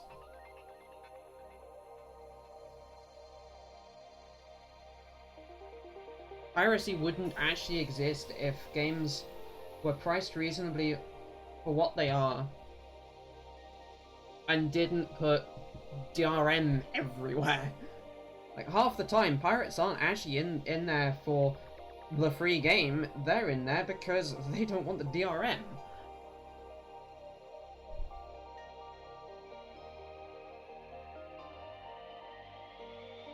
Yeah, it's just making that process harder, and it doesn't actually get you more money at the end of the day. Yeah, be gay, do cybercrime. I do not condone that action.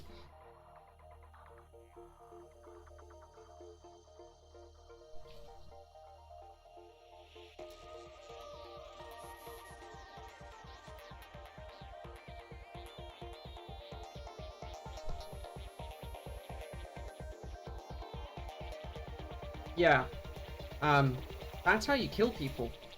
Literally, actually.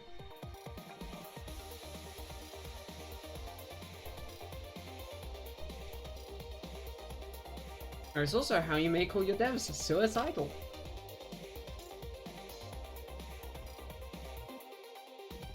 Agreed, Freya. At the same time, though, DRM that completely prevents something from working on a given platform, such as,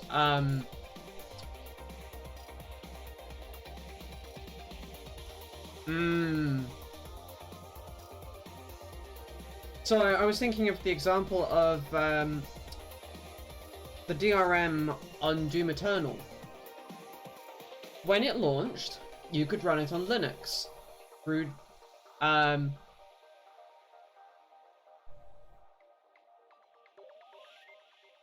yeah, you could play it on Linux through, the compatibility layer Proton, which is great. Like, that means you've now got extra users that are willing to pay.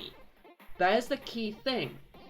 So what do they go and do? They go and add DRM that requires that you install a kernel driver that only works on Windows. And even then, it may actually cause your system mass instability.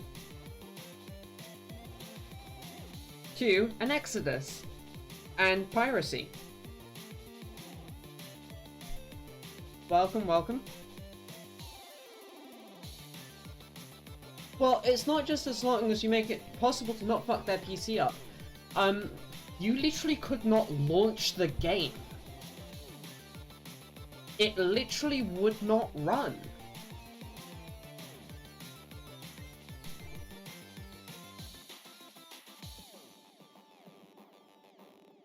Because it wanted to install a kernel driver on a kernel that the driver was not written for, etc.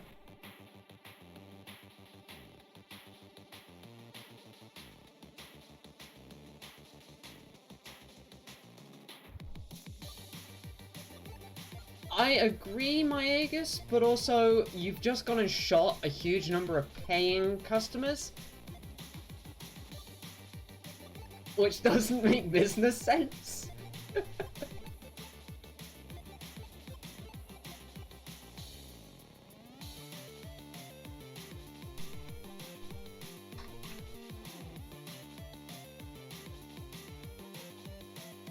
I enjoy playing games, just to be quite clear and honest, but I don't condone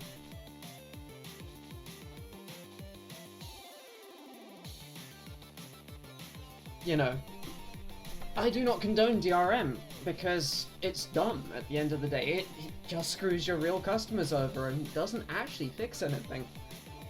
We've seen this time and time again. Which is, you know, funny coming from someone whose job it is, well, part of their job is to write software. Like, I'm telling you don't use DRM, and I write the stuff. Not DRM, I mean, but software. Anyway.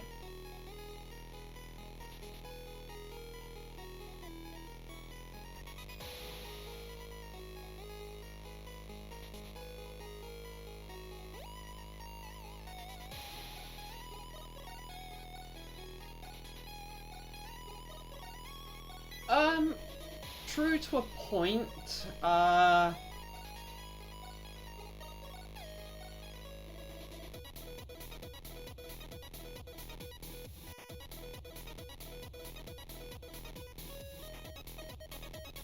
the thing is you've got these people who are convinced that DRM in some ways prevents people from running their software without a valid license. It's all to do with that, really, or having paid, and it's not actually how it works at all in practice. Like, the people who want to run your software will probably make it happen one way or the other. But if you make it too shit an experience up front, they will go somewhere else to get your tool.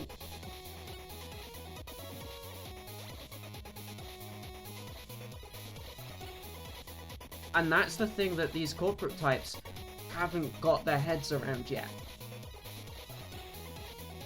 All you do by adding DRM in is cause people to go elsewhere, ergo you lose sales.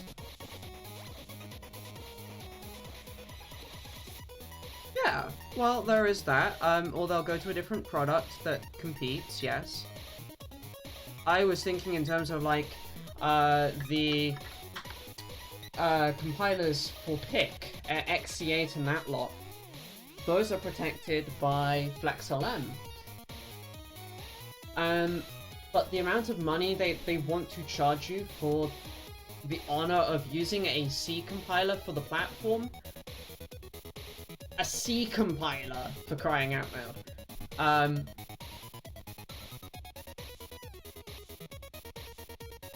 It's exorbitant. And hobbyists generally can't afford the amount of money that they want. So there's a ripe market for people to go and break the tools.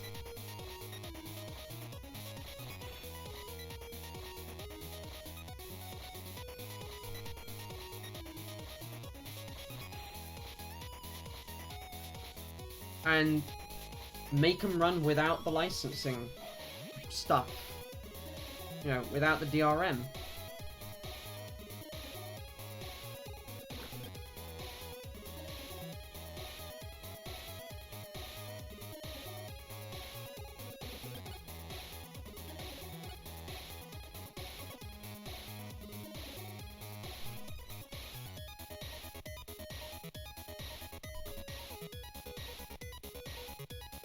Yeah, they don't see Linux as worth it because they haven't actually realized just how many people are on Linux and how much money they could be making.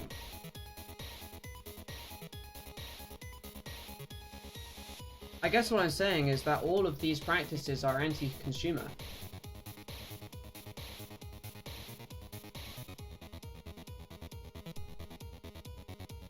I mean, this is regardless of the cut or what have you. This is just simply anti-consumer. Particularly when we factor in the whole DMCA anti-cracking the DRM section, and so that means that if there are bugs or you want to test the security of something, you end up working around the DRM illegally to be able to do your security testing or what have you.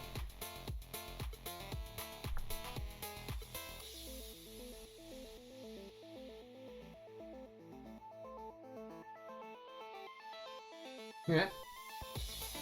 And yeah, Linux users will actually pay a surprisingly large amount of money for good software that they want,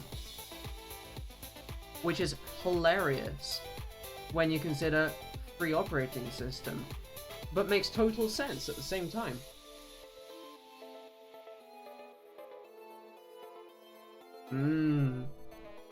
You're welcome.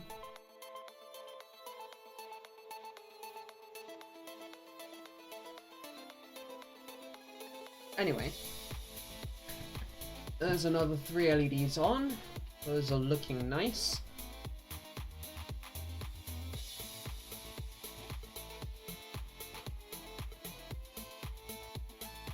And I have to tighten the screw on my headphones up again. I haven't actually been asked that one today. There are 109 LEDs on this keyboard. 106 keys, each one has a LED behind it, plus the 3 for the status stuff. You don't need to walk with me.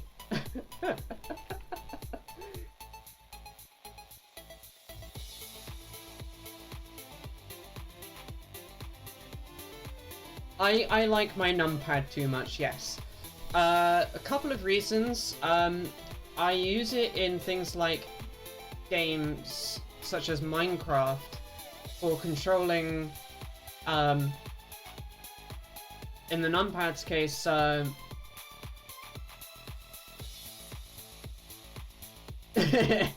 yes. I use the numpad for controlling Lightmatica.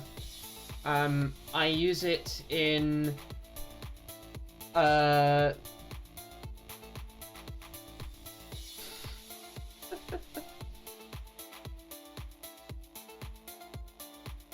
jeez. I also use it in things like Dolphin for one of the joystick sets. Yeah, there are a whole pile of different things I use it for, and I also use it for numerical entry. Whenever you've heard me doing numerical entry in, like, Rink, I'm using the numpad then, because that's how I touch type numbers. I actually don't like the top numerical row on the normal keyboard.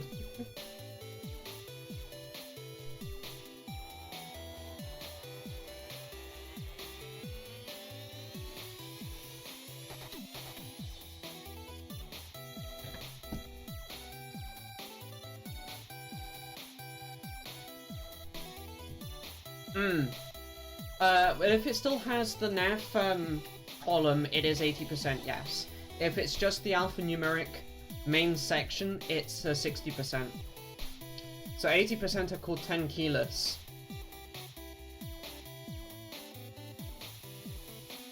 And I can see the appeal, and I want to make a 60% version and an 80% version of this board. I'll start with the 80%. But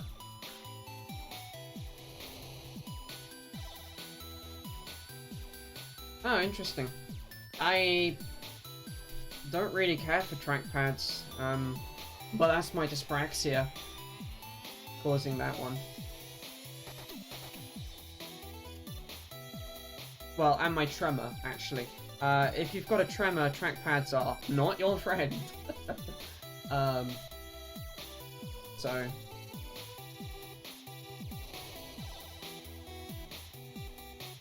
all of these are on that bottom.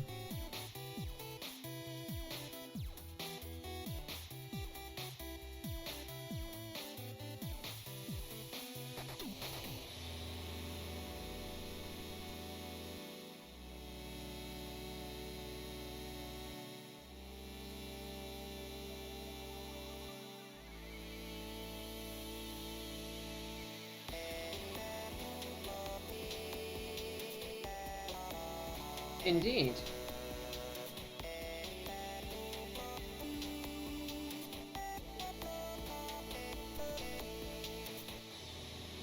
Well, you're welcome to use MXKeyboard as a basis.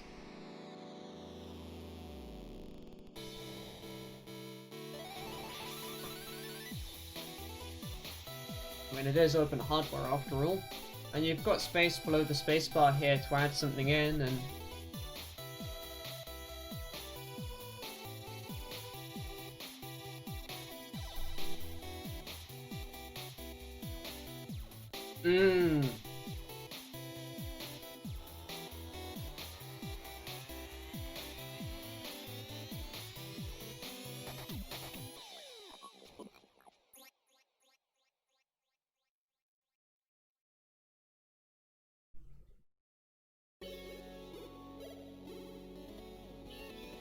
have to skip the song.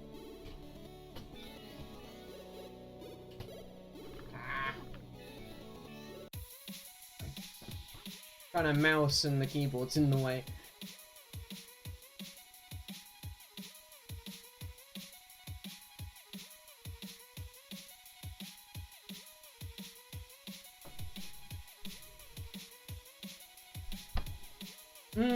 That could be interesting a bit.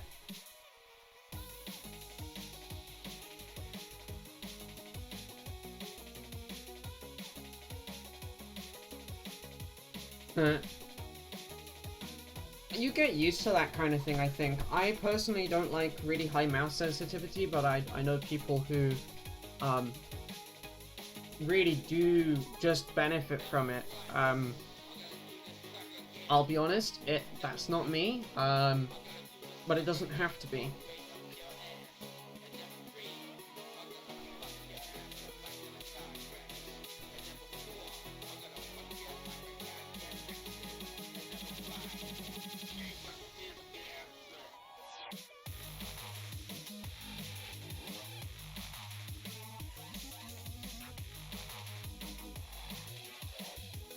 I'll do these LEDs and then we'll do another power test. Check that all these new ones light and work properly.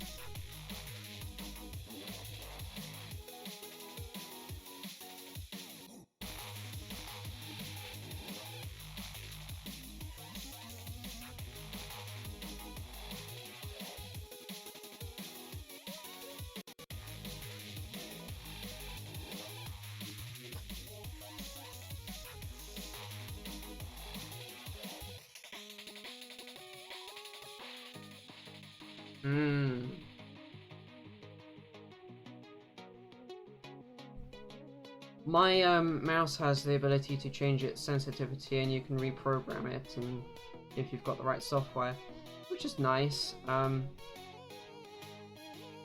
I can flick between a high DPI mode and a low DPI mode, which is, yeah, it works very well, actually.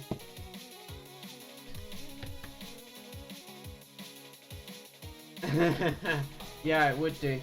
I found there are certain games like Doom where I actually have to enable high DPI mode or I don't get fast enough swing of the weapon or what have you.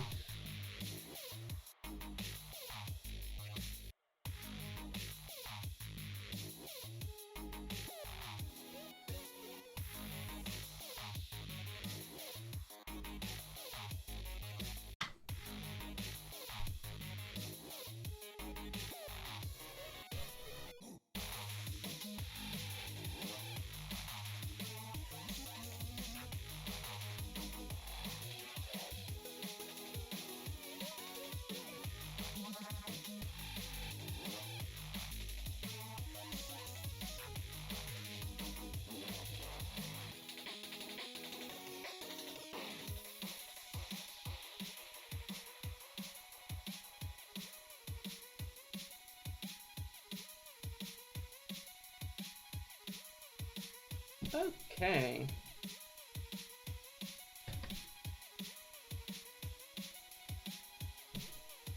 Let's bring a USB cable back in and see if I've broken anything or if it just works.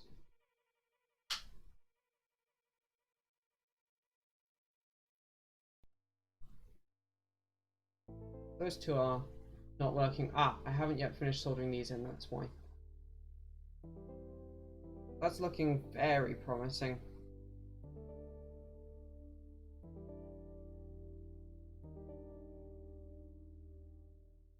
Good. Nice.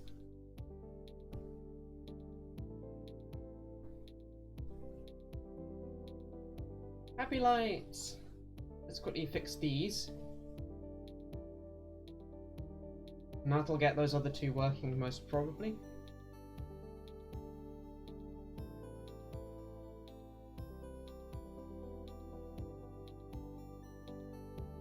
That would be helpful, please, yes. It is actually pulse width modulation.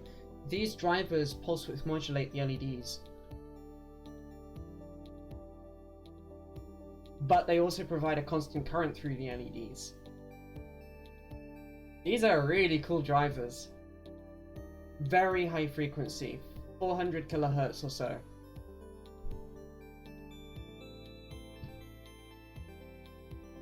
Hence butter smooth and yeah.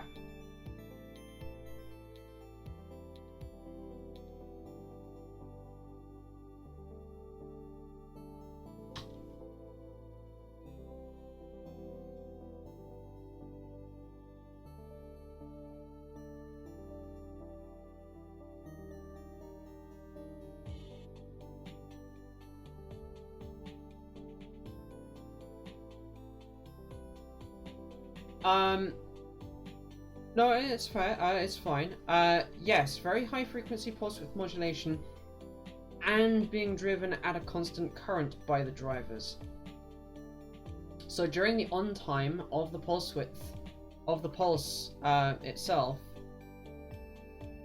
the current going through the LEDs is constant. And it's set by the resistors here.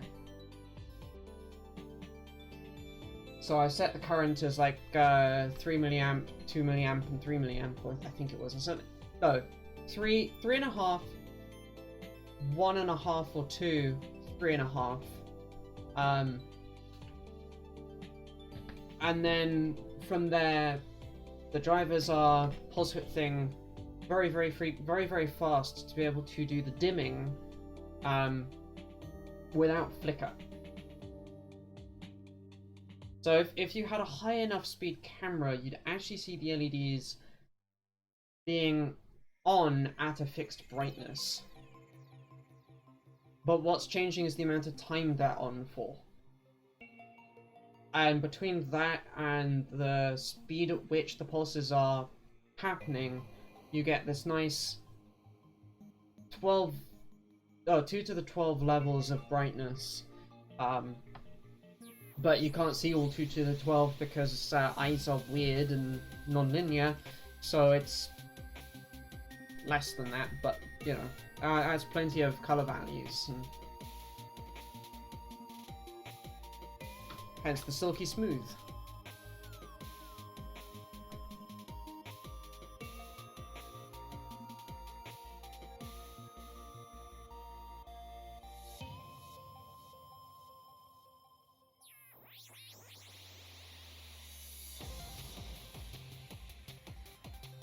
Yes, exactly.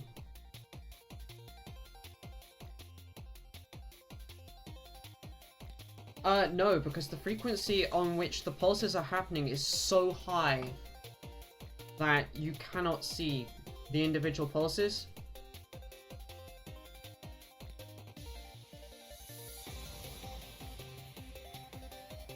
We're talking 400,000 times a second that these LEDs are turning on and off.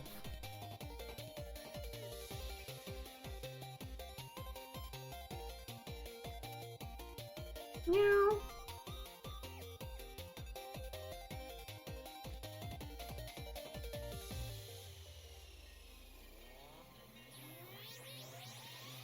Yep. And it makes the LED look really dim. It's not, it is actually pulsing very brightly for a moment, but it's so fast that it's effectively... Yes, that's the one.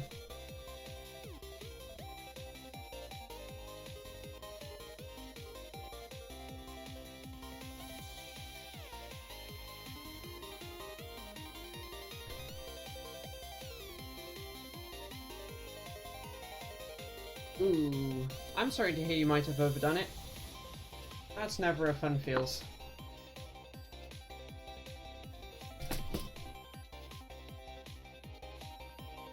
Yes, that's right.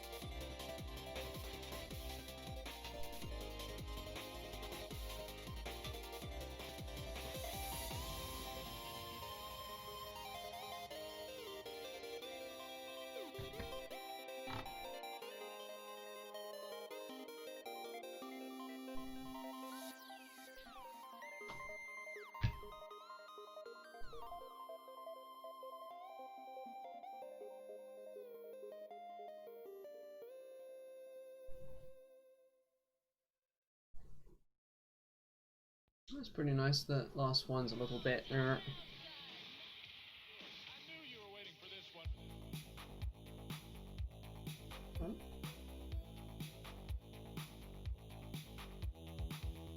we go.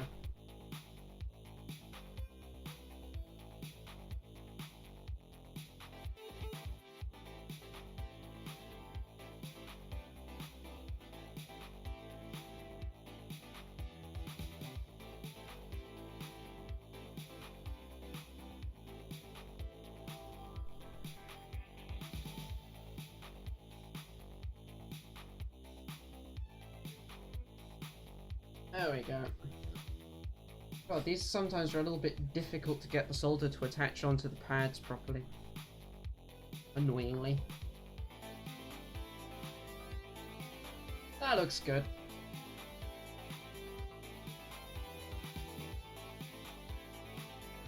So if we now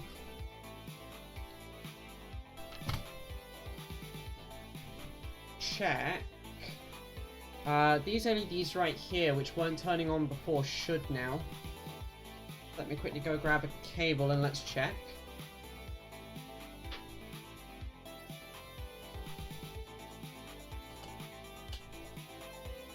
Yep. Oh, that's beautiful.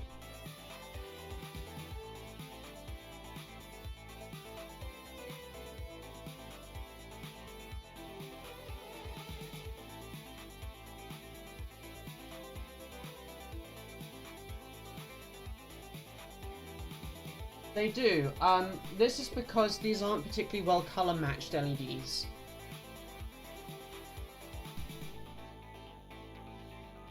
Nope, it has nothing to do with the cycle. It's all to do with the color matching. These LEDs aren't quite as high quality as the old ones. They're JLC special. They were cheap, which is nice, but they are showing their cheapness very slightly.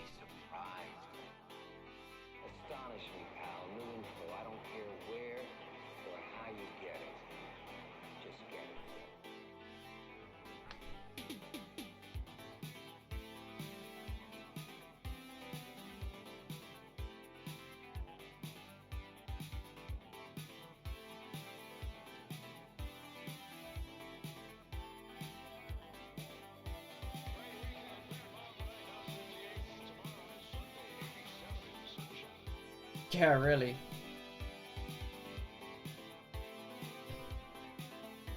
With how my weekend has gone, I wish I could, like, buy spoons off someone.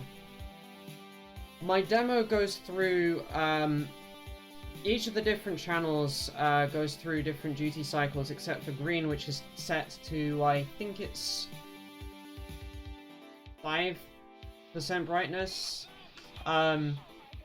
So you're seeing it jump from the red channel being only barely on all the way through to full brightness red, and then pulling up the blue channel to full brightness, pulling back the red channel back down to 0 brightness, and then pulling the blue channel back down to 0 brightness. Wash, rinse, repeat.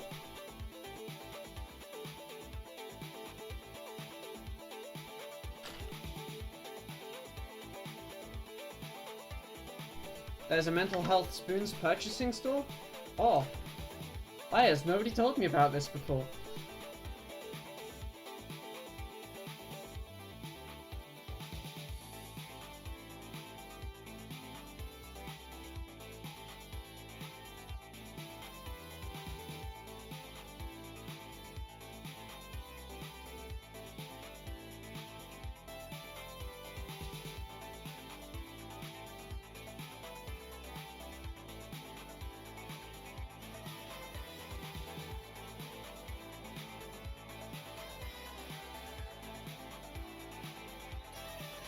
Yeah.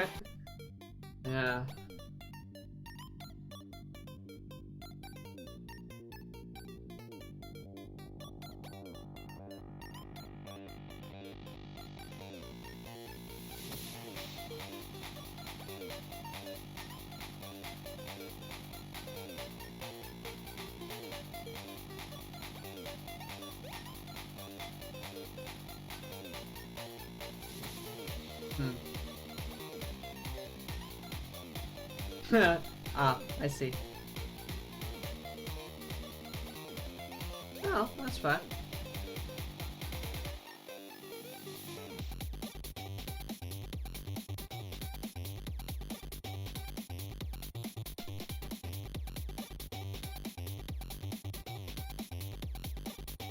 Getting a giggle is good.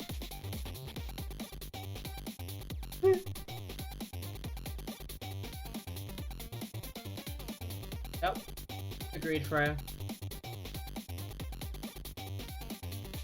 Unfortunately, with the mood I was in yesterday, for example, I just wasn't in the mood for practical jokes or games like that. I was just... Oh, it was a spoon burn day. I burned my entire weekend spoon allowance in a day.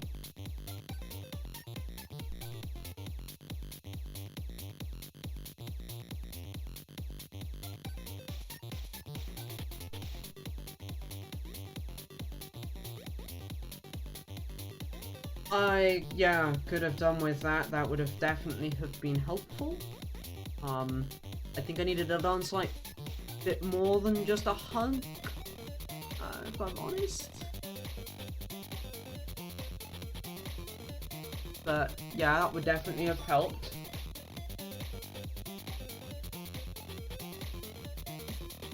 Yeah, point taken, Freya, point taken. Although, to be fair with Aki has been amazing and great, and she was on call with me for quite a bit. And helping me through it, and but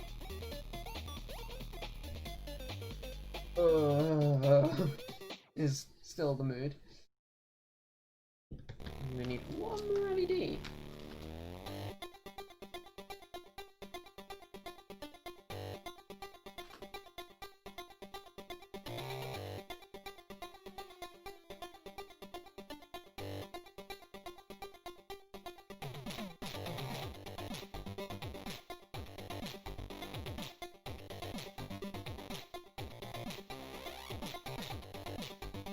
One's up there.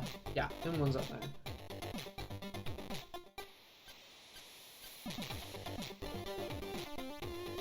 I do have to say though, I am sorry, Aki, but I used up so many.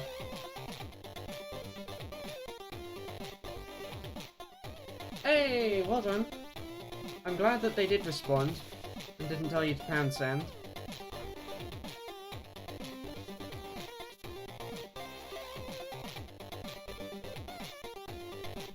I'm guessing that you got the package 180 out?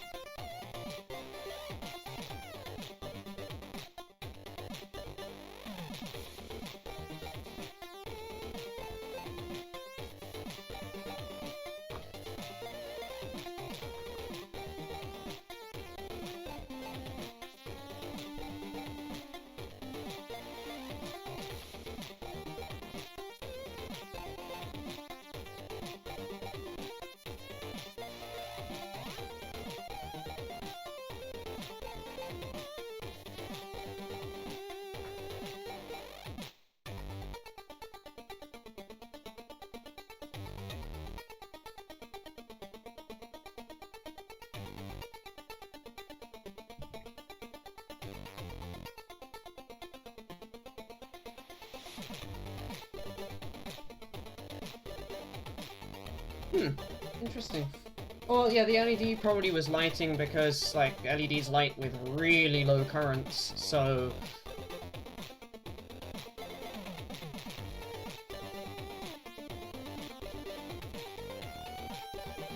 At least modern LEDs do.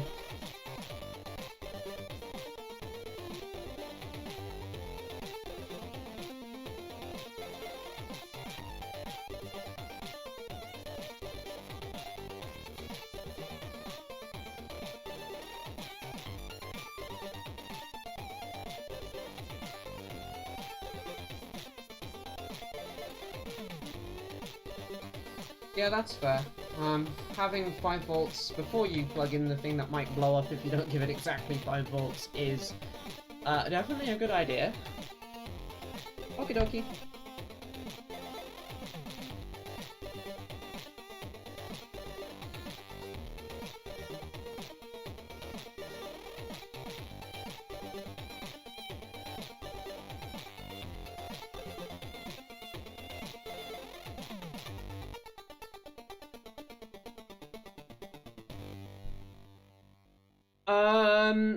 Correct. That's the thing. Undervolting's not a problem, overvolting is. Although undervolting can cause its own weird issues. Like, high might actually kinda sort of work on the lower voltage, but not entirely and not sufficiently, and... yes, exactly.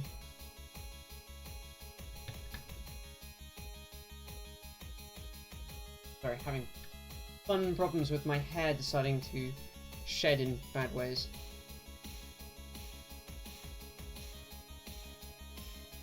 Oh, yeah, sure, but like the core voltage rail, the 1.2 volt rail will come up on that voltage.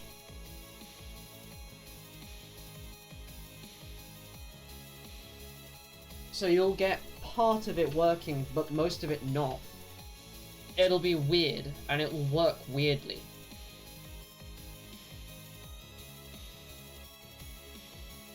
It probably won't boot, because it probably won't get a sufficient voltage on its I/O, so it will stay in a power on reset hold. But, like, weird shit happens if you hold devices under voltage like that.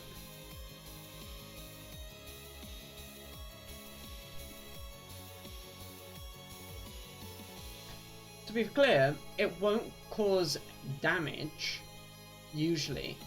It just will be weird.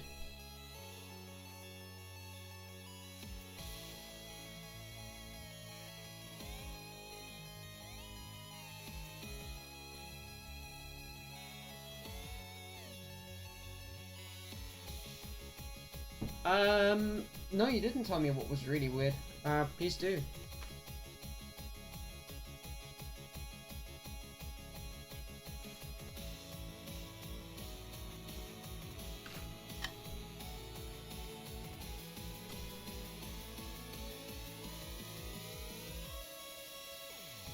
Okay. Yeah, that's in line with the published specs.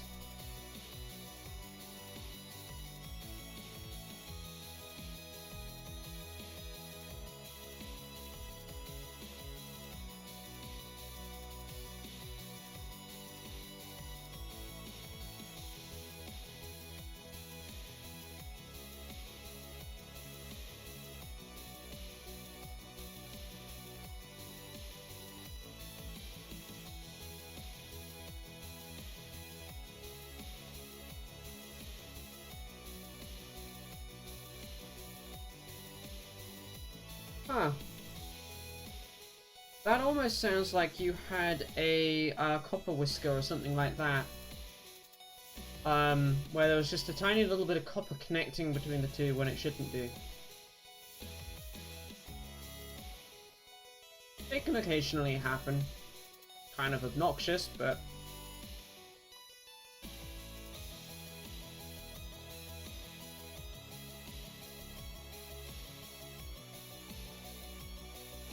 either that or a solder bridge. That's also possible.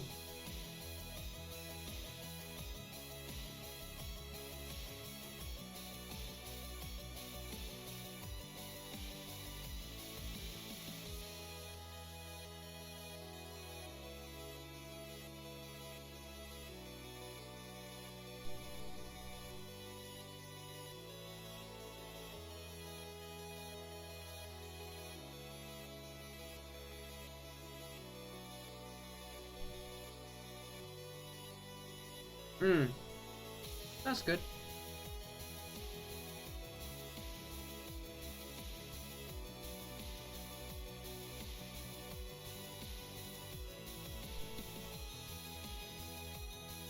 If I recall correctly as well, you got a bit of a lesson in why I did my Rachel's Hot Air Solderables. Because you were having a little bit of a struggle burst with the size of the pads. Yeah. Poor Xena.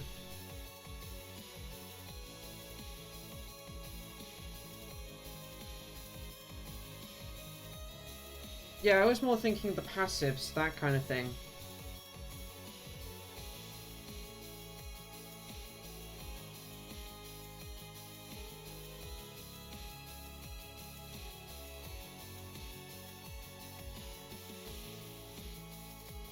Yep.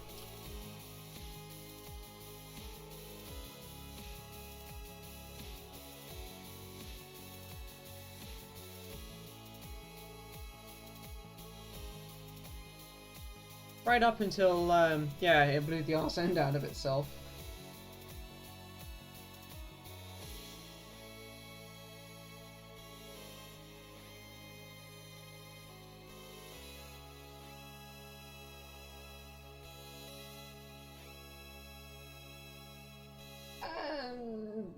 Kind of, I guess. It probably was emitting light, and yeah, I'm sure it was quite the odd smell.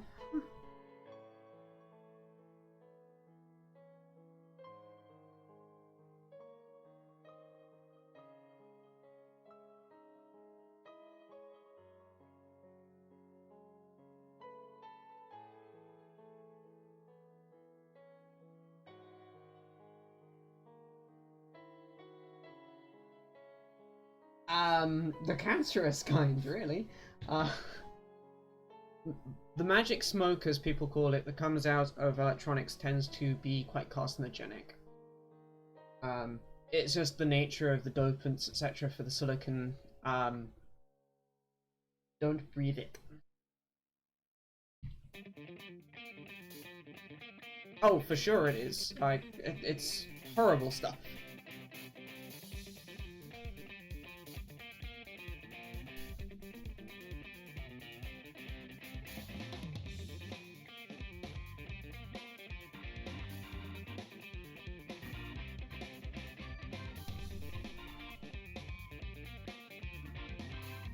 You've got things like silicon dioxide being released from the pure silicon. You've got, which isn't bad, but like silicosis.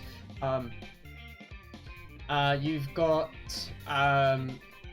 boron oxides. You've got arsenic oxides. You've got phosphorus oxides.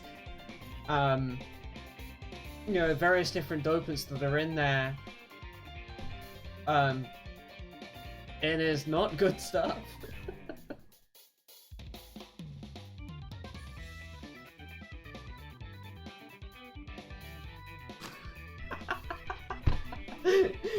Agreed, dear. Agreed. That is very cute as well.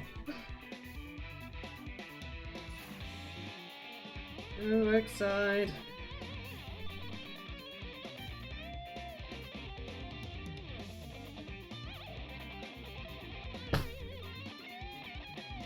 That works.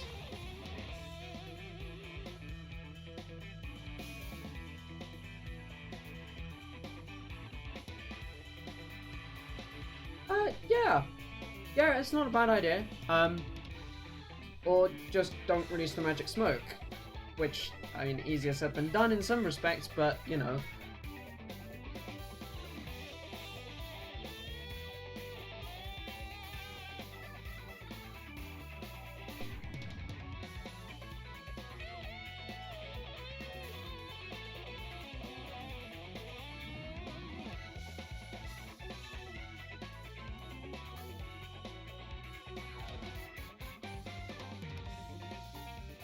Technically, I really should have a fume extractor for this too, but like, I'm not doing enough. I'm not doing this often enough and for long enough that it's really that bad of a health risk overall. But yes, having a fume extractor is a solidly good investment.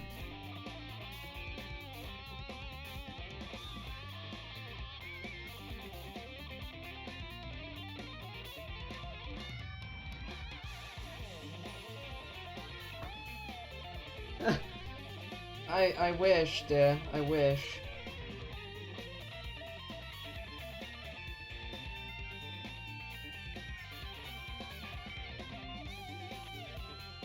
Oh yeah, spawning is hard. Sorry, having problems with my hair deciding to go places it shouldn't. Which, trust me, when you're soldering, you do not want your hair going in places.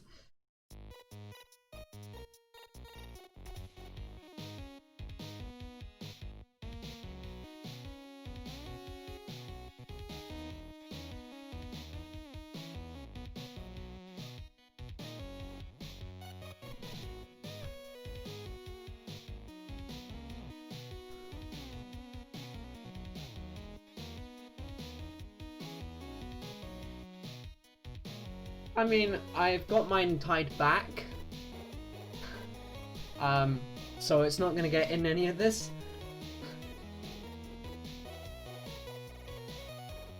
But like, I washed my hair today, so it's deciding to be a bit of a derp.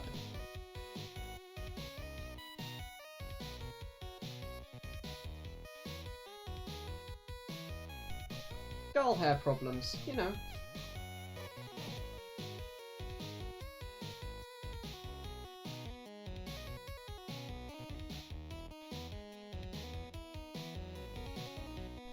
Well, I mean, actually, sorry, long hair problems, because there are actually quite a few guys who have long hair.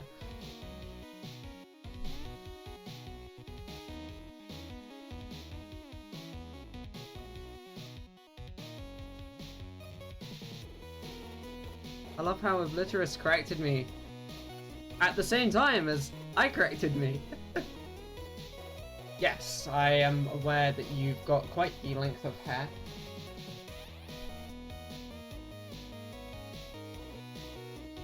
Oh, I am jealous of your friend, because I really dig very long hair. Really, Atty? Fair enough. I can kind of imagine.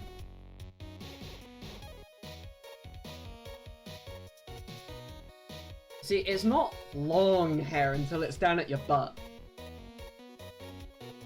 Right?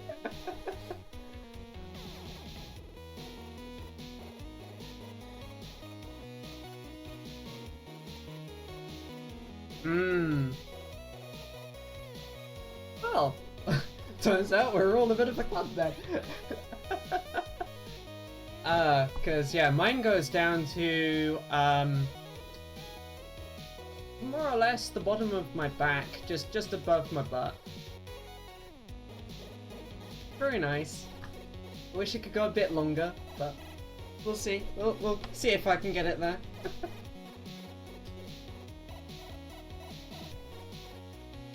Let's do a quick power on test.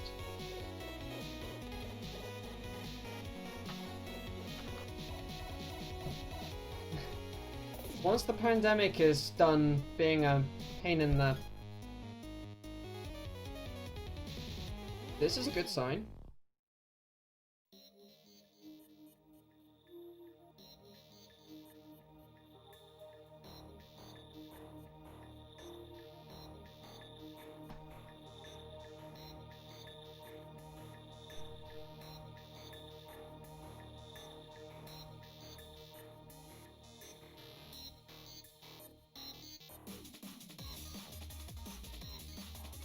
Although that means you actually get to see my face. Oh no!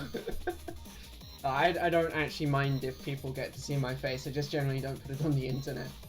Partly because of my work.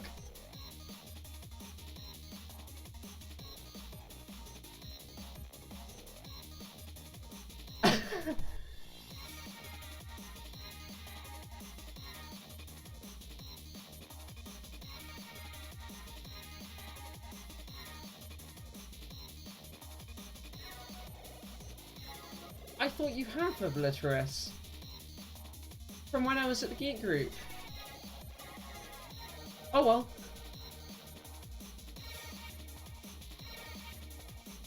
Oh, okay.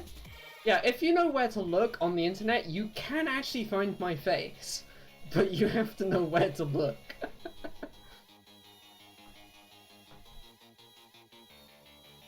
And I'm not gonna tell you.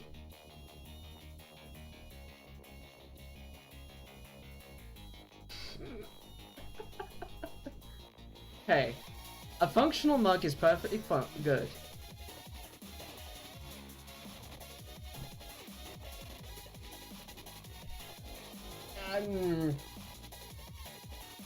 I can't talk about it. That's the simple fact about that one, Atty. I can't really talk about what my day job is. I can say I'm a sysadmin and I deal with very big supercomputers, and that's about it.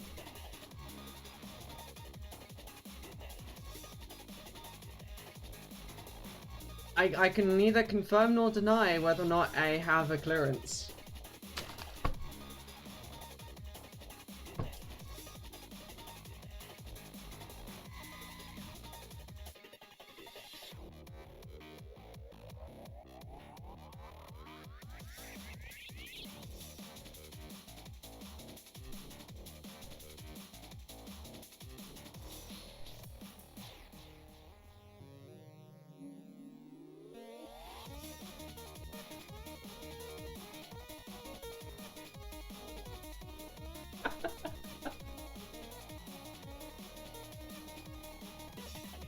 Yeah, that's the thing. I really cannot say what my job actually is and who I work for.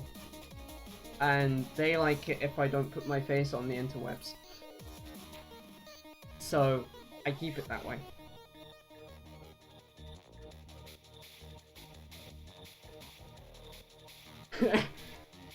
Yeah, sure, it's my day job.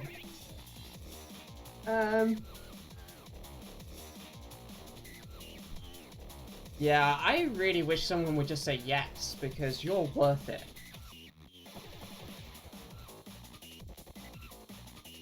Even if you don't think you are. Poignantly looking at you. There's the self-deck. You're worth it.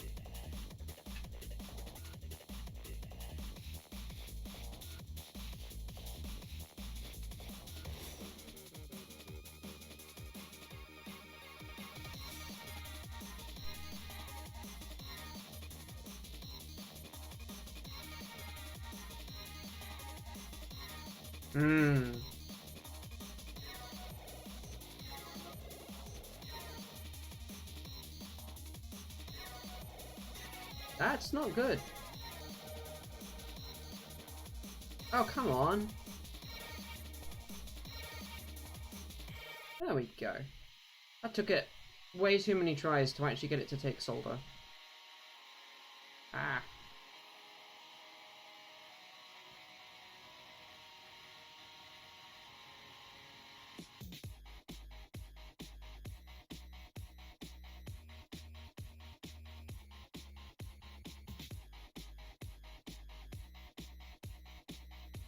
companies really like ghosting people, don't they?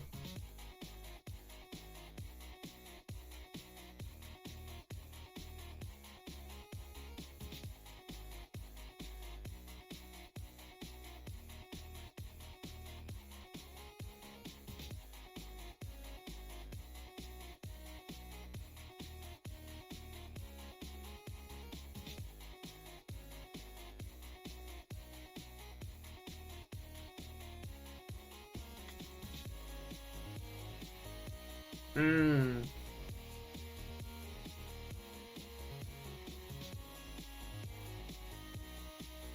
To be fair, Aki, a lot of that is actually down to the job market at the moment, not you.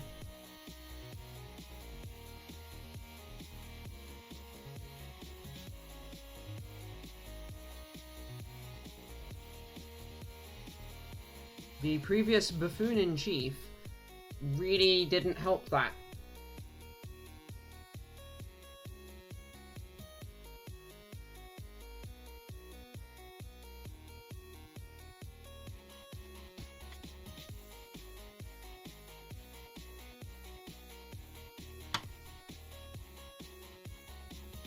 Well, yes, but, like, he didn't help it, because he didn't help it from a policy perspective, and he didn't help it from a let's fix the pandemic perspective. So, like, yeah.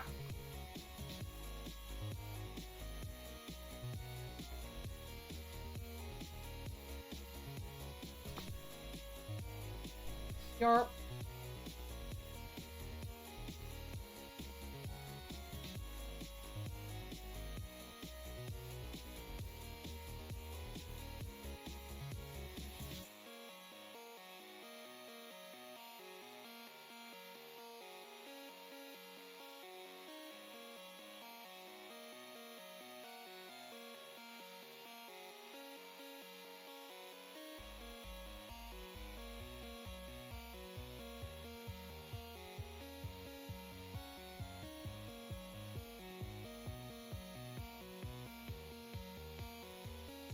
He did a double derp down.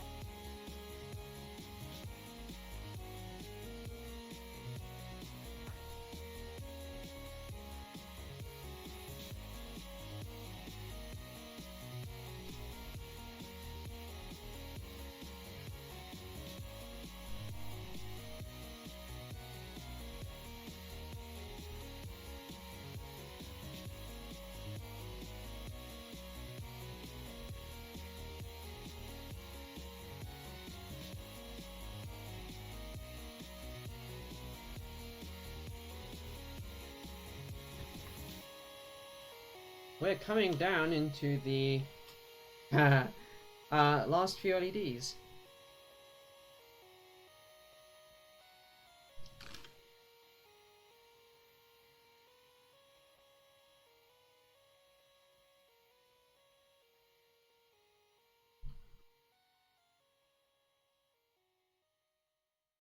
Hmm.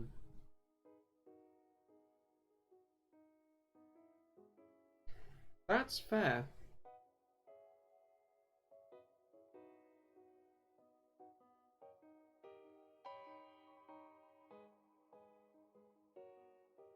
Yes, this one's on the bottom of the...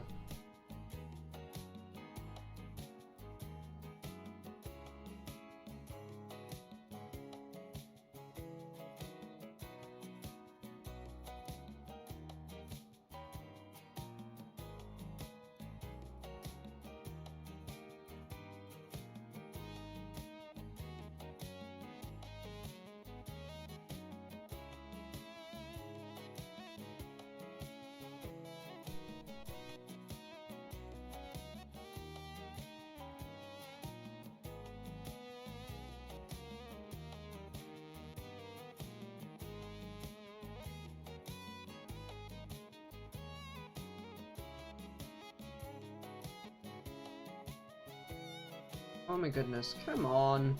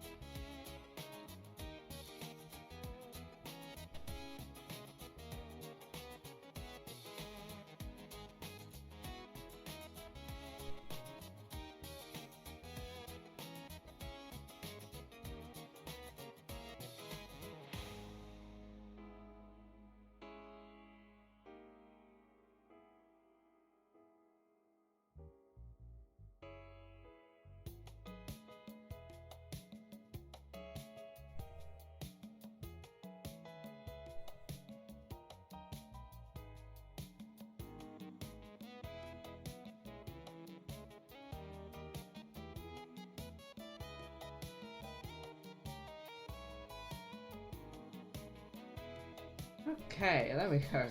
That took a moment too long. But you know, LEDs that don't want to go on being LEDs that don't want to go on.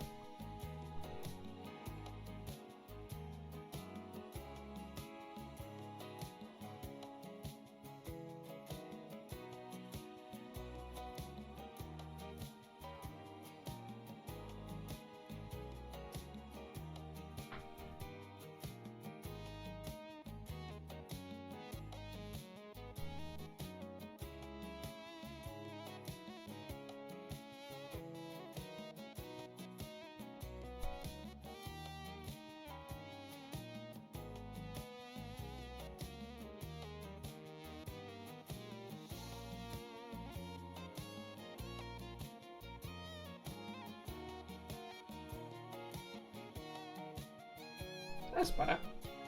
Sorry. Fussing over joints, I know. Come on, Rachel, just solder the LEDs on.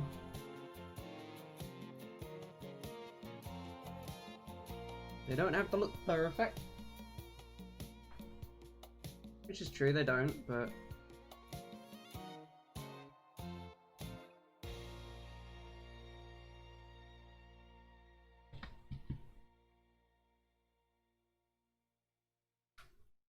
Oh, let's do the bottom row ones here, and then we've only got 4 left to do, which is rather nice.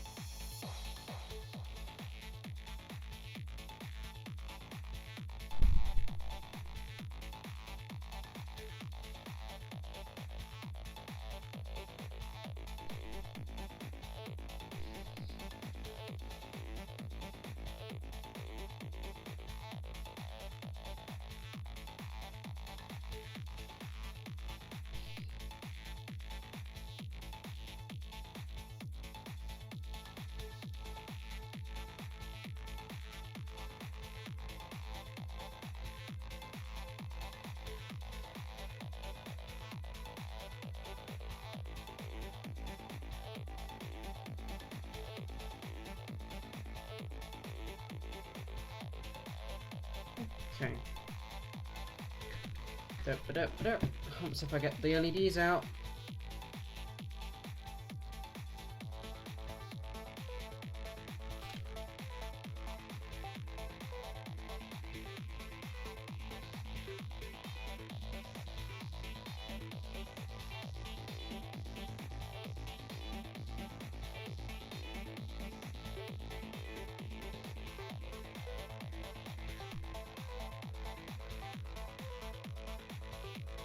Please, it's got a bit fluxy.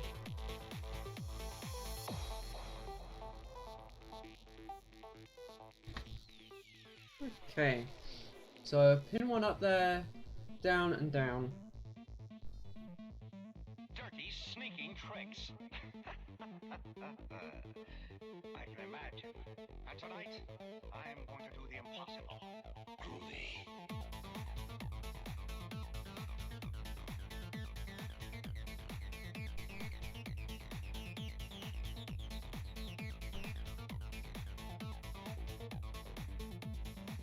No, it can't be. There just aren't enough layers in 4 layers to be able to get the SPI lines along the board, etc. And you'll have massive signal integrity issues. It's barely doable in 6. Technically, I have committed crimes inside this board. God. Thanks, dear. That's just cursed.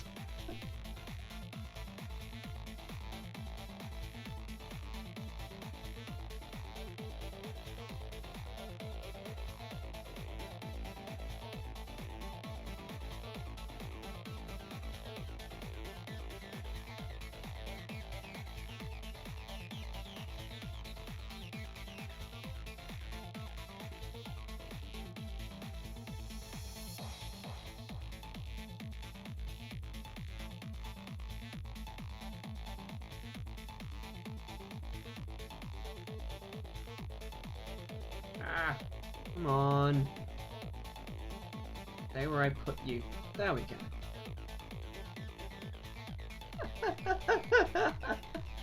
Oh, you just want to make me cry at that point, don't you, dear? Come on. No, it's not possible just because of the fact that I'm not matrixing the LEDs. If I did matrix the LEDs, then maybe, just maybe you could, but it would be a lot of work.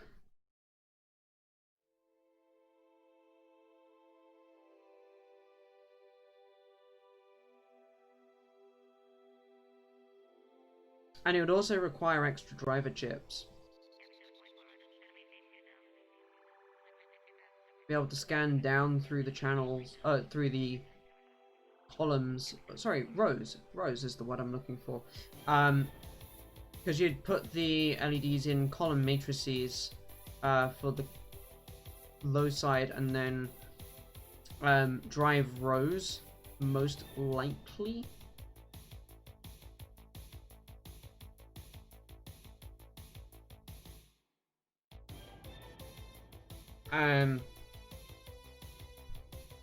But then you come back to the whole not photosensitivity safe. Ergo, I can see your shimmery matrix LEDs. Thanks for the headache. And I'm lucky that it's just a headache, just in quotes, but still pretty bad. It could be worse, it could be epilepsy or, you know, something a bit worse than just my head now hurts. Yeah, I could do without those headaches. Those are unpleasant.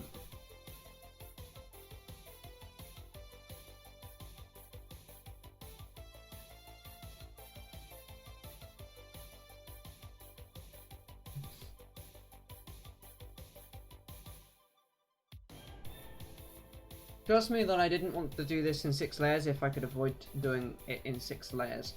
It's added some expense to this board that it would have done without. That is for sure. This board is a more expensive board than it could have been had I compromised on the hardware. Which is part of the reason why I know that I'm not going to get a problem with, like, a company coming along and stealing the design, because it's not cost optimized in a profit-making way. I can have the same problem with fluorescent lighting if it's really cheap, shitty fluorescent lighting. And I definitely have the same problem with really cheapy LED lighting, yes. I would have to say with LED lighting in particular, what happens for me if a store is, say, using them, is it causes a sense of unease and a headache. I can see the shimmer.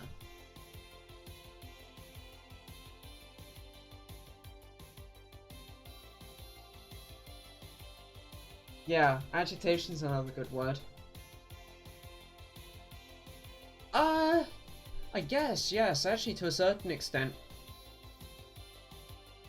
The hilarious part is my main, yeah, pretty much actually. My main, light in this room is an LED light bulb. Well, like, my parents don't notice. Weird to me. How can you not notice the shimmery? But that's because I've always had that ability to perceive it.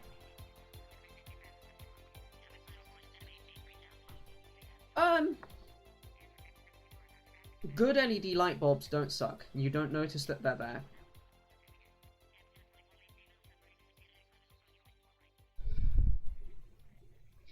Yeah, that's fair.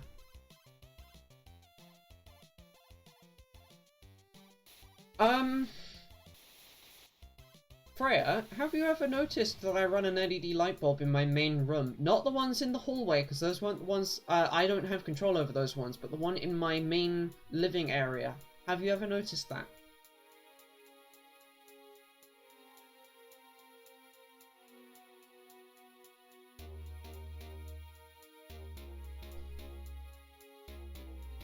Yeah, the one in my main living area is a nice high quality one from,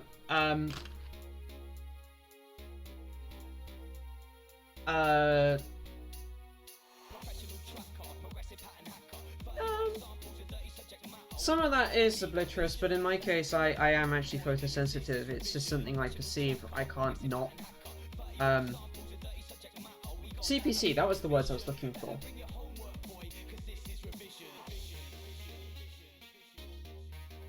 Yeah, older LEDs have CRI problems.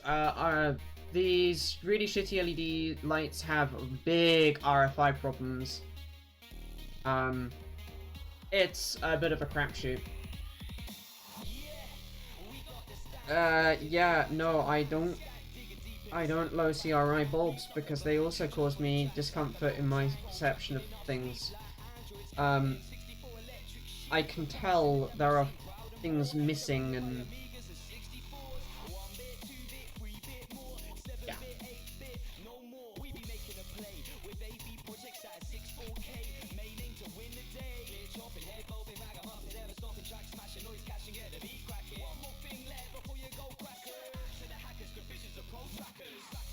This track is, yeah, absolutely nuts.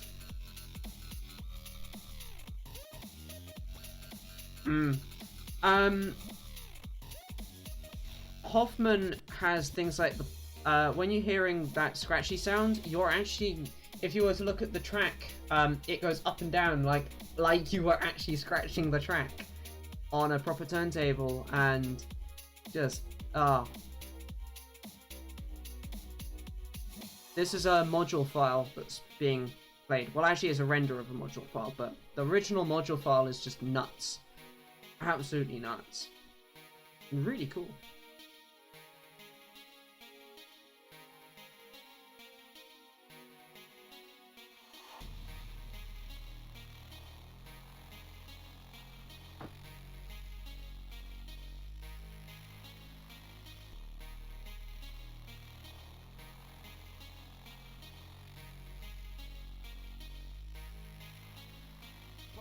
I had the misfortune of dealing with some extraordinarily low CRI bulbs, and it was not pleasant.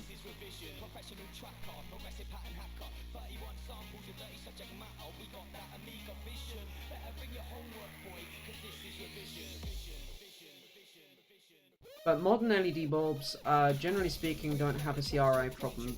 CRI nowadays is well above 90%.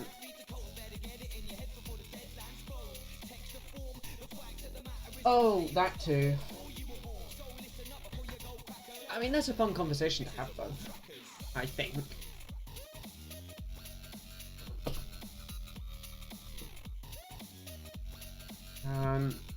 Yeah, there they are. I was trying to look for the other two that I need to do.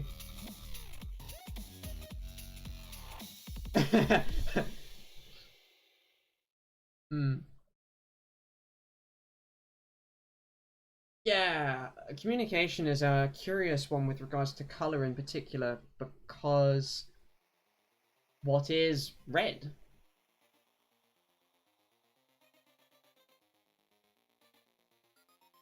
Hmm.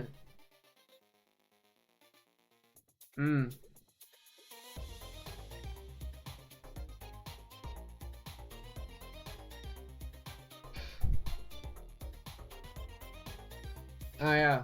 How many different shades of grey are there for a colorblind person? Well, there's red, green, grey, uh, uh...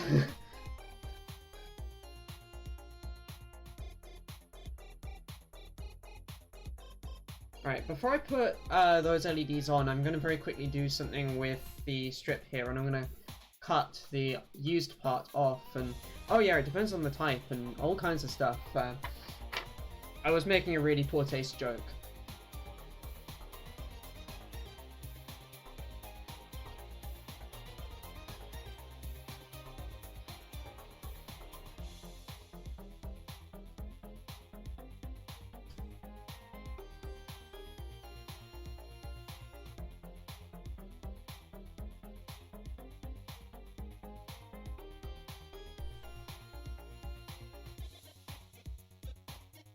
Yeah, that's fair.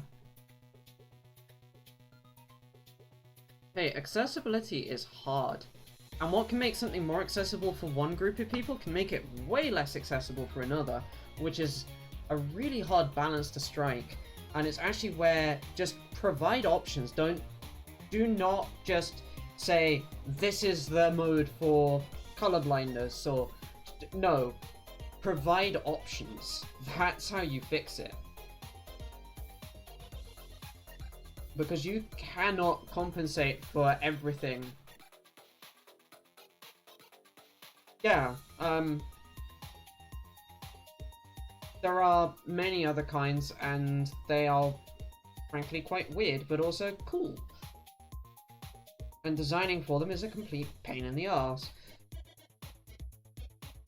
Let me just quickly put these LEDs away. LEDs, wow, I can't word.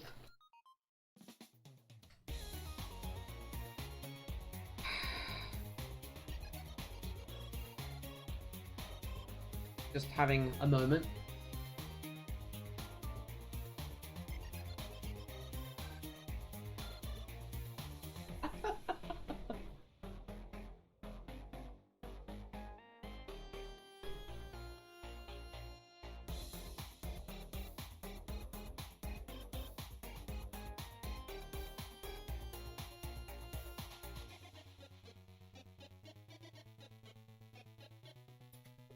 Well, actually, it's impossible to get it working for all groups because the overlaps mean that there is no universal, these colors will always work. There are, I think, 2 sets of colors that work, but it depends on which kinds of color blindness as to which of the 2 pairs of options it is. And then there's also, yeah, the group that sees it everything in monochrome, which is fun.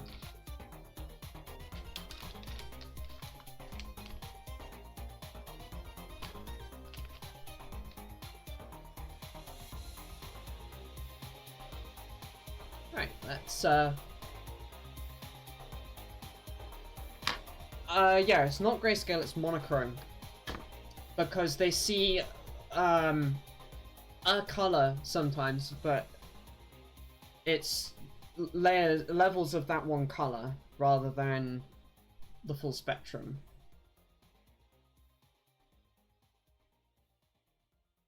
We are very careful not to say grayscale, and we say monochrome for that reason.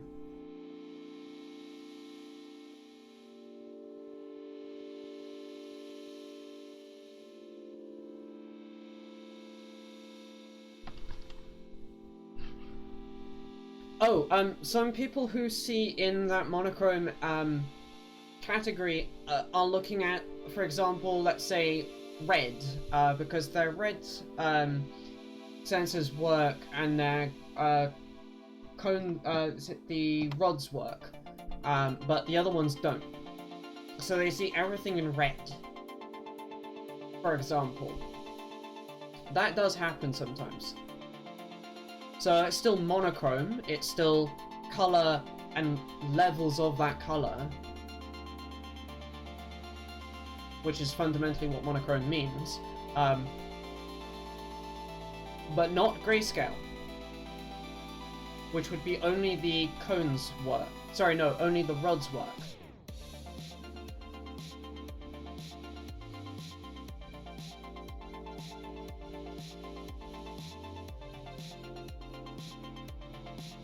But you still have to design for that kind of person in the same way as you do for only the rods work.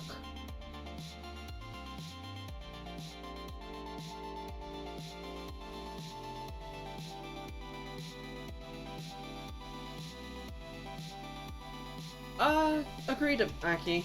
Agreed.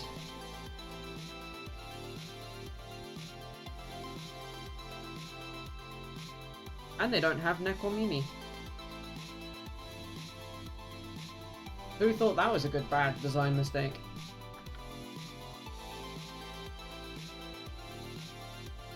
Yeah, biggest flaw. Yeah, there are much more than 4 classifications, and it is a horrendously complicated field.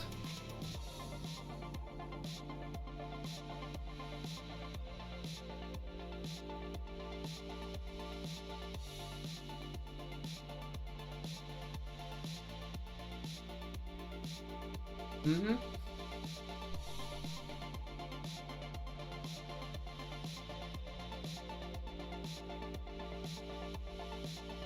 Well, I'd also expect you've probably been doing some of it, for your work as well, right, Freya? There's accessibility for HE.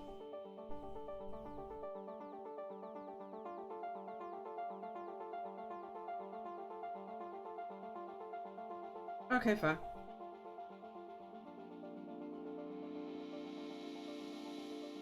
Oh, pardon me. It reminds me, I should grab something to drink in a second. That's the last of the joints.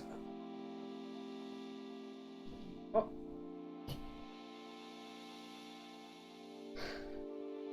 Thank you, Freya. Yes, that's fair, and that's because I did turn up the level of auto mod for swear words, which I might actually now turn back down. I am slightly regretting doing that.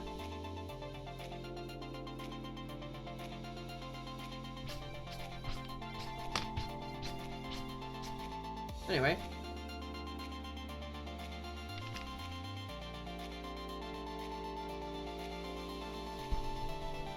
Let us do a full board test and take a moment to have a drink.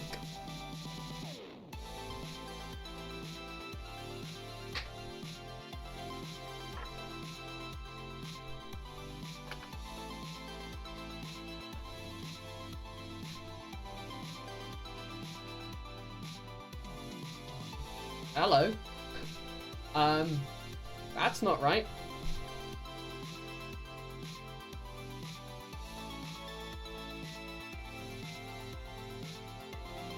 Okay, so I've got, no, it's not rotated, I've got a short.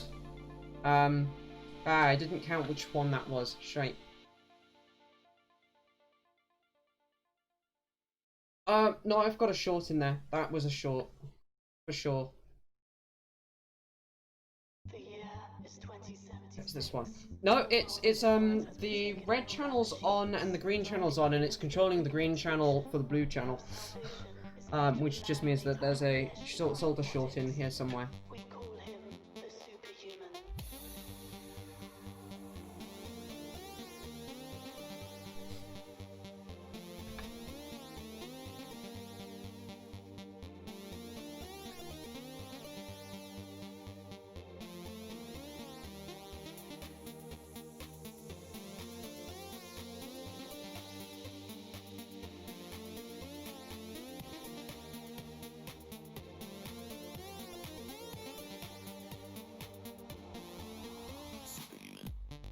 Okay.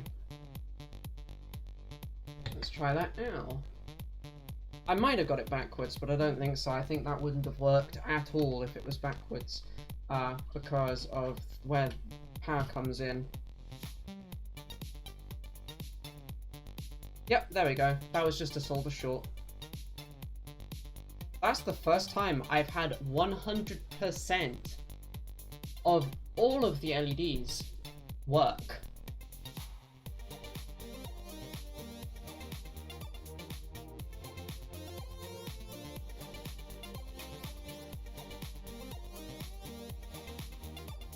This is so cool to see.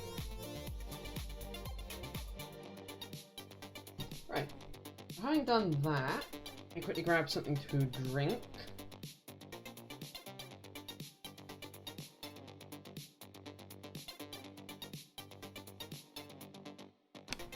And I'm going to take some rubbish over to my bin.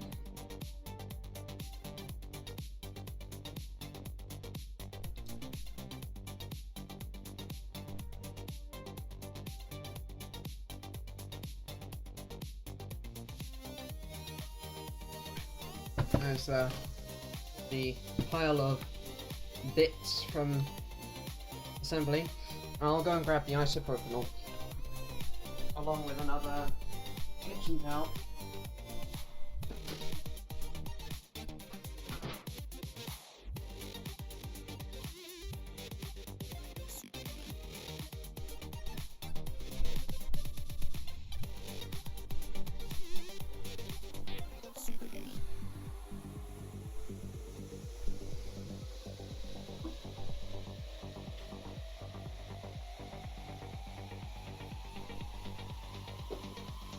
Put that down, and put that back over on the pile of cables.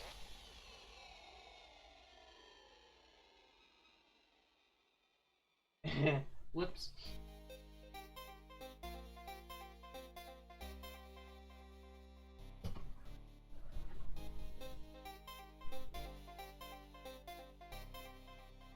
Agreed. Dark modes. Please. People, dark modes. Otherwise, I'm just gonna go to another site, because Jesus fucking Christ.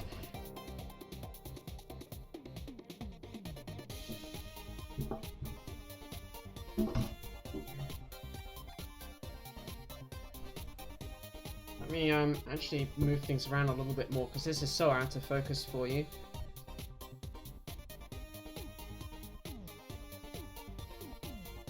So I'm going to be working from about here down on the board. And... yes, it is. See, I benefit from dark modes more than high contrast, because high contrast... Hey, welcome, Eston! High contrast actually screws with me really, really badly because it's over contrasty for me, which is why dark modes as well.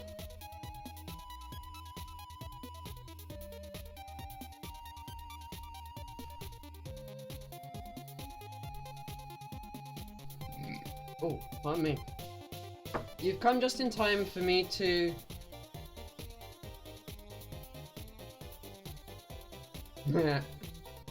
you've come just in time for me to be cleaning up the LEDs, having just finished soldering them all on and tested them. They all work. And now we're going to go and put in the hardware down this end of the board for the stabilizers, and then we will do the key plate.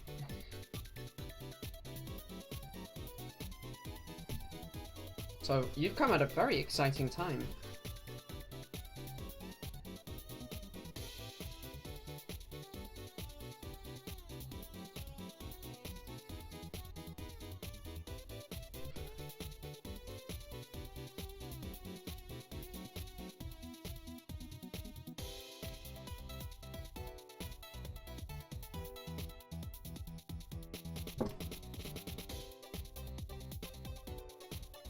I'd say that it's not so much Aki has too few projects, it's that they don't pay at the moment. Who wants to book? Does it pay? That's where I'm gonna start, I think. Aww. I mean, it does sound fun, but...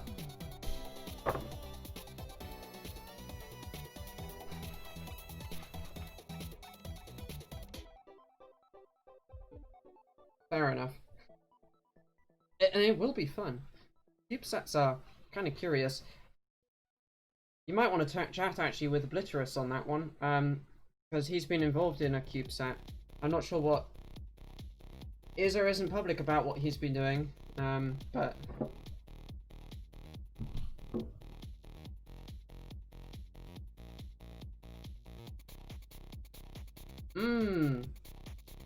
That's fair.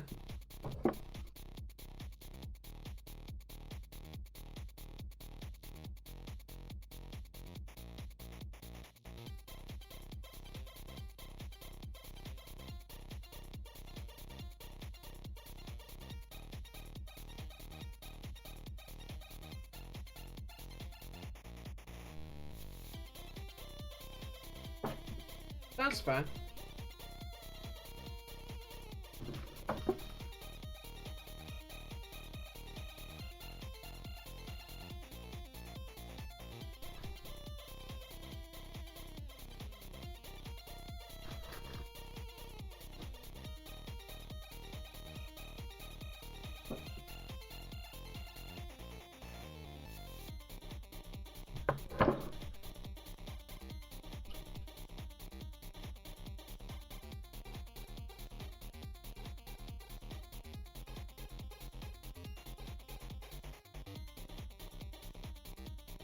Ooh. Yeah, fair.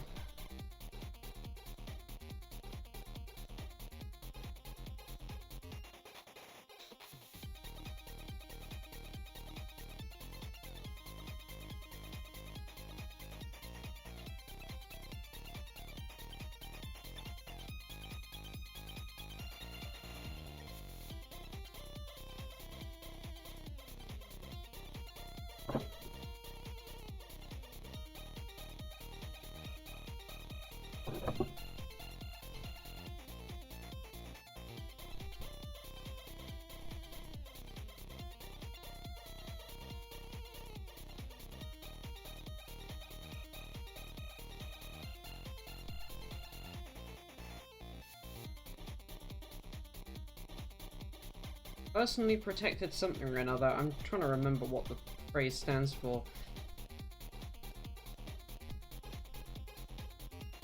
Oh, payroll protection program. Fair enough then.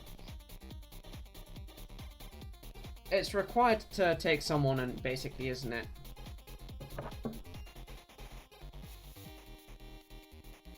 Mm-hmm.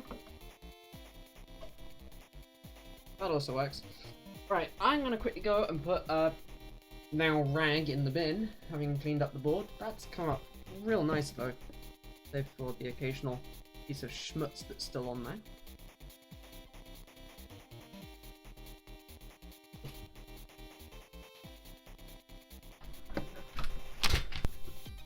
Oh, that's just great. The headphones just hit the floor.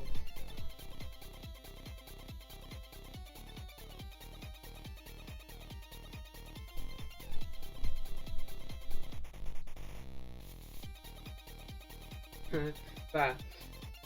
Sleep well, Freya. Take care of yourself.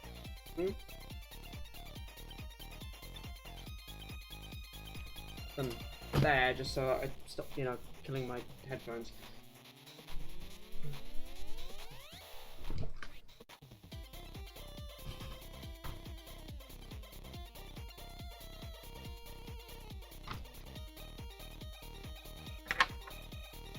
Okay. First thing I'm gonna do after I move the camera slightly. I know I am. Don't worry. I want to verify the fit. Everything should slot into place.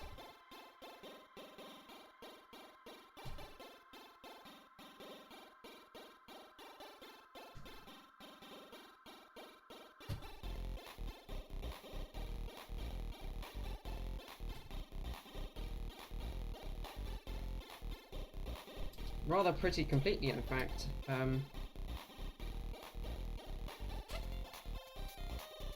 I'm trying not to, don't worry.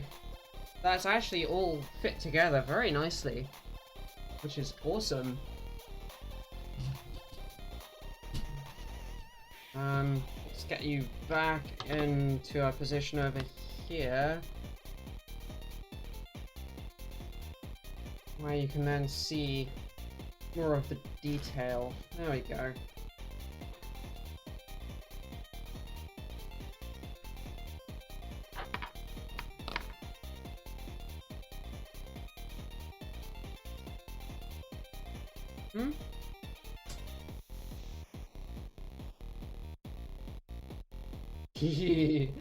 I got the plate in this last week. Thank you very much, Anki, for getting it to me at last.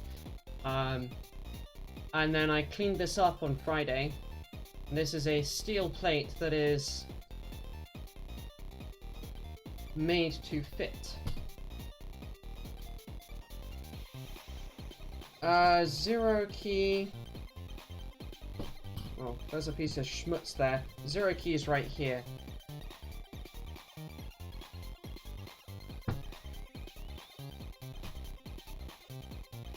I'm happy that,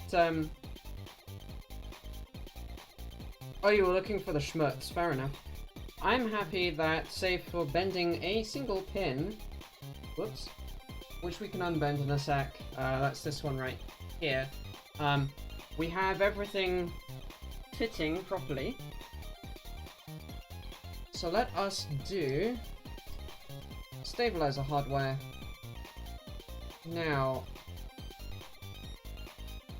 this time, let's not make a monkey's uncle of myself.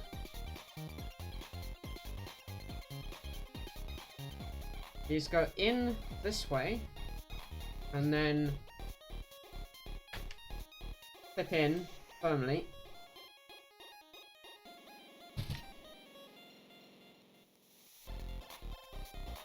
Ah. It will go in, it just, takes a second.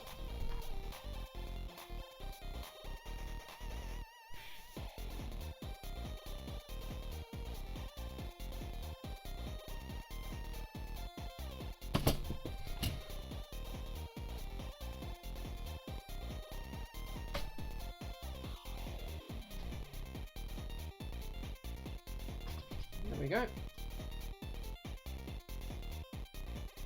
And then we've got...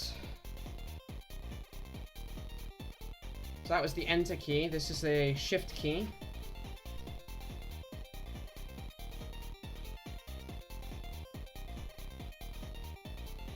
Fair enough.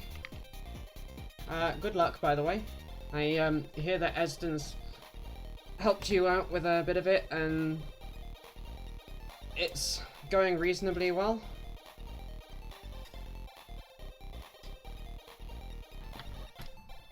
Yes, you should. I mean, helped him out in a particular manner.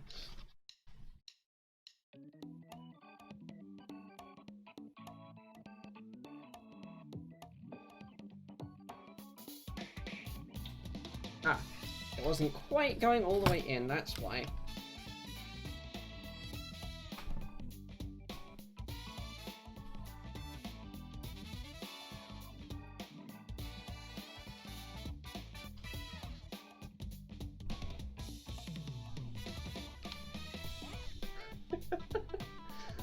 Take care, Auntie.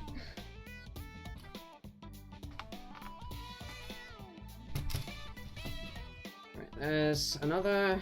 I've got 2 more of these sets of stabilizers to go.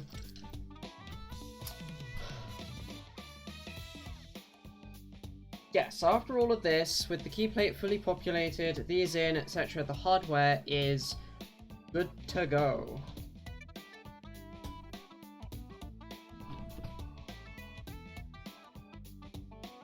Ugh.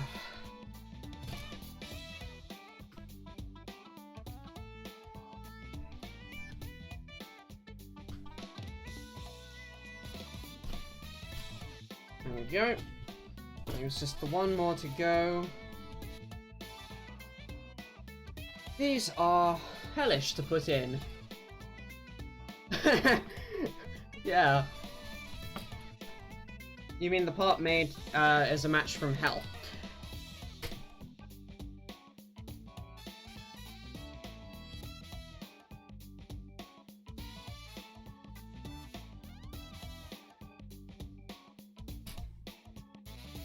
Oh no, there is absolutely no chance you can get these to just fall out.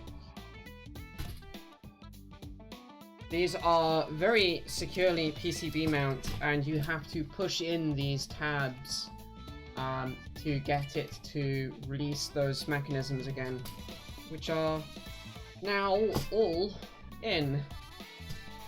Oh, my poor fingers. Okay, let's do key plate. I'll get the keys out and the caps out, and we will plate.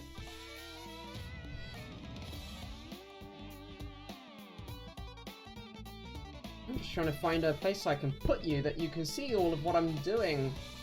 This is kind of hellish actually for me.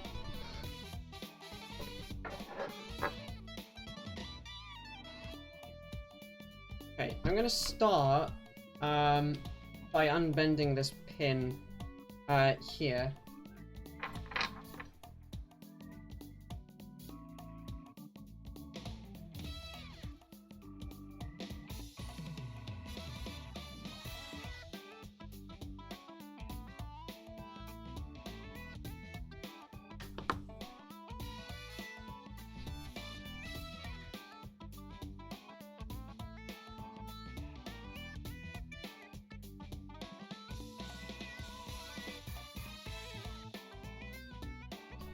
Okay, there we go. Let's fix that one.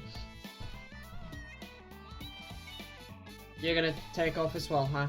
Fair enough.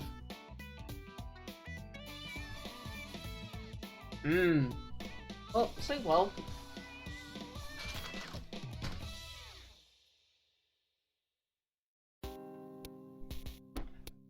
I have to skip a song.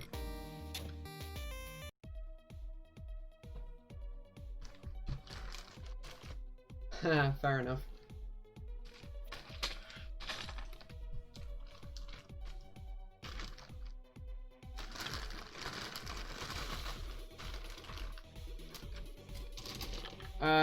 The kind where I want to run in the opposite direction very, very fast.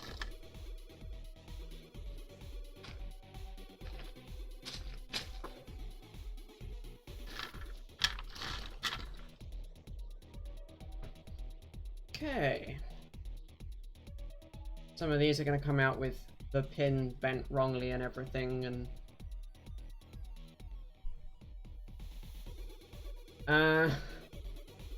yeah, there's a mood.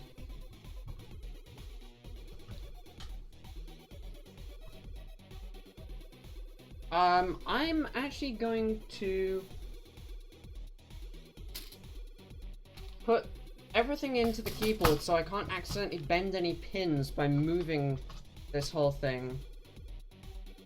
And I'm also going to get the keycaps out as I go, and I'm going to put keycaps on the keys before I put them in the plate, because that was making life much easier.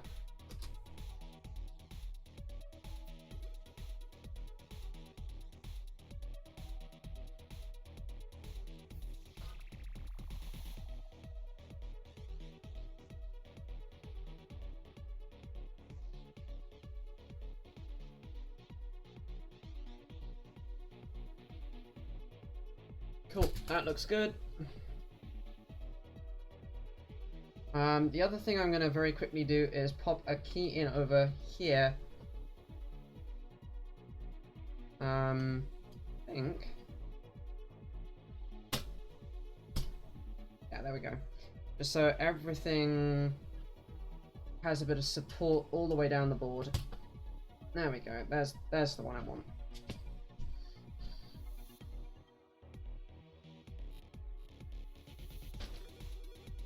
Yeah, mood. So F3 and put up over there. We've got space, which goes that way up.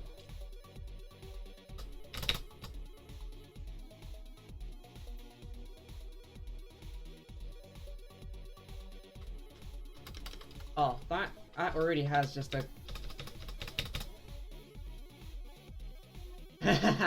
Yeah, right, Obliterus?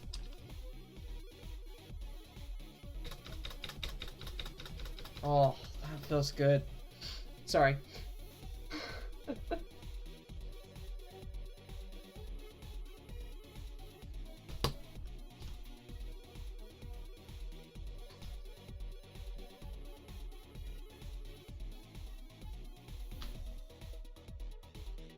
That's the shift key over here.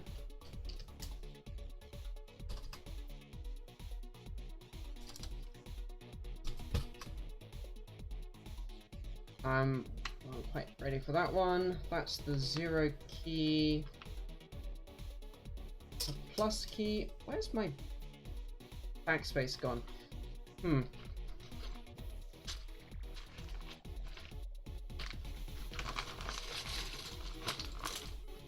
Oh yeah. Maybe I'll just dump all these out at this point.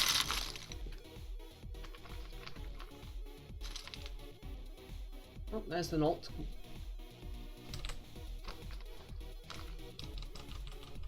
Oh, that's also got a really nice sound to it. Because the plate determines part of the sound of the whole thing. So this is just so many things coming together right now.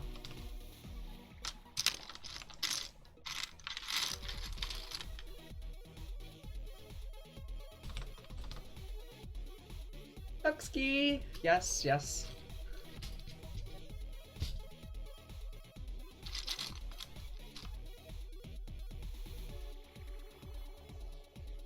I'm still gonna need a case just because, you know, electrical connections on the backside, etc. And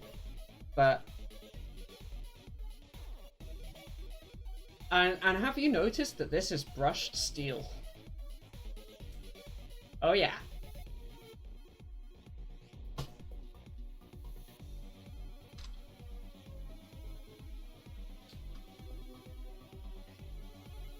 The key plate is designed as a presentation item, by the way.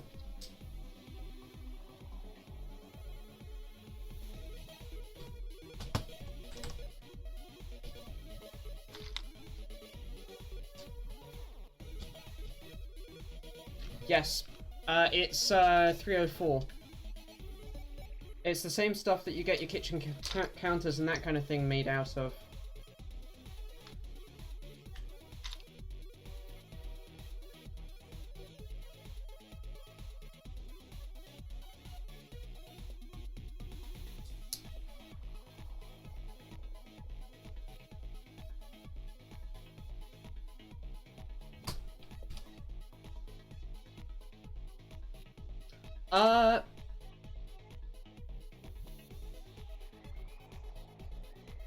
Yes, you could eat off or prep your meal on the key plate for this board.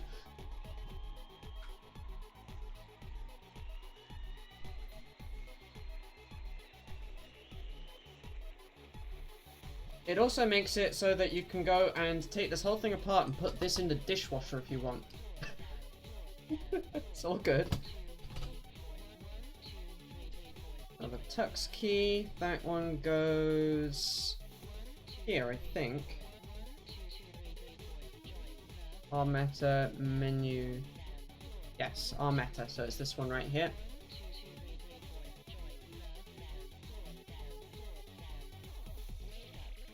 All fair. Ah, that is the hardware FN key. There's a hardware function key on this board. Which is... not strictly speaking. You might not want to have the keycaps on though, and...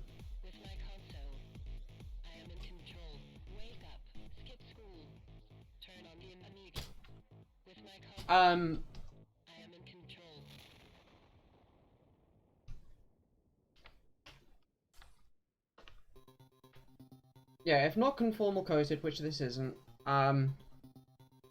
pause break is that one there. That's the dot key here. Conformal coating is a coating applied to the board, obviously enough, which conforms to the board and fills all the nooks and crannies, etc., so that it's completely waterproofed. Well, and other things proofed. This is not a conformally coated board.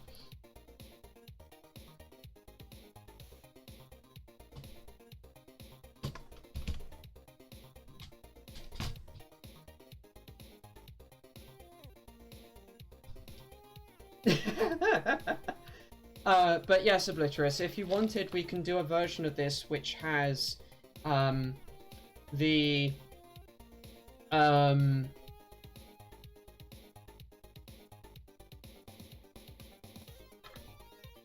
board exposed, save for even I'm not uwu proof. That has the board exposed and just a backplate that means that it can't easily short onto things. We could do that. I hadn't planned to, but I mean that doesn't stop us from doing a design for the case that is that.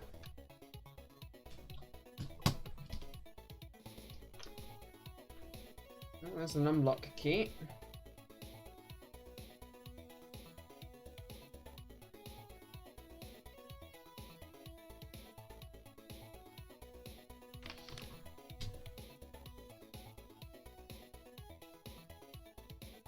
Yeah, it could be a lower priced option, indeed.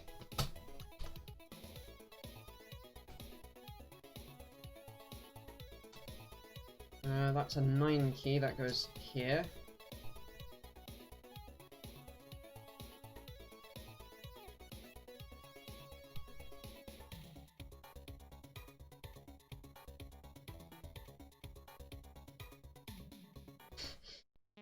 It's all good. Still works, mostly. Gets a laugh from me. I might as well do these end keys. I've got the apps here.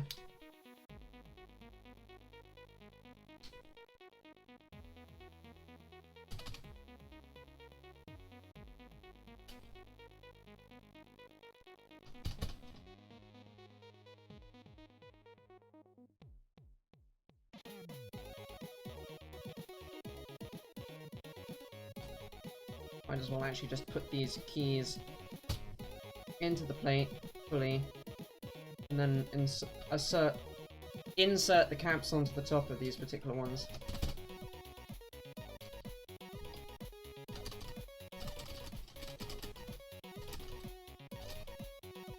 Such a good feel. Ah! Yes, this is the keyboard I've always wanted.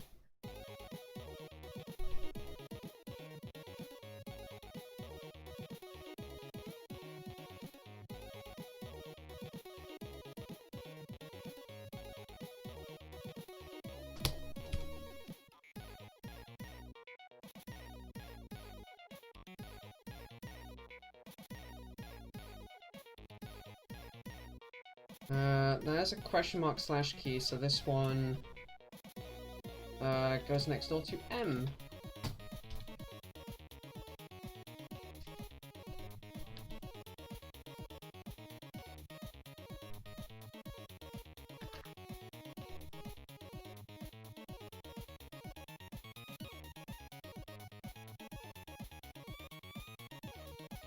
This has got a certain zen to it too, by the way. This is a lot of fun, just getting to clip various different keys into their respective slots. U, I, O, P. So yeah, this is...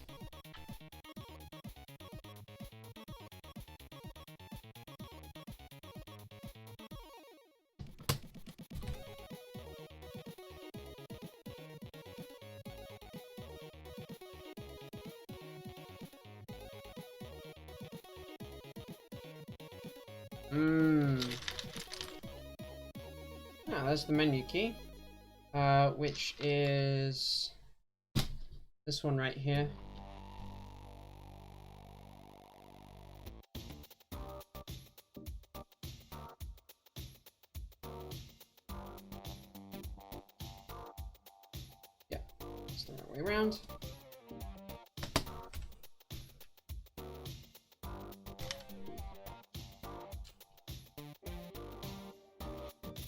Ooh woo. It's my ooh woo key.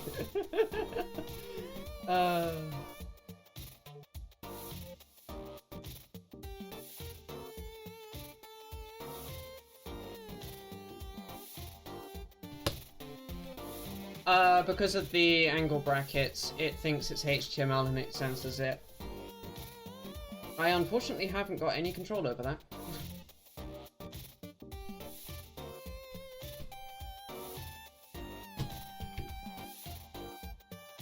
Well, technically I've got two of them. Woo woo! Woo woo!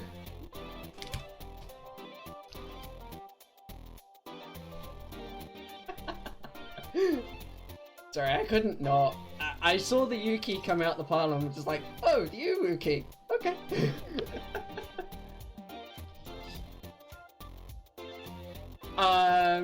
Technically you could if you want.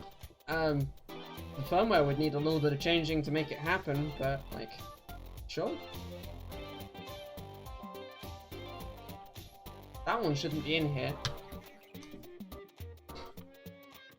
J and 7. Well, that's this 7 over here, actually.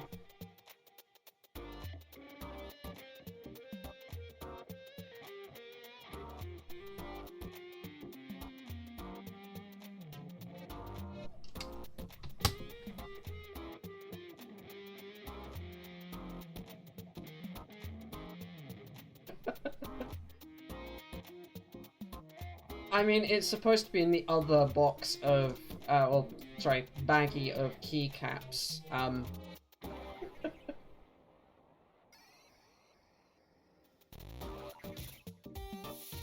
I mean, you can make your own port of the firmware that does exactly what you're asking.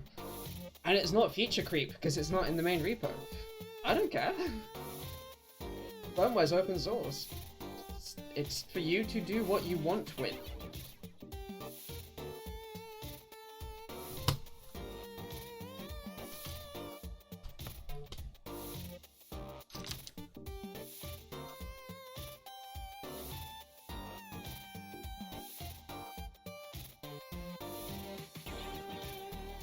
Yeah. I mean, I released the firmware under BSD clause 3 clause, so literally free as in beer, free as in speech.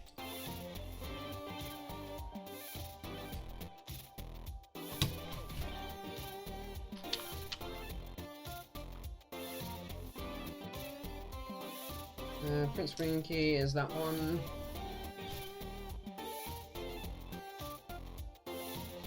Oh, up arrow and L. I mean, you can clone the repo.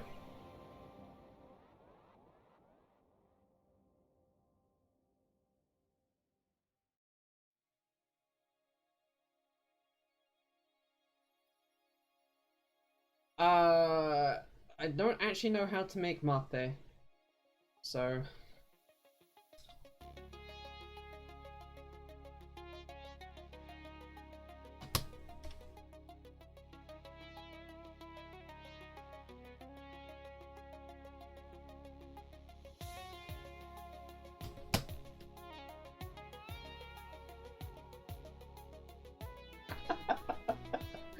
Oh.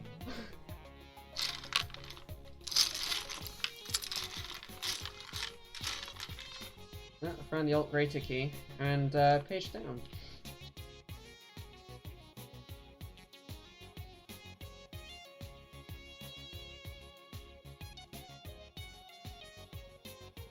Yeah, fair.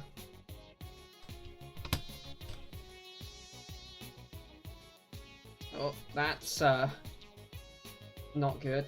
I hate it how these got shipped, because they basically got dropkick shipped to me. So I'm having to unbend all the pins. You're fine. Yes, I know that's in the wrong spot. It's actually here.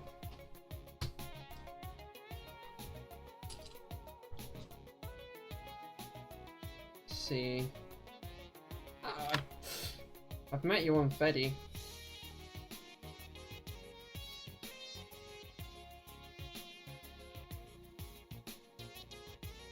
seem fine. Oh, sorry, my Aegis. Yeah, nah. We all have our own foibles, right? So, we'll all annoy someone in some manner. It's just a matter of how much and does the other person tolerate it.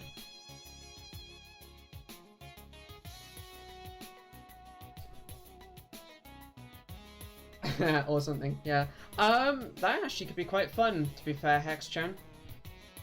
I'm gonna very quickly put that on so I don't accidentally the header for the programmer.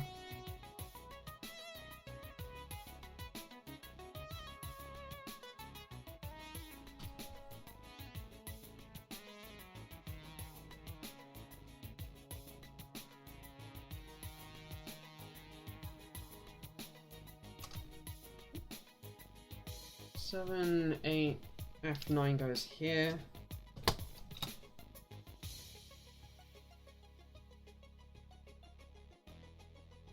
H up.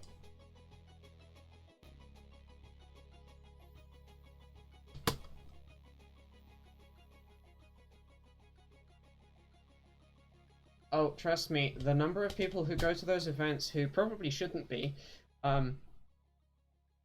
is quite high. But W3, communications, Chaos Communication Congress is quite unique in that it is really just a hacker forum, so it's all skill levels. You're welcome, regardless of your skill level. If you want to learn or you think you have something to contribute, just go. It's a really awesome atmosphere. I need to learn German though. Fools. Yep.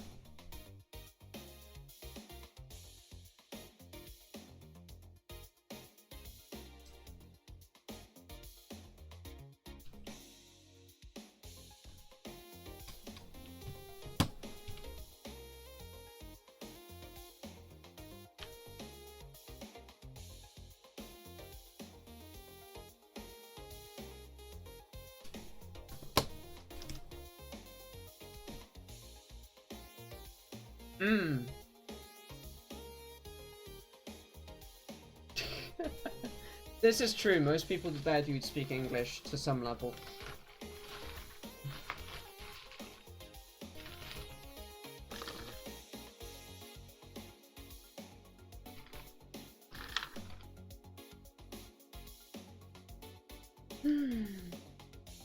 That's a mood, Blit.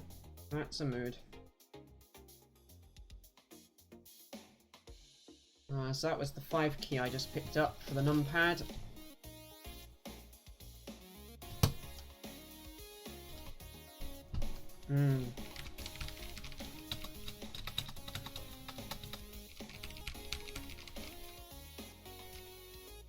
That's fair. Scroll lock. Oh. Yeah, 2.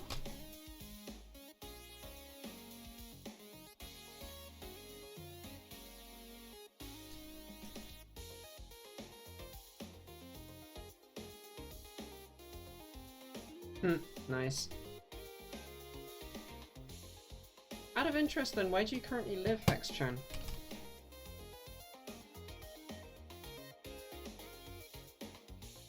Insert key.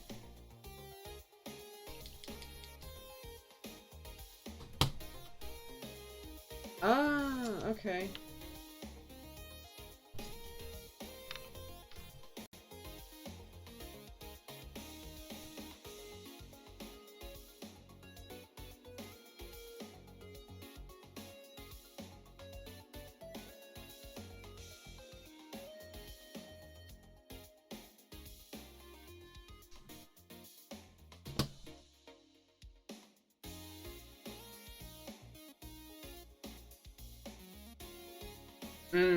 That's fair.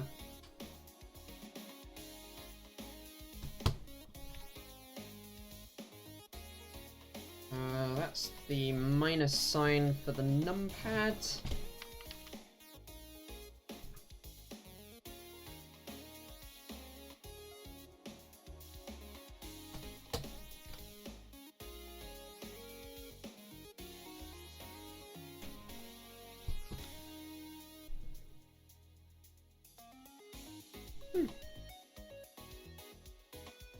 I'm coming from the UK, so you know, that's now a whole snafu and a half, isn't it?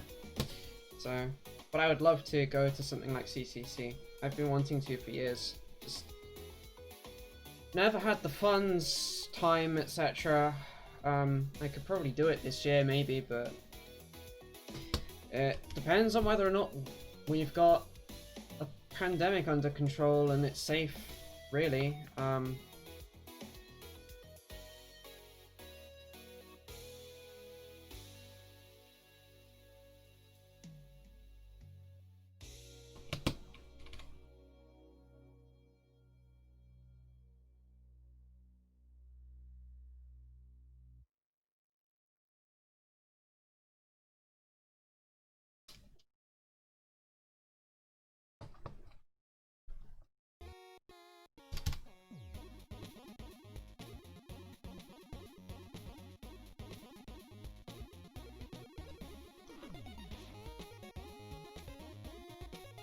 Four.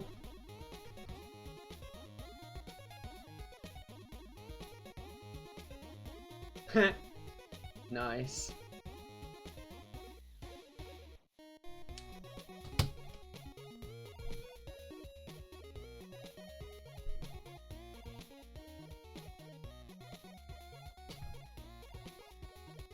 I understand that can be quite stressful, but also just, kind of jelly.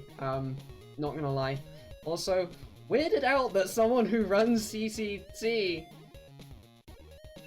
watches my streams. Okay. Not that good. Surely. Okay.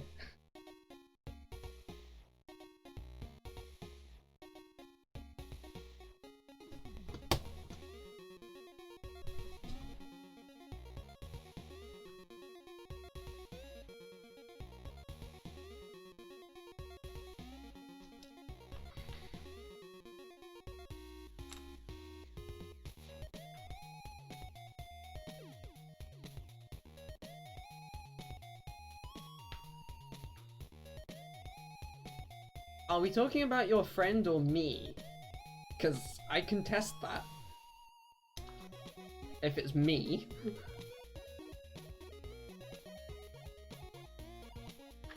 Then that's me.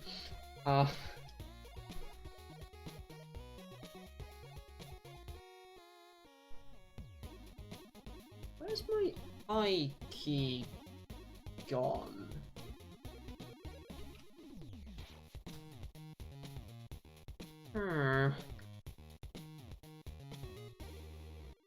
It'll be knocking around here somewhere.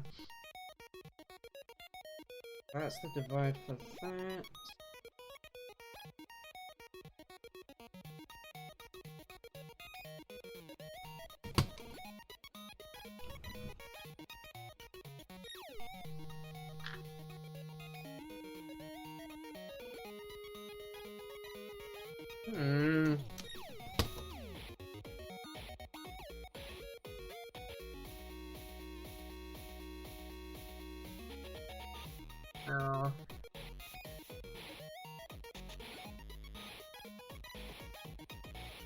I don't know who you're calling this cutie cat. I'm a frumpy cat.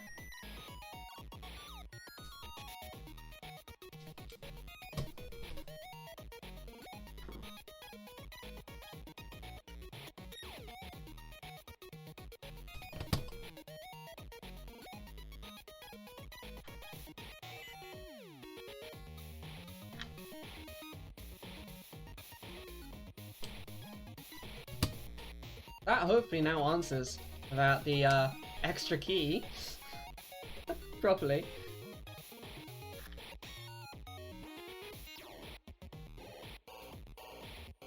Because I guess you were asking about the extra key.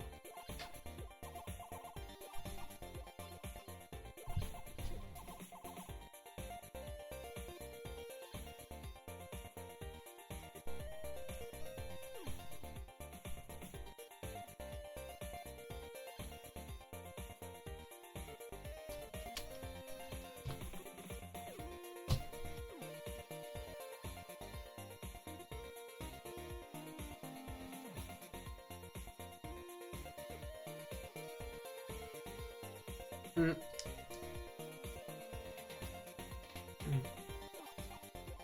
Fair enough. Okay, that is everything except for the backspace keycap, which I need to go and look for, and the I keycap, which has gone missing. I can only call it missing.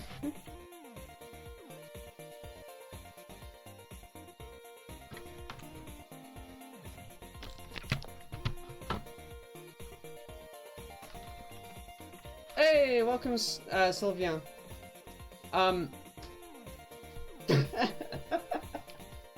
Oh, jeez, indeed. I'm gonna quickly go and have a look once I've... There we go, just checking my desk for errant keycaps. Yeah, I'm gonna quickly go and have a look in my stash for extras. Where's the backspace key?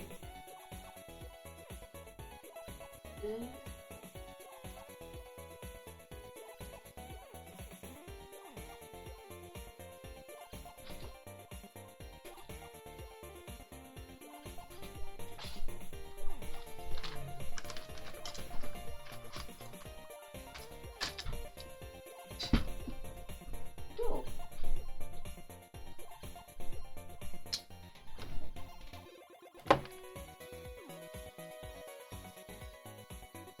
Correct.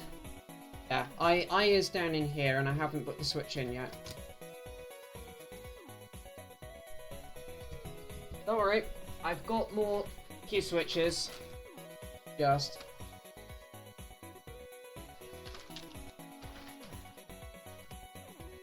Yep, exactly 4 more than I need because I ordered 110 for an 106 keyboard. Because that was all I could do. I couldn't order... order multiples.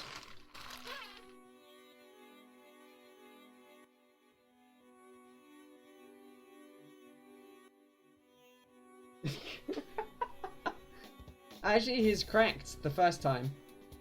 But... just for Sylviana's benefit, you are actually correct. Don't worry, she's just being punny.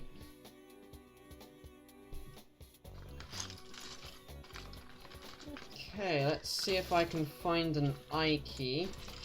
I'm just gonna tip these out, honestly. And then we get to turn the whole thing over and start doing some soldering. That made a mess.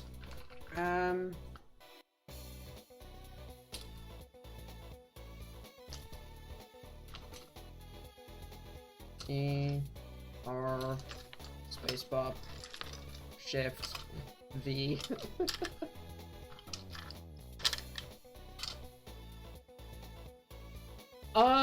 Not quite spares. This is actually the first set I ordered from when we hadn't yet fixed the layout down here for these.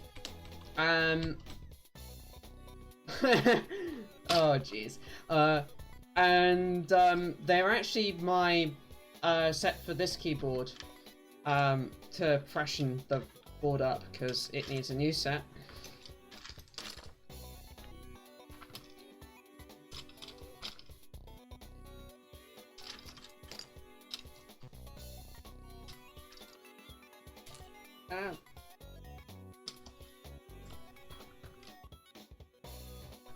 But I'm only going to be able to freshen the alpha num part of the original board. I can't freshen the extra part down here that makes this full size, because I didn't get 2 full size sets.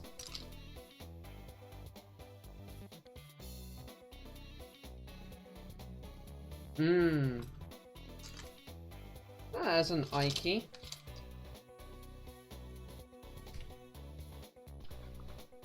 Just gonna double check, have I got everything? QWERTY, YUIOP, stuff, GH, JKL, the numpad. Yeah, I've got everything mounted on this board. ready for us to do the soldering. So let's just put these away. I'm just going to make sure I've got another I key in here somewhere else.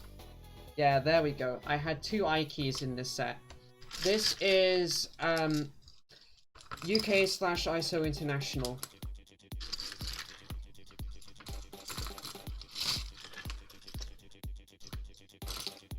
With alt greater dead keys.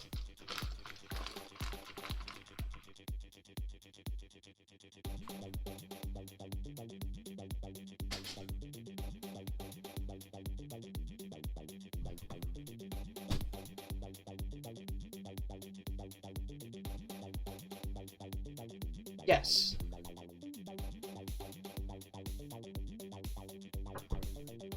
Fair enough. Let's try and not unmount everything. There we go. Cool. Ooh, that's quite heavy now.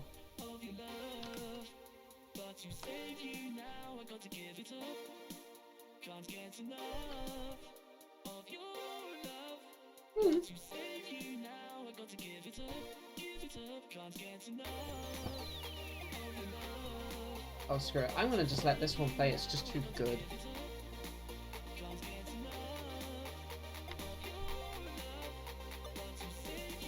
Except for Great British, which, 3 is also currency.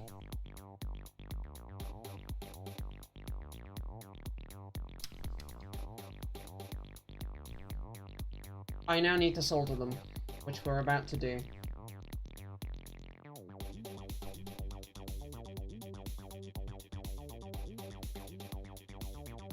When I finish setting up for this op. Ah, nice.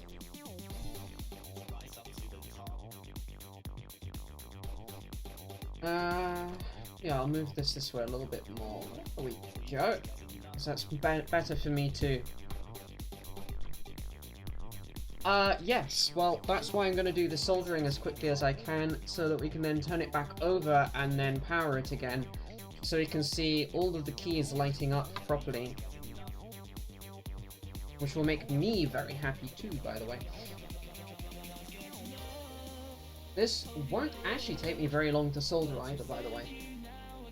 Because we're just basically going to go running along making joints.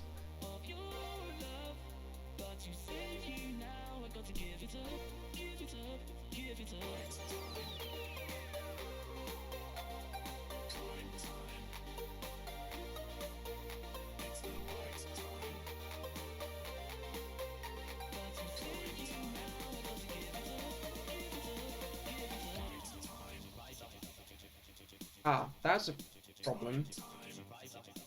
That one's not gone in properly.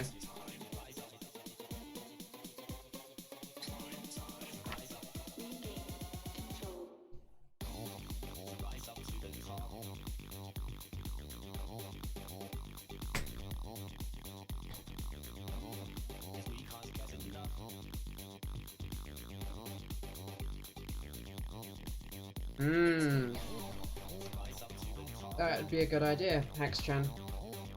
Ow, ow, ow. That shot. Ah, fair. So that was this key. Ugh.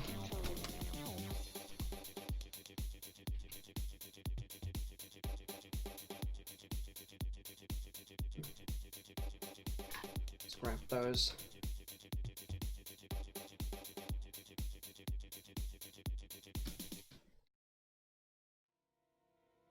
Oh, come on.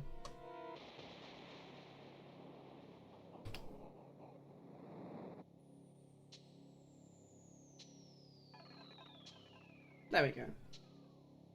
Yeah, I bent the pin down again. Oopsie. Oopsie doopsie.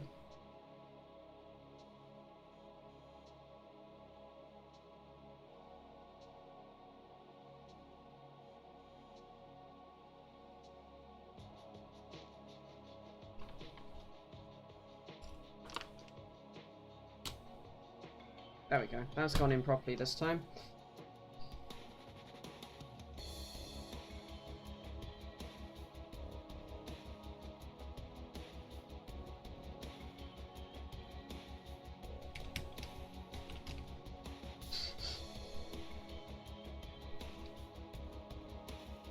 let's now continue where we were.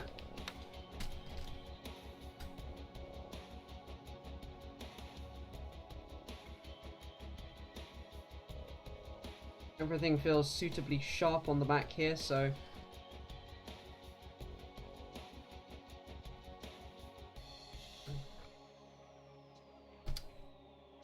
yeah, that was fun.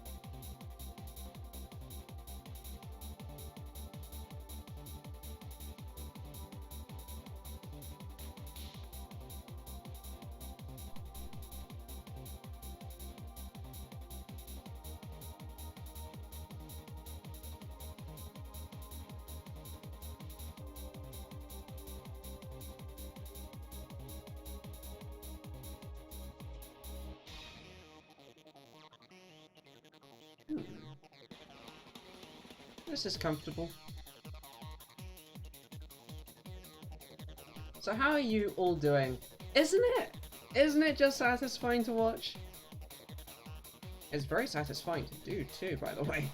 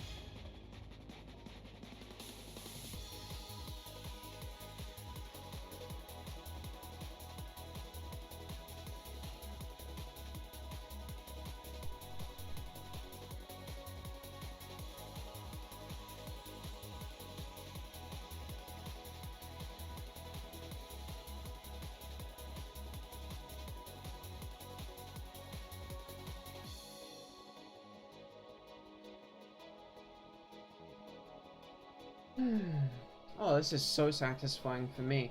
Because this is months of work coming together right now.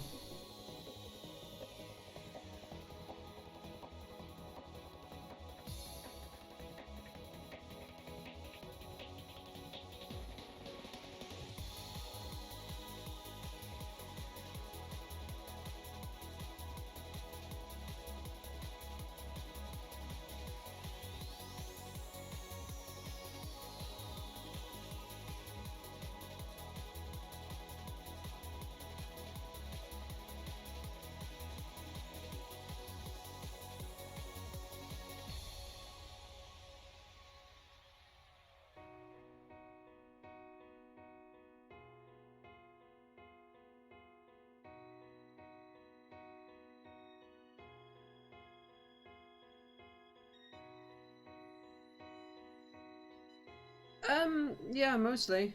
I still have to fix my pool, but you know. I can wait a bit.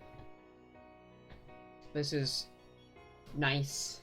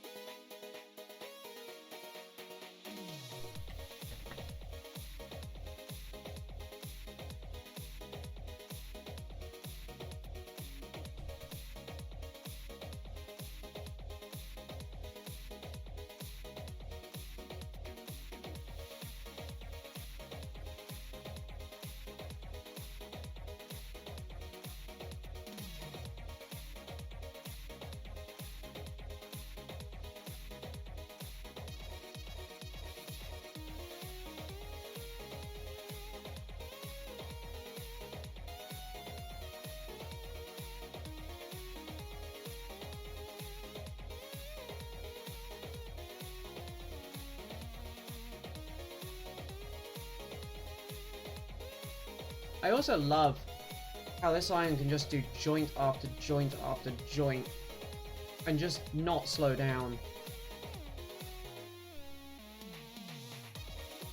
It's got that much power behind it. Great.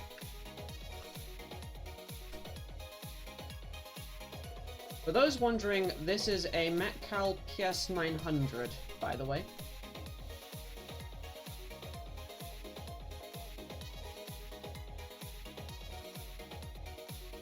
Which, yes, I am actually holding quite far back on the grip, because for this kind of work, that's actually more comfortable.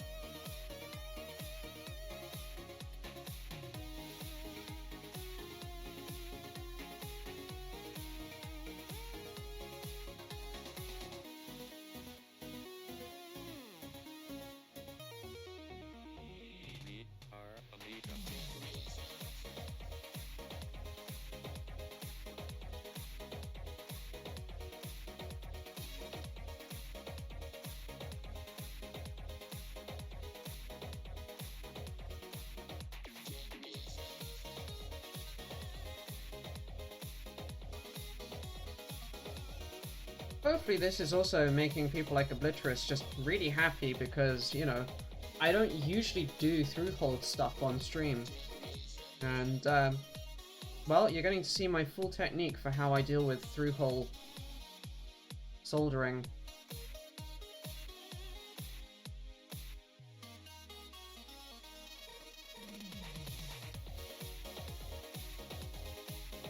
It's also really nice actually having the ability to look up and I can see what I'm doing on my preview screen.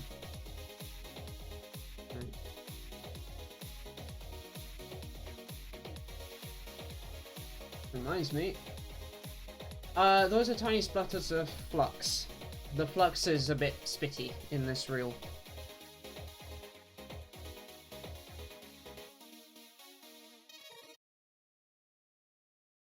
And a lot of it, obviously.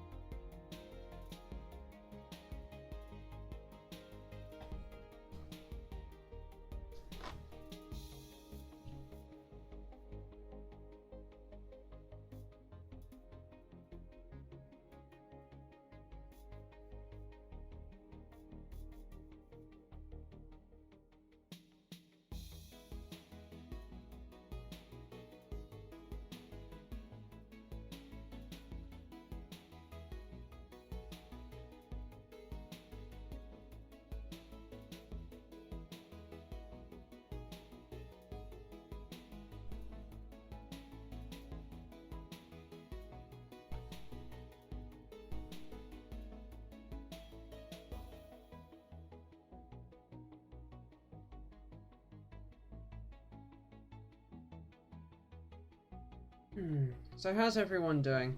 I'm being rather quiet, I know, as I'm just chilling, doing like through-hole joints. Really quite easy soldering.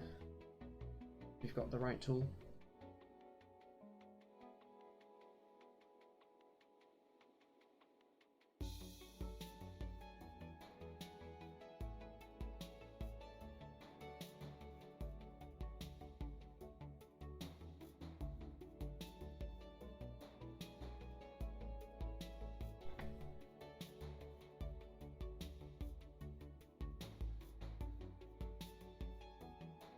About here for the main part, and then we're into the extra, if you will.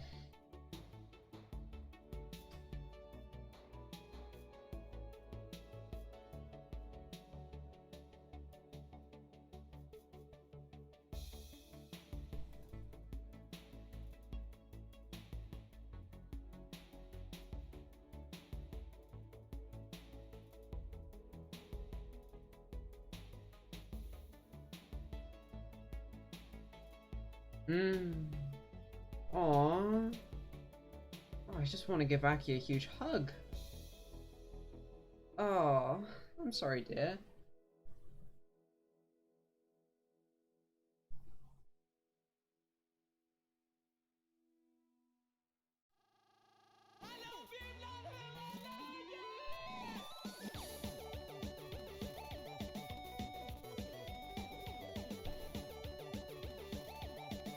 That is so true, Aki. Ah, we've got another key that's screwed. Yep. It is a huge spoon use, and I hate it. I'm right there with you.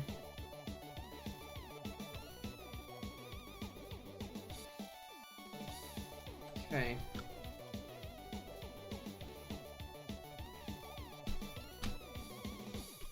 There's this one right here.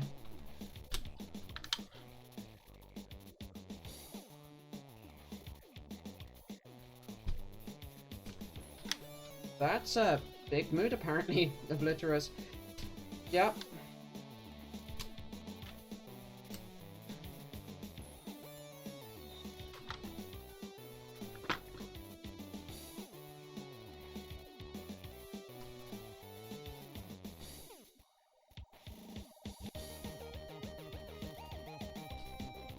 Well, of course that worked itself back down into the plate as I tried to pull up on it.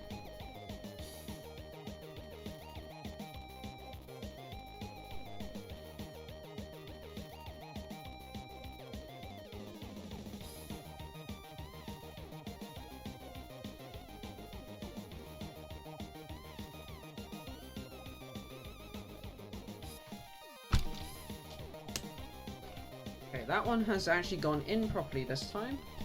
So let's just quickly reassemble.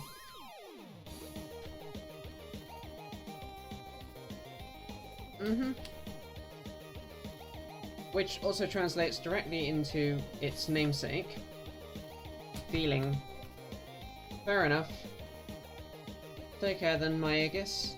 Sleep well.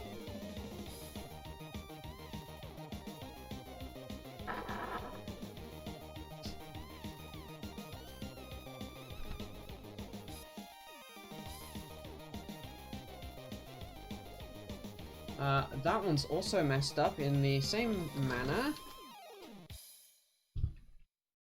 Of course the shift key is.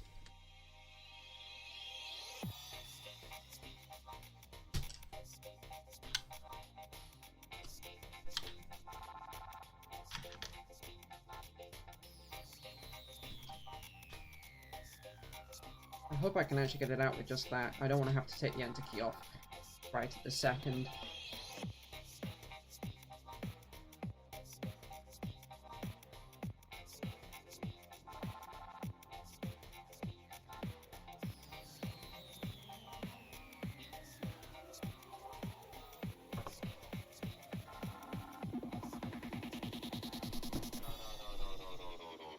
Vitamin D is good. Most people are actually more deficient than they realize. Fun fact. Well, not so fun because you're deficient and it sucks to be. I would unfortunately know. I have actually had a formal diagnosis for it before. So many very big tablets you have, well, pills that you have to take for it.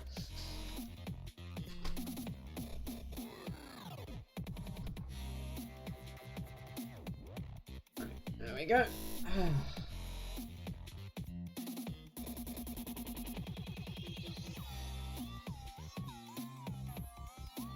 just gonna quickly run my fingers on some of the joints that we've got left to do here, just making sure I can feel both of the pins painfully through if I can.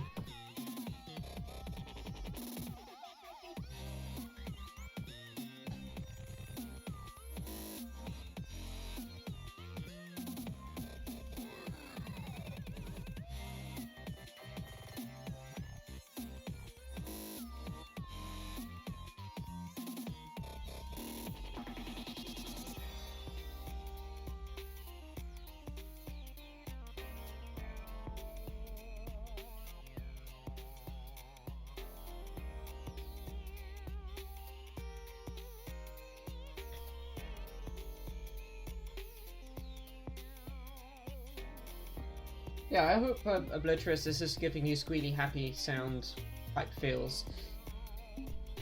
Seeing me get to do some through hole for once and how I deal with it.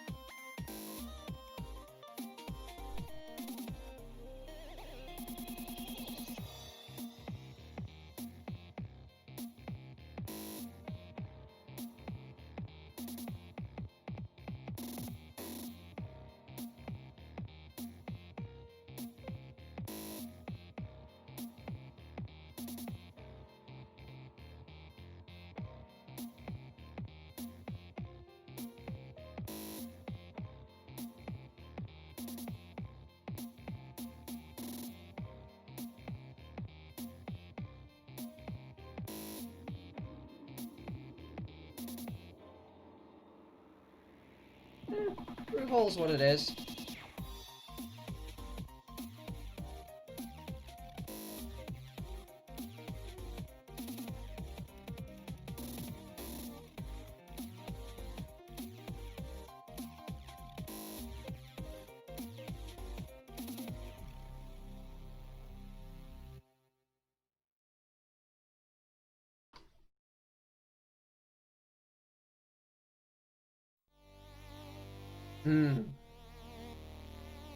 fair.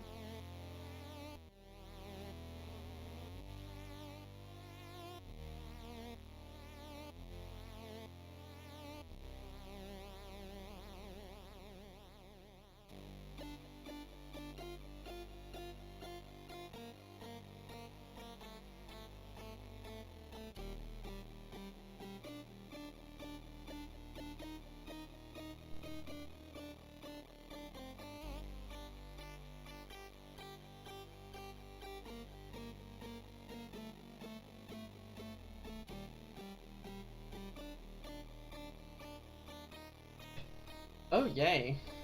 Fun, fun.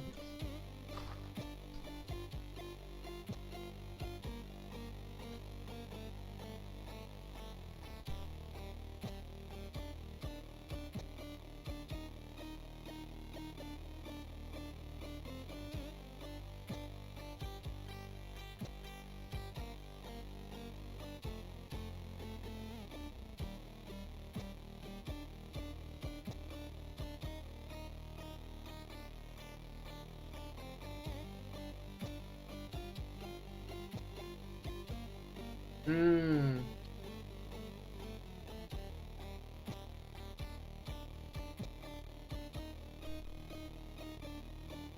Come on. There we go. Occasionally you get the odd joint like that one that just doesn't want to quite take, which is always fun.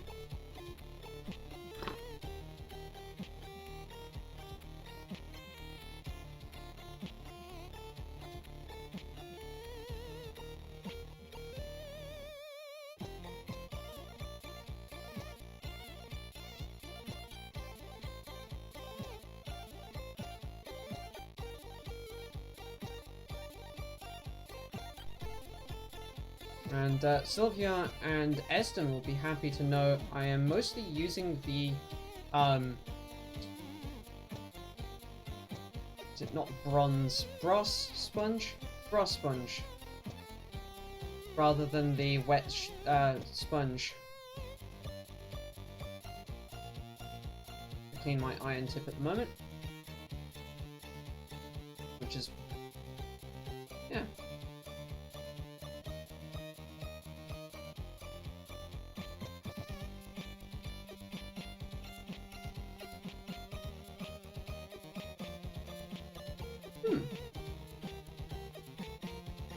Fair enough. I'm sorry to hear that he's going to have lost use, well, probably going to have lost use of his hands in that way, though. That sucks, honestly.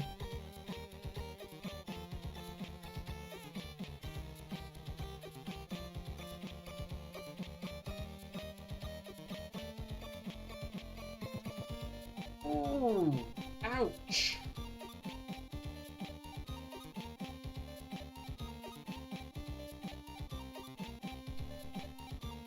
Sounds like the dude was lucky to get to walk away from it.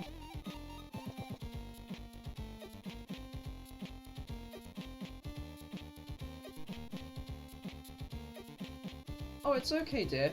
Hey, we got some other good stuff done in the meantime, and I'm actually quite glad that this is happening this weekend, because otherwise right now I wouldn't be streaming at all this weekend if I was doing firmware. So it worked out.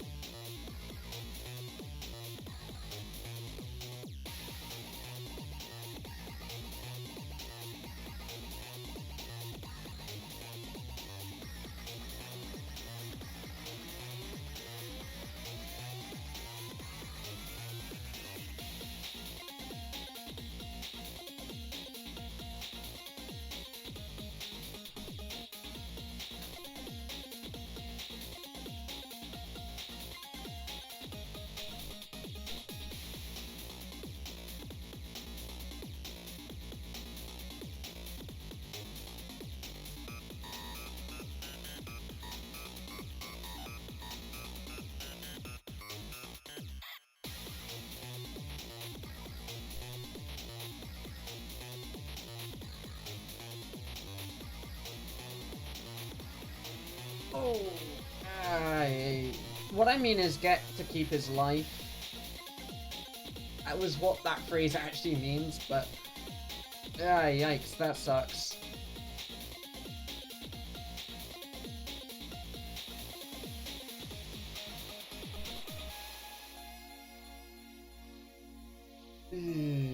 Yeah. I'm so sorry to hear that, really.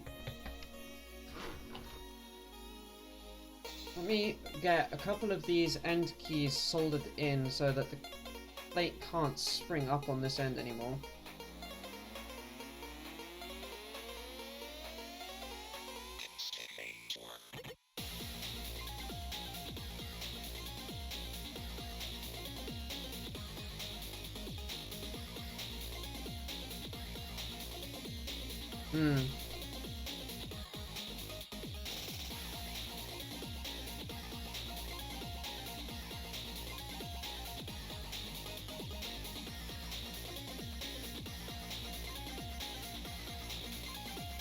Oh.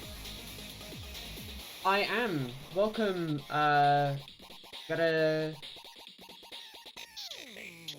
Garexi Posta? I'm not sure I butchered your name completely, sorry. Garek Posta. Yes, I'm currently doing the final steps of assembling my prototype for this keyboard, which is called MXKeyboard. Oh, sorry, MXKeyboard.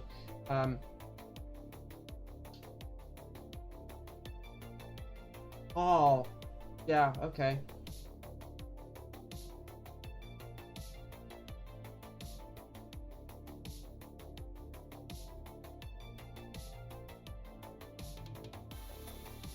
But you're just in time that I'm on the numpad. These are all the joints I have left to do.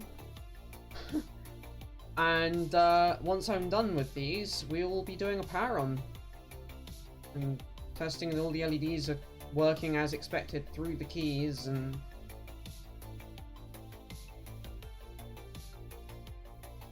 Yup. Still have to finish writing the firmware for it, but...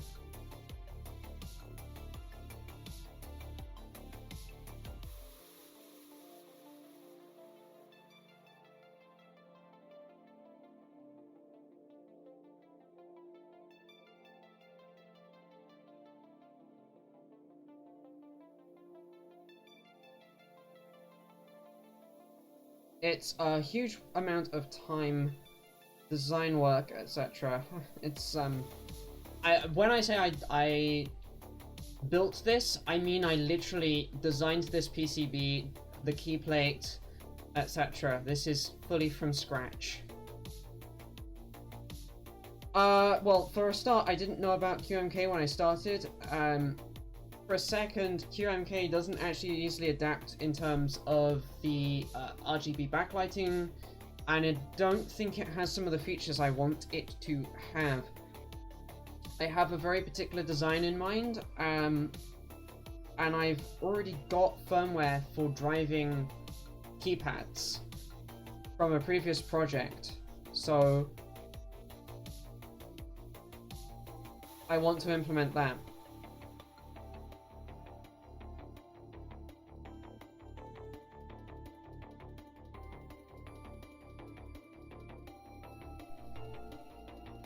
Okay.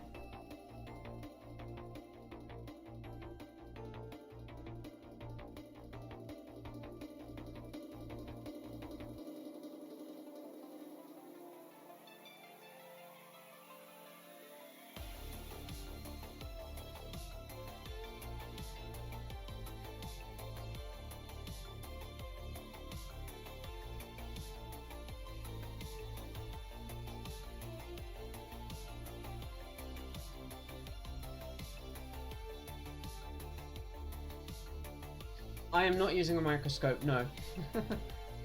Not for this, at least. I actually don't have a microscope, but I probably should have used it for stuff like the 0603 on here.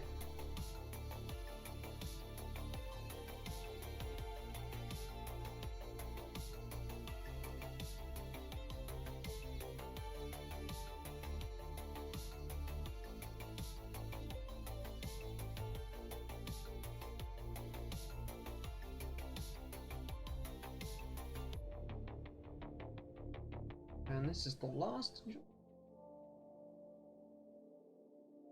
We're done.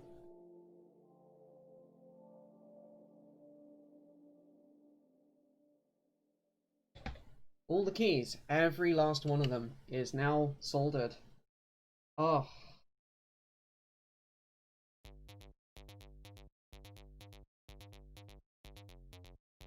Gonna do a little bit of cleanup here. I am using cherry browns, but this keyboard works with any cherry compatible.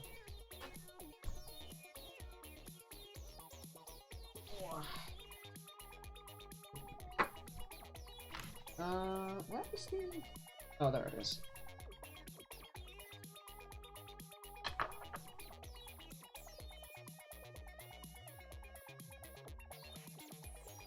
Thank you, Hextra.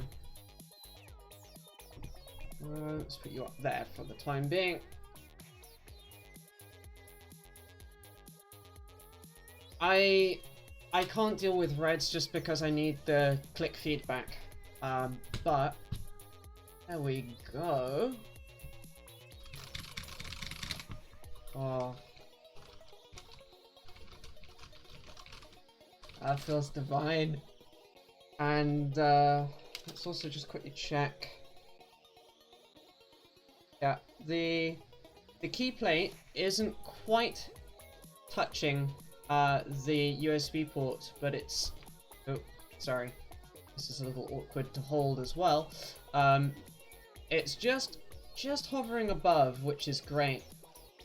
The layout is the UK 105 key full-size layout, but with an extra key right here. This FN key, this is a hardware key. There you go.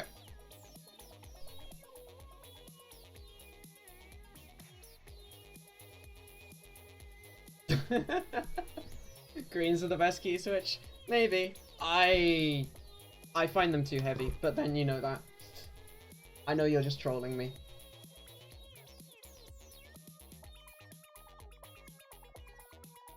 Right, that should just about have everything in shot. Let me grab a cable.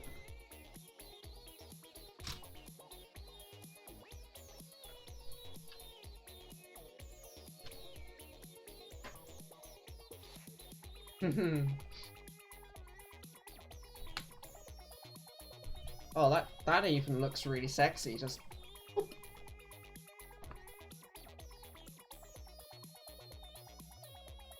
And that's the backlighting on.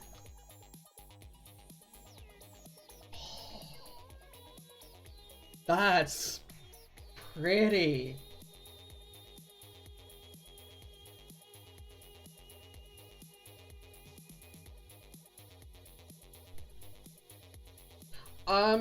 I didn't want to. Oh, interestingly, there is an LED out over here, which is going to be a problem. Why is that LED out? I wonder. But, oh, that looks so nice. And it's no longer blindingly bright. That's a nice backlighting level.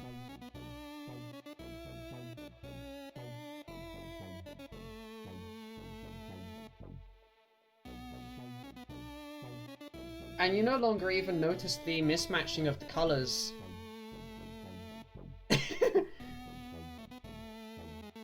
Oh, jeez.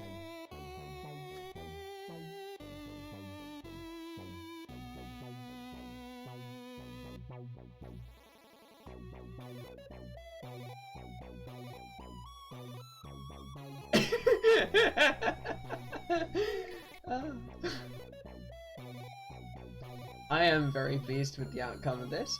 That's just gorgeous.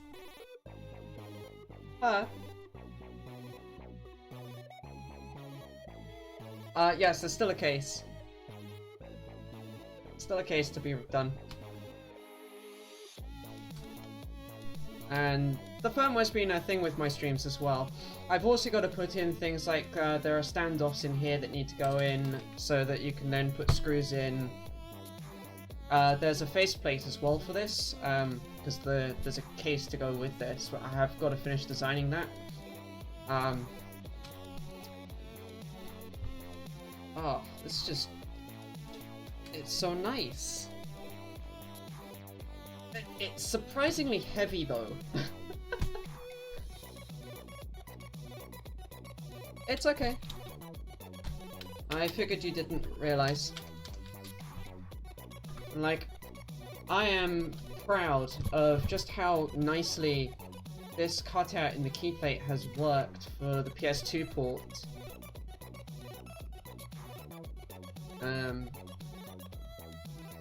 Oh, so nice. I wish I knew why that LED is out.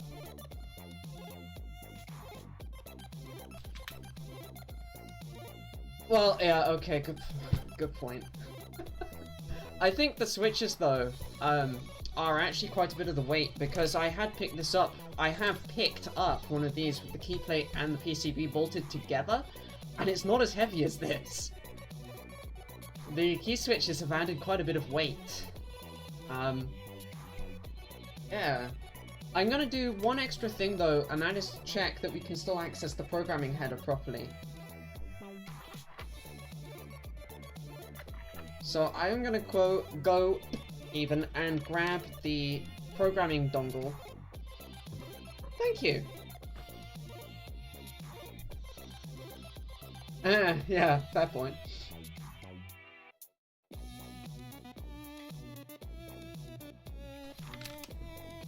Yeah, I'm gonna go and grab the programmer box. We'll hook this up and see if I can contact the board still. Oh. Little chunks of solder on my table. Not great.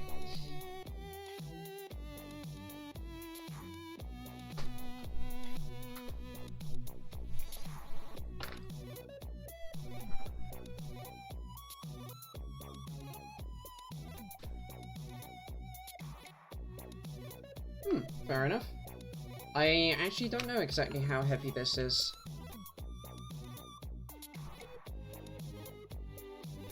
Oh, that's like it's made for it. That fits so perfectly.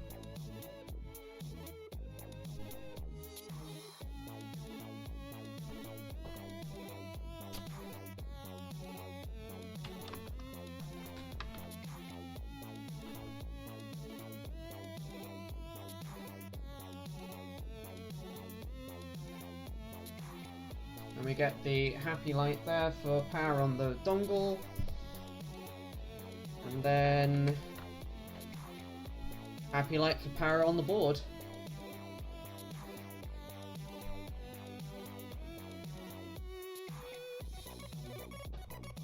So if I quickly rerun the programming on what's currently running, actually. Yep. That happily flashed. Cool. So we didn't break our ability to talk with the board. I am bemused about that extra LED there that doesn't want to work. The scroll lock LED. I don't really feel inclined to try and figure that one out right now. Yeah. I have been streaming for 7.5 hours, apparently. Yikes. So with that,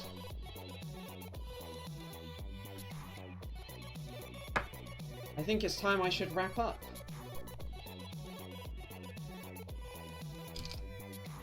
But the finish on this as well, the light brushing of the steel, just that's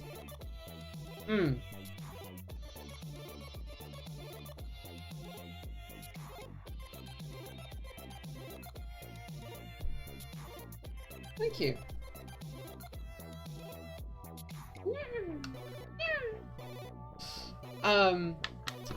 So yeah, I will be back on my normal slot of Saturday next week at my normal time of 8:30 in the evening GMT, where I will probably be trying to debug the USB side of this keyboard, as I now have an open Vizsla, so we can actually see what the hell's going on when we talk with this. And we'll go from there. Hopefully by then I'll actually have a working PC again. That'll be nice. Yeah. Thank you all for joining. It has been quite the ride today, but good. I've sorted out a Vizsla. And hopefully by next time around as well, I'll actually have the Xilinx tools sorted out, because one of the things I'm planning with the Vizsla... thank you. I need it. One of the things I'm planning with the Vizsla is I'm going to write some custom code for it. Well, a custom USB core for it that puts out a known fixed packet, like a setup packet, and then well, tells the PC about that, and then reports back anything that this board says in return by constantly just polling for an answer, rather than going through the normal setup sequences, etc., so that we can do single-step breakpoint debugging of this board without pissing off a PC USB stack or so. At least that's the plan. We'll see how it works out, huh? Not that I saw.